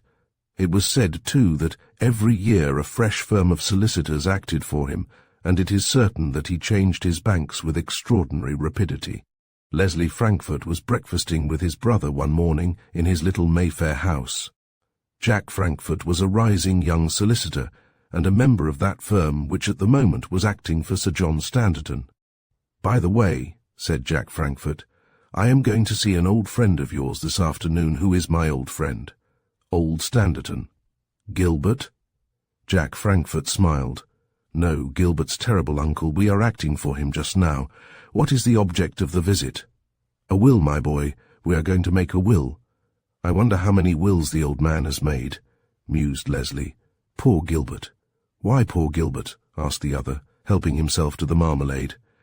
"Why, he was his uncle's heir for about 10 minutes. Jack grinned. "Everybody is old Standerton's heir for 10 minutes, he said.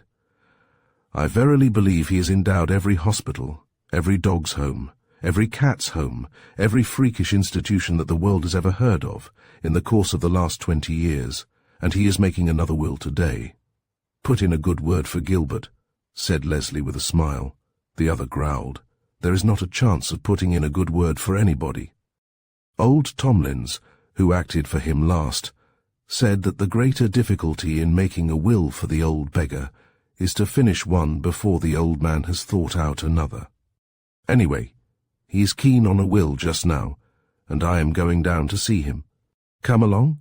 You know the old gentleman? Not on your life, said the other hastily. I know him indeed, and he knows me. He knows I am a pal of Gilbert's. I stayed once with him for about 2 days.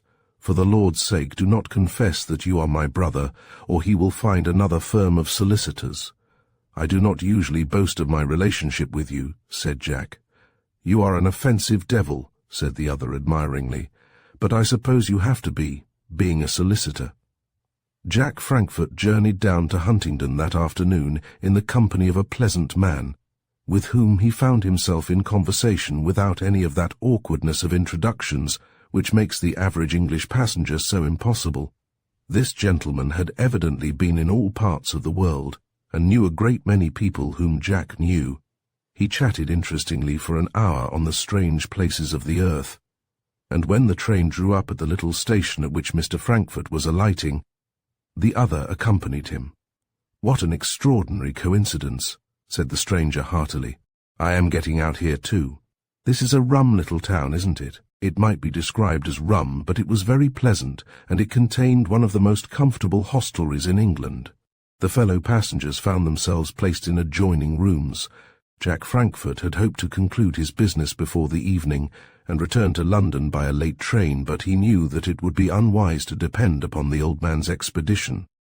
As a matter of fact, he had hardly been in the hotel a quarter of an hour before he received an intimation from the Residency that Sir John could not be seen until 10 o'clock that evening. That settles all idea of going back to London, said Jack despairingly. He met his fellow passenger at dinner. Though he was not particularly well acquainted with the habits of Sir John, he knew that one of his fads was to dine late, and since he had no desire to spend a hungry evening, he advanced the normal dinner hour of the little hotel by 30 minutes. He explained this apologetically to the comfortable man who sat opposite him, as they discussed a perfectly roasted capon. It suits me very well, said the other. I have a lot of work to do in the neighbourhood.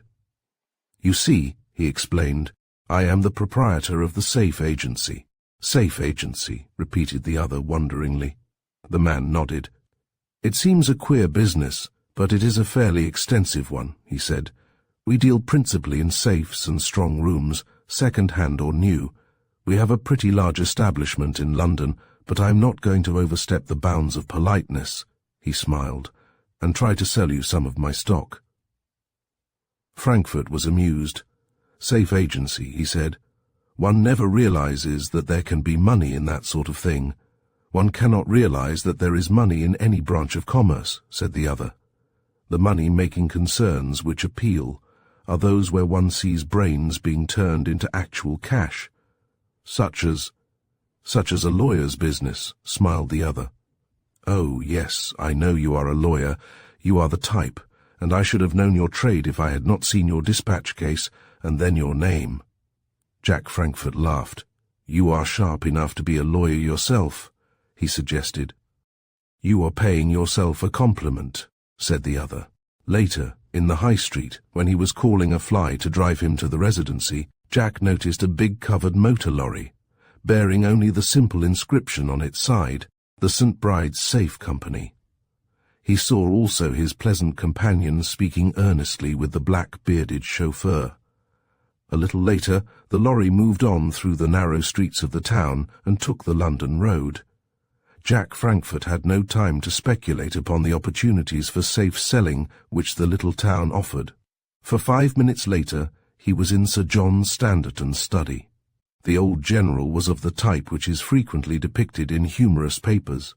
He was stout and red of face, and wore a close-cut strip of white whisker, which ended abruptly below his ear, and was continued in a wild streak of white moustache across his face.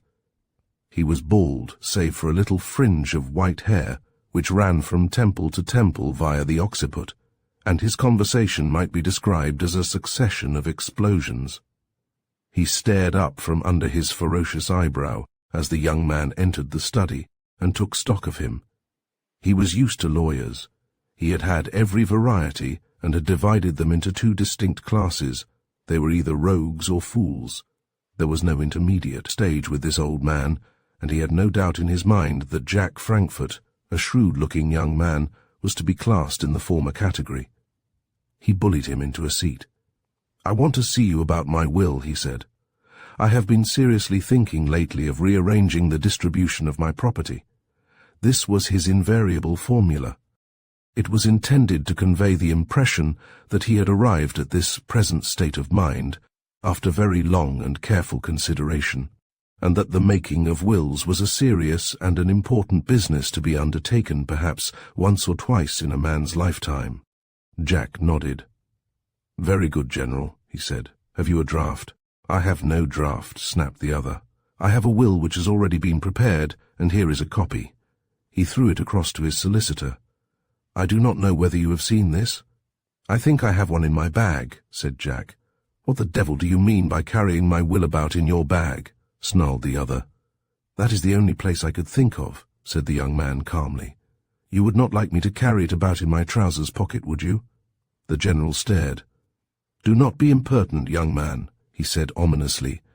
It was not a good beginning, but Jack knew that every method had been tried, from the sycophantic to the pompous, but none had succeeded, and the end of all endeavours, so far as the solicitors were concerned, had been the closing of their association with the General's estate. He was rather a valuable client if he could only be retained. No human solicitor had discovered a method of retaining him. "Very well," said the General at last. "Now please jot down exactly what my wishes are, and have the will drafted accordingly. In the first place, I revoke all former wills." Jack, with a sheet of paper and a pencil, nodded and noted the fact. "In the second place, I want you to make absolutely certain that not a penny of my money goes to Dr. Sundell's dog's home. The man has been insolent to me, and I hate dogs anyhow.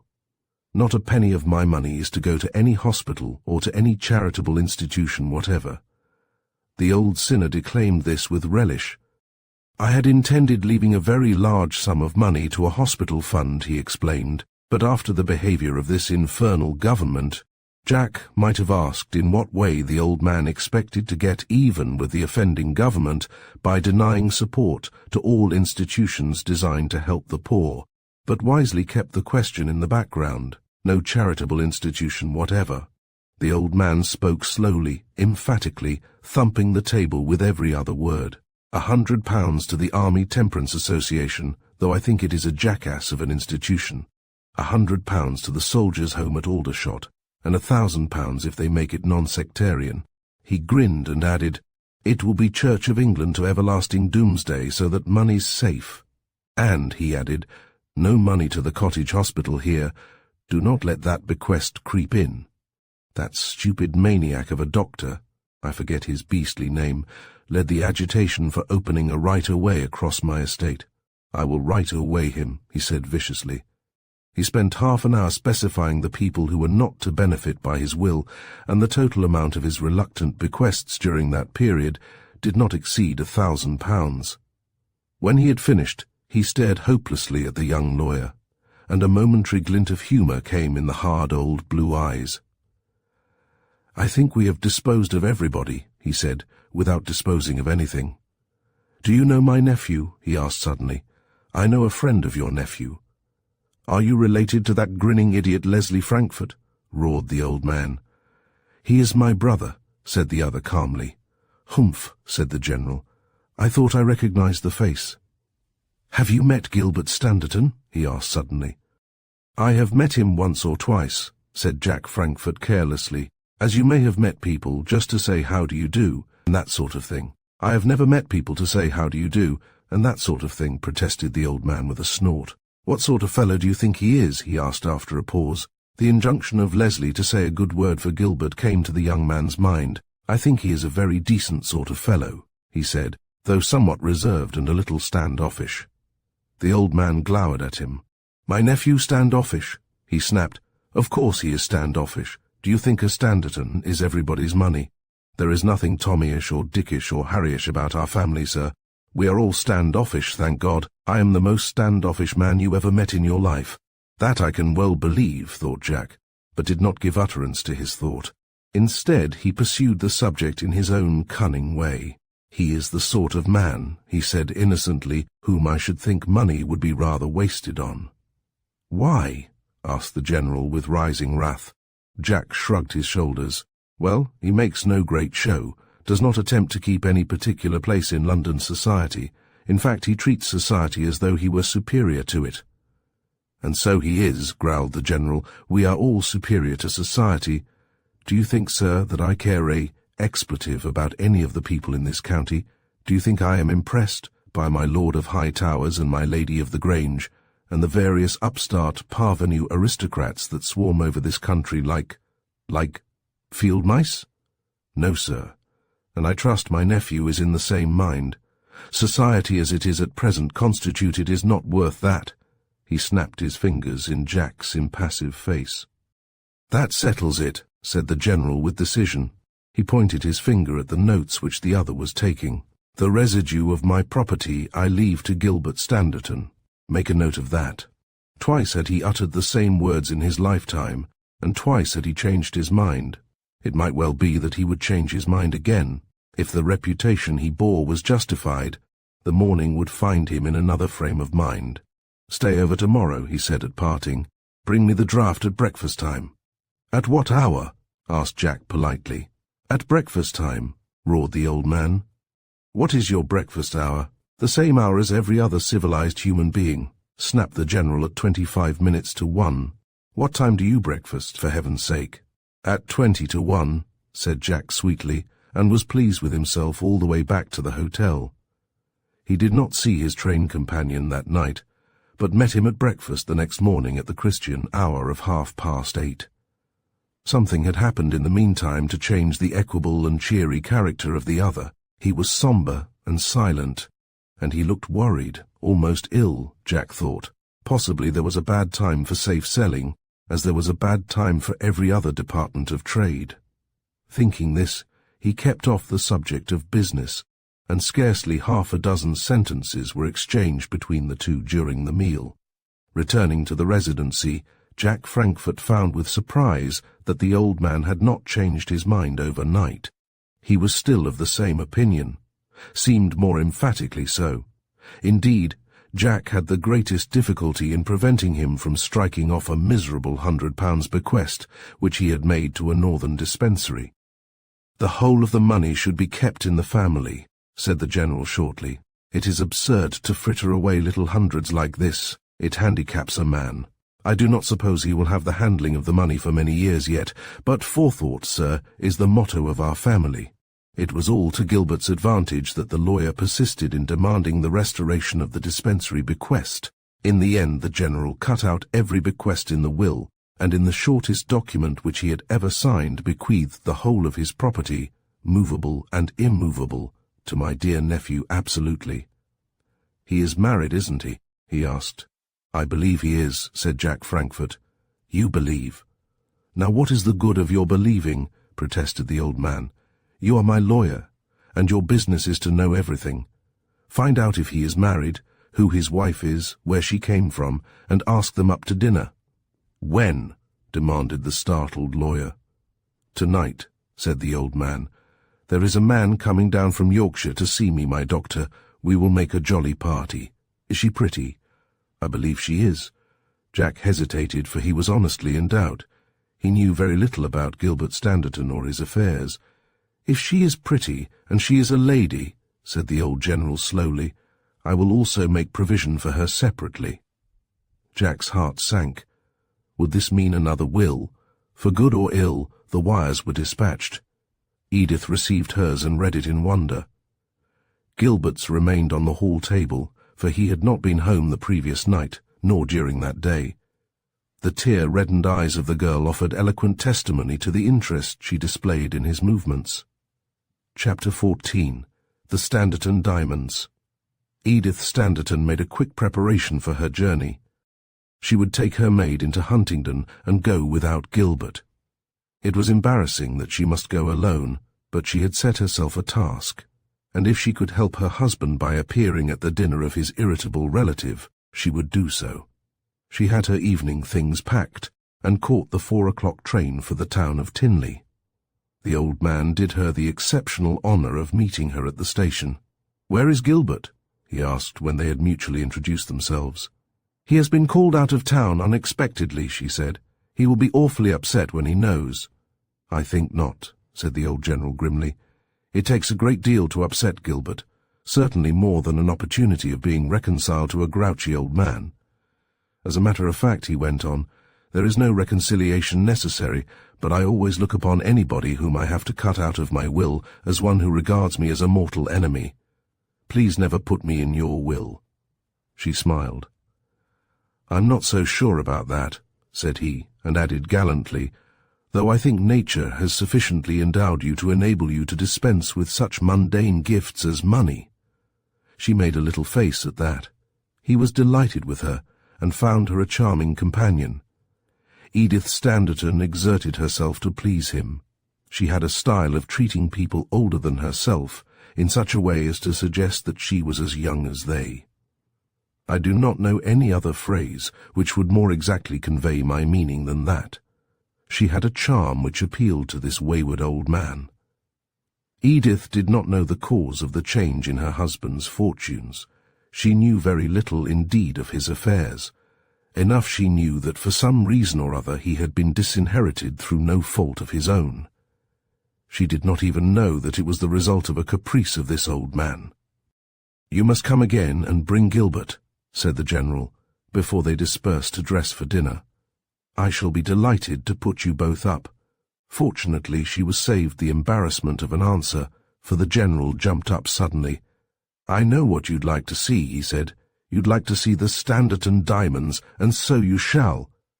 She had no desire to see the Standerton diamonds, had, indeed, no knowledge that such an heirloom existed, but he was delighted at the prospect of showing her, and she, being a woman, was not averse to a view of these precious jewels, even though she were not destined to wear them.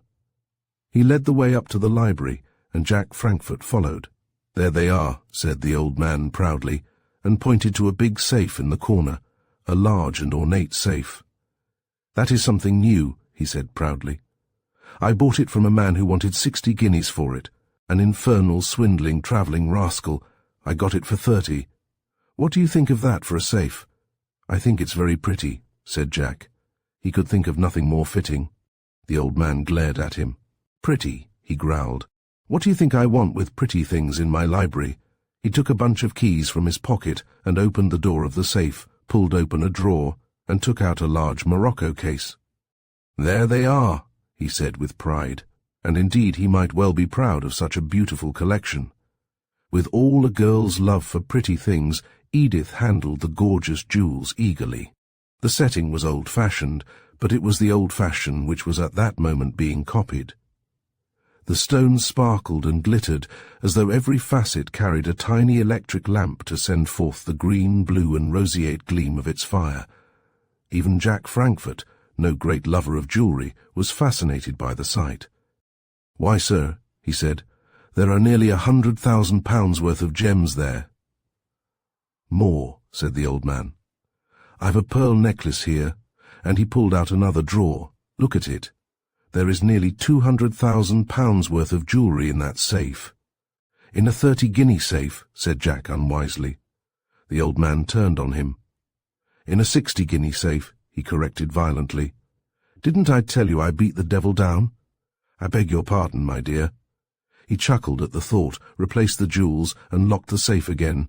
60 guineas he wanted, came here with all his fine City of London manner, frock-coat, top hat, and patent boots, my dear. The way these people get up is scandalous. He might have been a gentleman by the airs he gave himself. Jack looked at the safe. He had some ideas of commercial values. "I can't understand how he sold it," he said. "This safe is worth £200. "What?" The old general turned on his lawyer in astonishment. Jack nodded.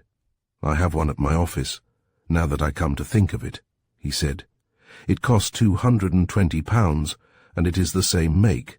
He only asked me 60 guineas. That's strange. Do you mind opening it again? I'd like to see the bolts." The General, nothing loath, turned the key and pulled open the huge door. Jack looked at the square, steel bolts. They were absolutely new. "I can't understand how he offered it for 60. You certainly had a bargain. For 30, sir," he said. "I think I have," said the General complacently. "By the way, I'm expecting a man to dinner tonight," he went on, as he led the way back to the drawing-room. "A doctor man from Yorkshire, Berkeley Seymour. Do you know him?" Jack did not know him, but the girl broke in. "Oh, yes, he's quite an old friend of mine." "He's rather a fool," said the General, adopting his simple method of classification. Edith smiled. "You told me yesterday that there were only two classes of people, general, rogues and fools." "I am wondering," she said demurely, "in which class you place me." The old man wrinkled his brows. He looked at the beautiful, young face in his high good humour. "I must make a new class for you," he said. "No, you shall be in a class by yourself. But since most women are fools—" "Oh, come," she protested laughingly. "They are," he averred. "Look at me. If women weren't fools, shouldn't I have had a wife?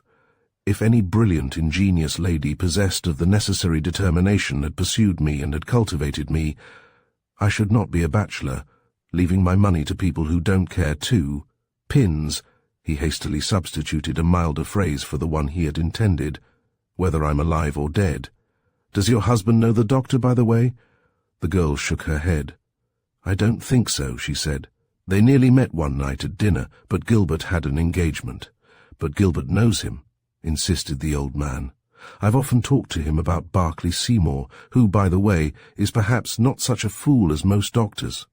I used to be rather more enthusiastic about him than I have been lately," he admitted, "and I'm afraid I used to ram old Berkeley Seymour down poor Gilbert's throat more than his ability or genius justified me doing." "Has he never spoken about him?" The girl shook her head. "Ungrateful devil," growled the old General inconsequently. One of his many footmen came into the drawing-room at that moment with a telegram on a salver. "Hey," demanded Sir John, fixing his glasses on the tip of his nose and scowling up at his servant. "What's this?" "A telegram, Sir John," replied the footman. "I can see it's a telegram, you ass. When did it come?" "A few minutes ago, sir." "Who brought it?" "A telegraph boy, Sir John," said the imperturbable servitor. "Why didn't you say so at first?" snapped Sir John Standerton in a tone of relief. And Edith had all she could do to prevent herself from bursting into a fit of laughter at the little scene. The old man opened the telegram, spread it out, read it slowly and frowned. He read it again. "Now what on earth does that mean?" he asked, and handed the telegram to the girl. She read, "Take the Standerton jewels out of your safe and deposit them without fail in your bank tonight. If it is too late to send them to your bank, place them under an armed guard." It was signed Gilbert Standerton. Chapter 15. The tale the doctor told. The General read the telegram again. He was, despite his erratic temperament, a shrewd and intelligent man. "What does that mean?" he asked quietly for him. "Where is Gilbert, and where does he wire from?" He picked up the telegram and inspected it. It was handed in at the General Post Office at London at 6:03:05 p.m. The General's hour for dining was consonant with his breakfast hour, and it was 9:15 when the dinner gong brought Edith Standerton down from her room. She was worried she could not understand the reference to the jewels. What had made Gilbert send this message? Had she known more of the circumstances of what had happened on the previous afternoon, she would have wondered rather how he was able to send the message. The General took the warning seriously, but not so seriously that he was prepared to remove his jewellery to any other receptacle. Indeed, the purchase of the safe had been made necessary by the fact that beyond the butler's strong room, which was strong only in an etymological sense, there was no security for property of any value. He had made an inspection of the jewels in the safe, and had relocked the door, leaving a servant in the library, with strict instructions not to come out until he was instructed to leave by his master. Edith came down to find that another guest had arrived, a guest who greeted her with a cheery and familiar smile. "How do you do, Doctor?" she said. "It is not so long since I met you at Mother's. You remember me?" "I remember you perfectly," said Dr. Barclay Seymour. He was a tall, thin man with a straggling iron-grey beard and a high forehead. A little absent in his manner, he conveyed the impression, never a very flattering one, that he had matters more weighty to think about than the conversation which was being addressed to him. He was, perhaps, the most noteworthy of the provincial doctors. He came out of his shell sufficiently to recognize her and to remember her mother. Mrs. Cathcart had been a great friend of Barclay's. They had grown up together.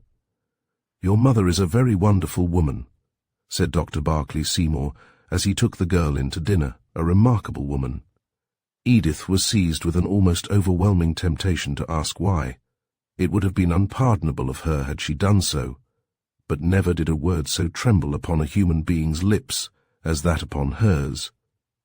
They ate through dinner, which was made a little uncomfortable by the fact that General Sir John Standerton was unquestionably nervous.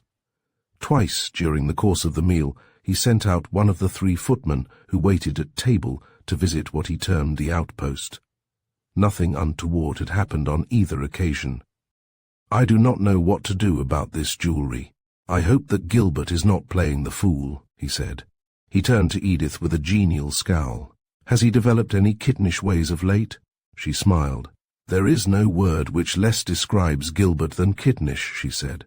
"Is it not remarkable that he sent that message?" The General went on testily. "I hardly know what to do. I could get a constable up, but the police here are the most awful and appalling idiots. I have a great mind to have my bed put in the library and sleep there myself." He brightened up at the thought.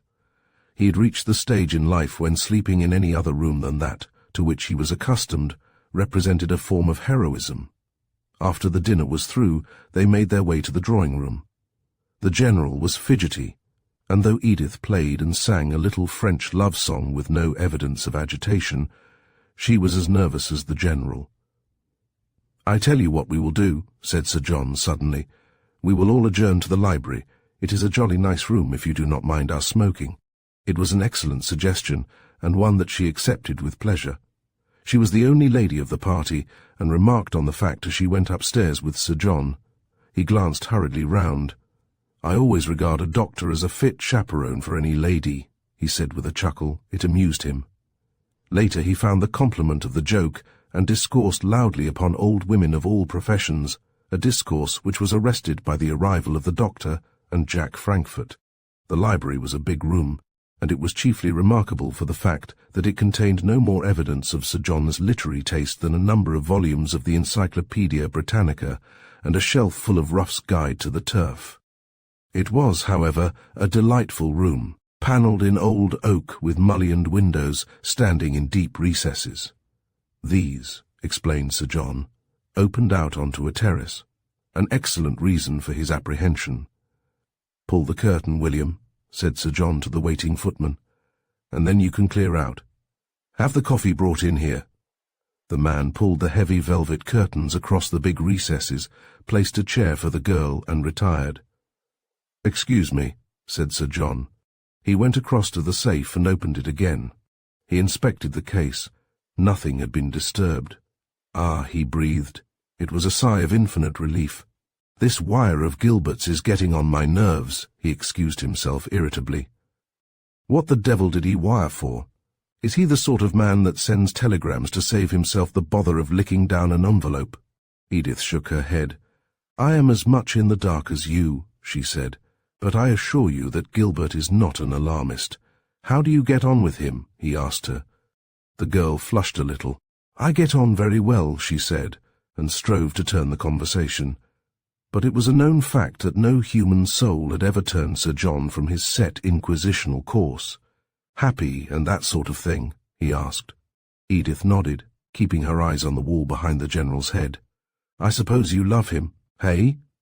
Edith was embarrassed, and no less so were the 2 men. But Sir John was not alone in imagining that doctors have little sense of decency and lawyers no idea of propriety. They were saved further discussion by the arrival of the coffee, and the girl was thankful. "I am going to keep you here until Gilbert comes up for you," said the old man suddenly. "I suppose you know, but probably you do not, that you are the first of your sex that I have ever tolerated in my house." She laughed. "It is a fact," he said seriously. "You know I do not get on with women.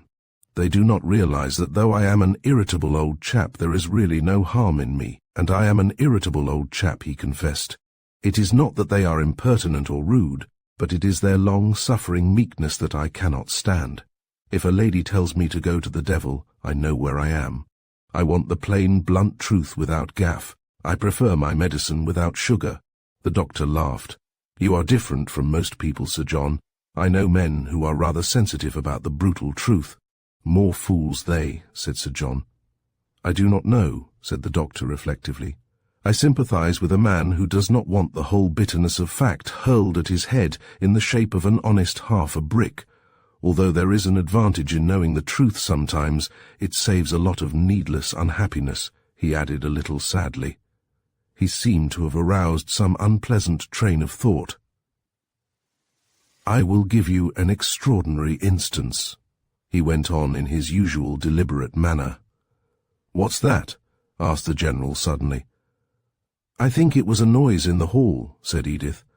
"I thought it was a window," growled the General, rather ashamed that he should have been detected in his jump.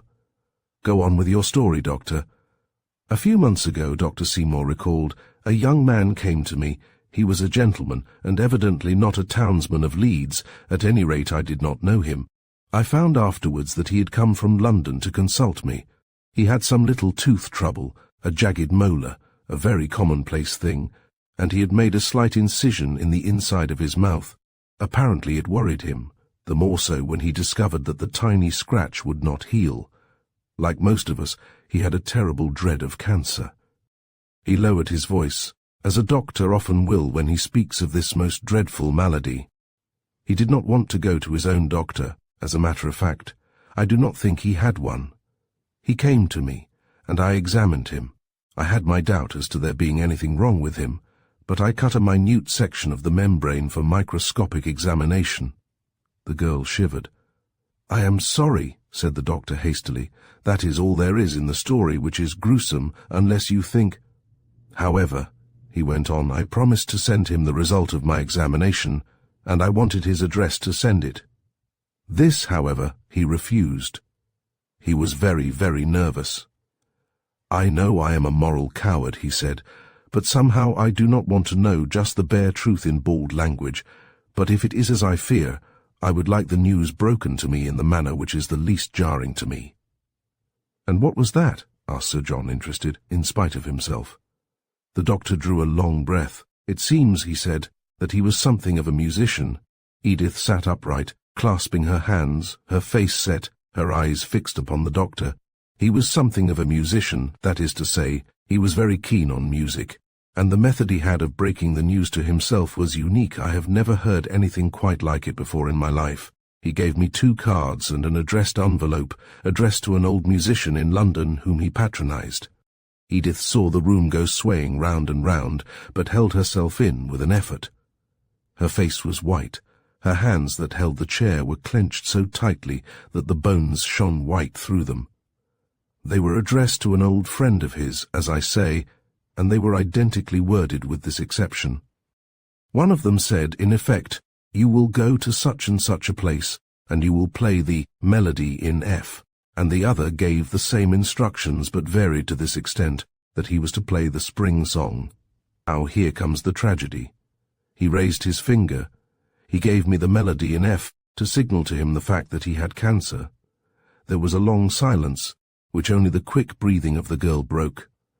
And, whispered Edith, and the doctor looked at her with his far-away eyes. 'I sent the wrong card,' he said. 'I sent it and destroyed the other before I remembered my error.' 'Then he has not cancer,' whispered the girl. 'No, and I do not know his address, and I cannot get at him,' said Berkeley Seymour. 'It was tragic in many ways. I think he was just going to marry, for he said this much to me: "If this is true, and I am married, I will leave my wife a pauper." And he asked me a curious question,' added the doctor.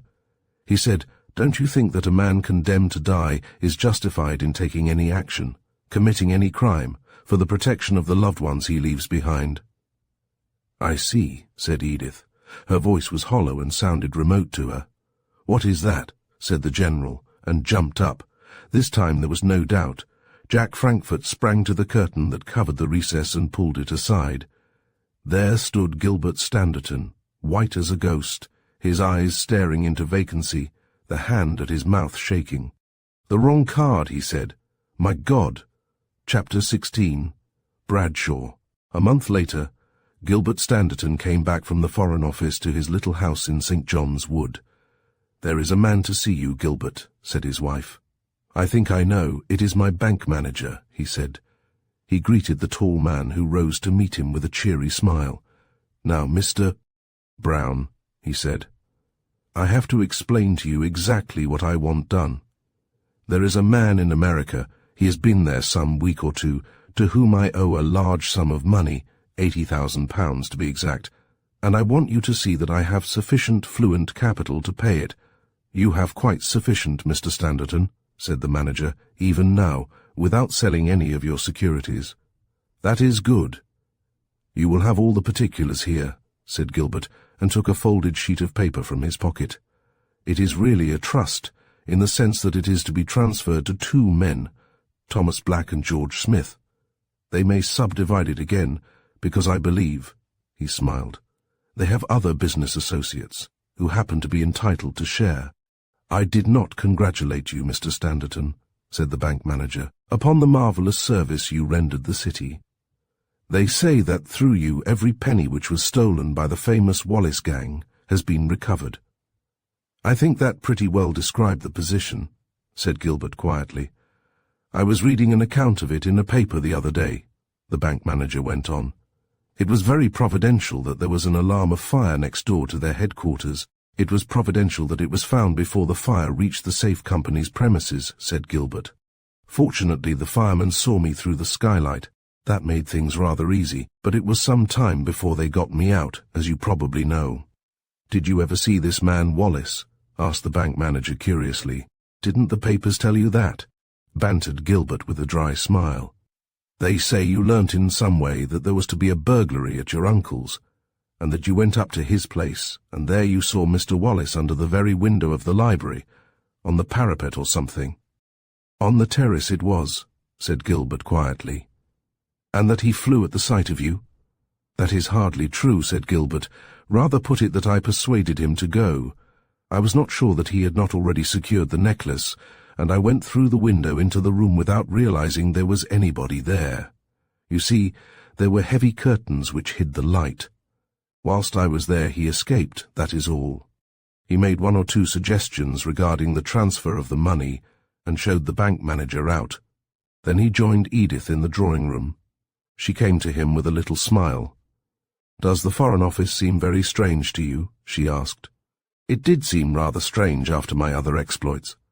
He laughed. "I never thought Sir John had sufficient influence to get you back. I think he has greater influence than you imagine," he said. "But then there were other considerations. You see, I was able to render the Foreign Office one or two little acts of service in the course of my nefarious career, and they have been very good." She looked at him wistfully. "And do we go back now to where we started?" she asked. "Where did we start?" he countered. "I do not know that we started anywhere," she said thoughtfully. She had been looking at a timetable when he came into the room, and now she picked it up and turned the pages idly. "Are you interested in that Bradshaw?" "Very," she said. "I am just deciding." "Deciding what?" he asked. Where we shall spend our honeymoon," she faltered. "Thank you for joining us in this enthralling journey through Edgar Wallace's The Melody of Death. This story reminds us how atmosphere, suspense, and human ambition can weave together into a haunting narrative that lingers long after the final words. Wallace's talent for creating gripping mysteries ensures that each tale leaves us both satisfied and eager for more. If you enjoyed this classic piece of suspense, remember there are many more timeless stories waiting to be discovered. Stay with us at Storytime Haven for more unforgettable literary adventures that keep imagination and curiosity alive.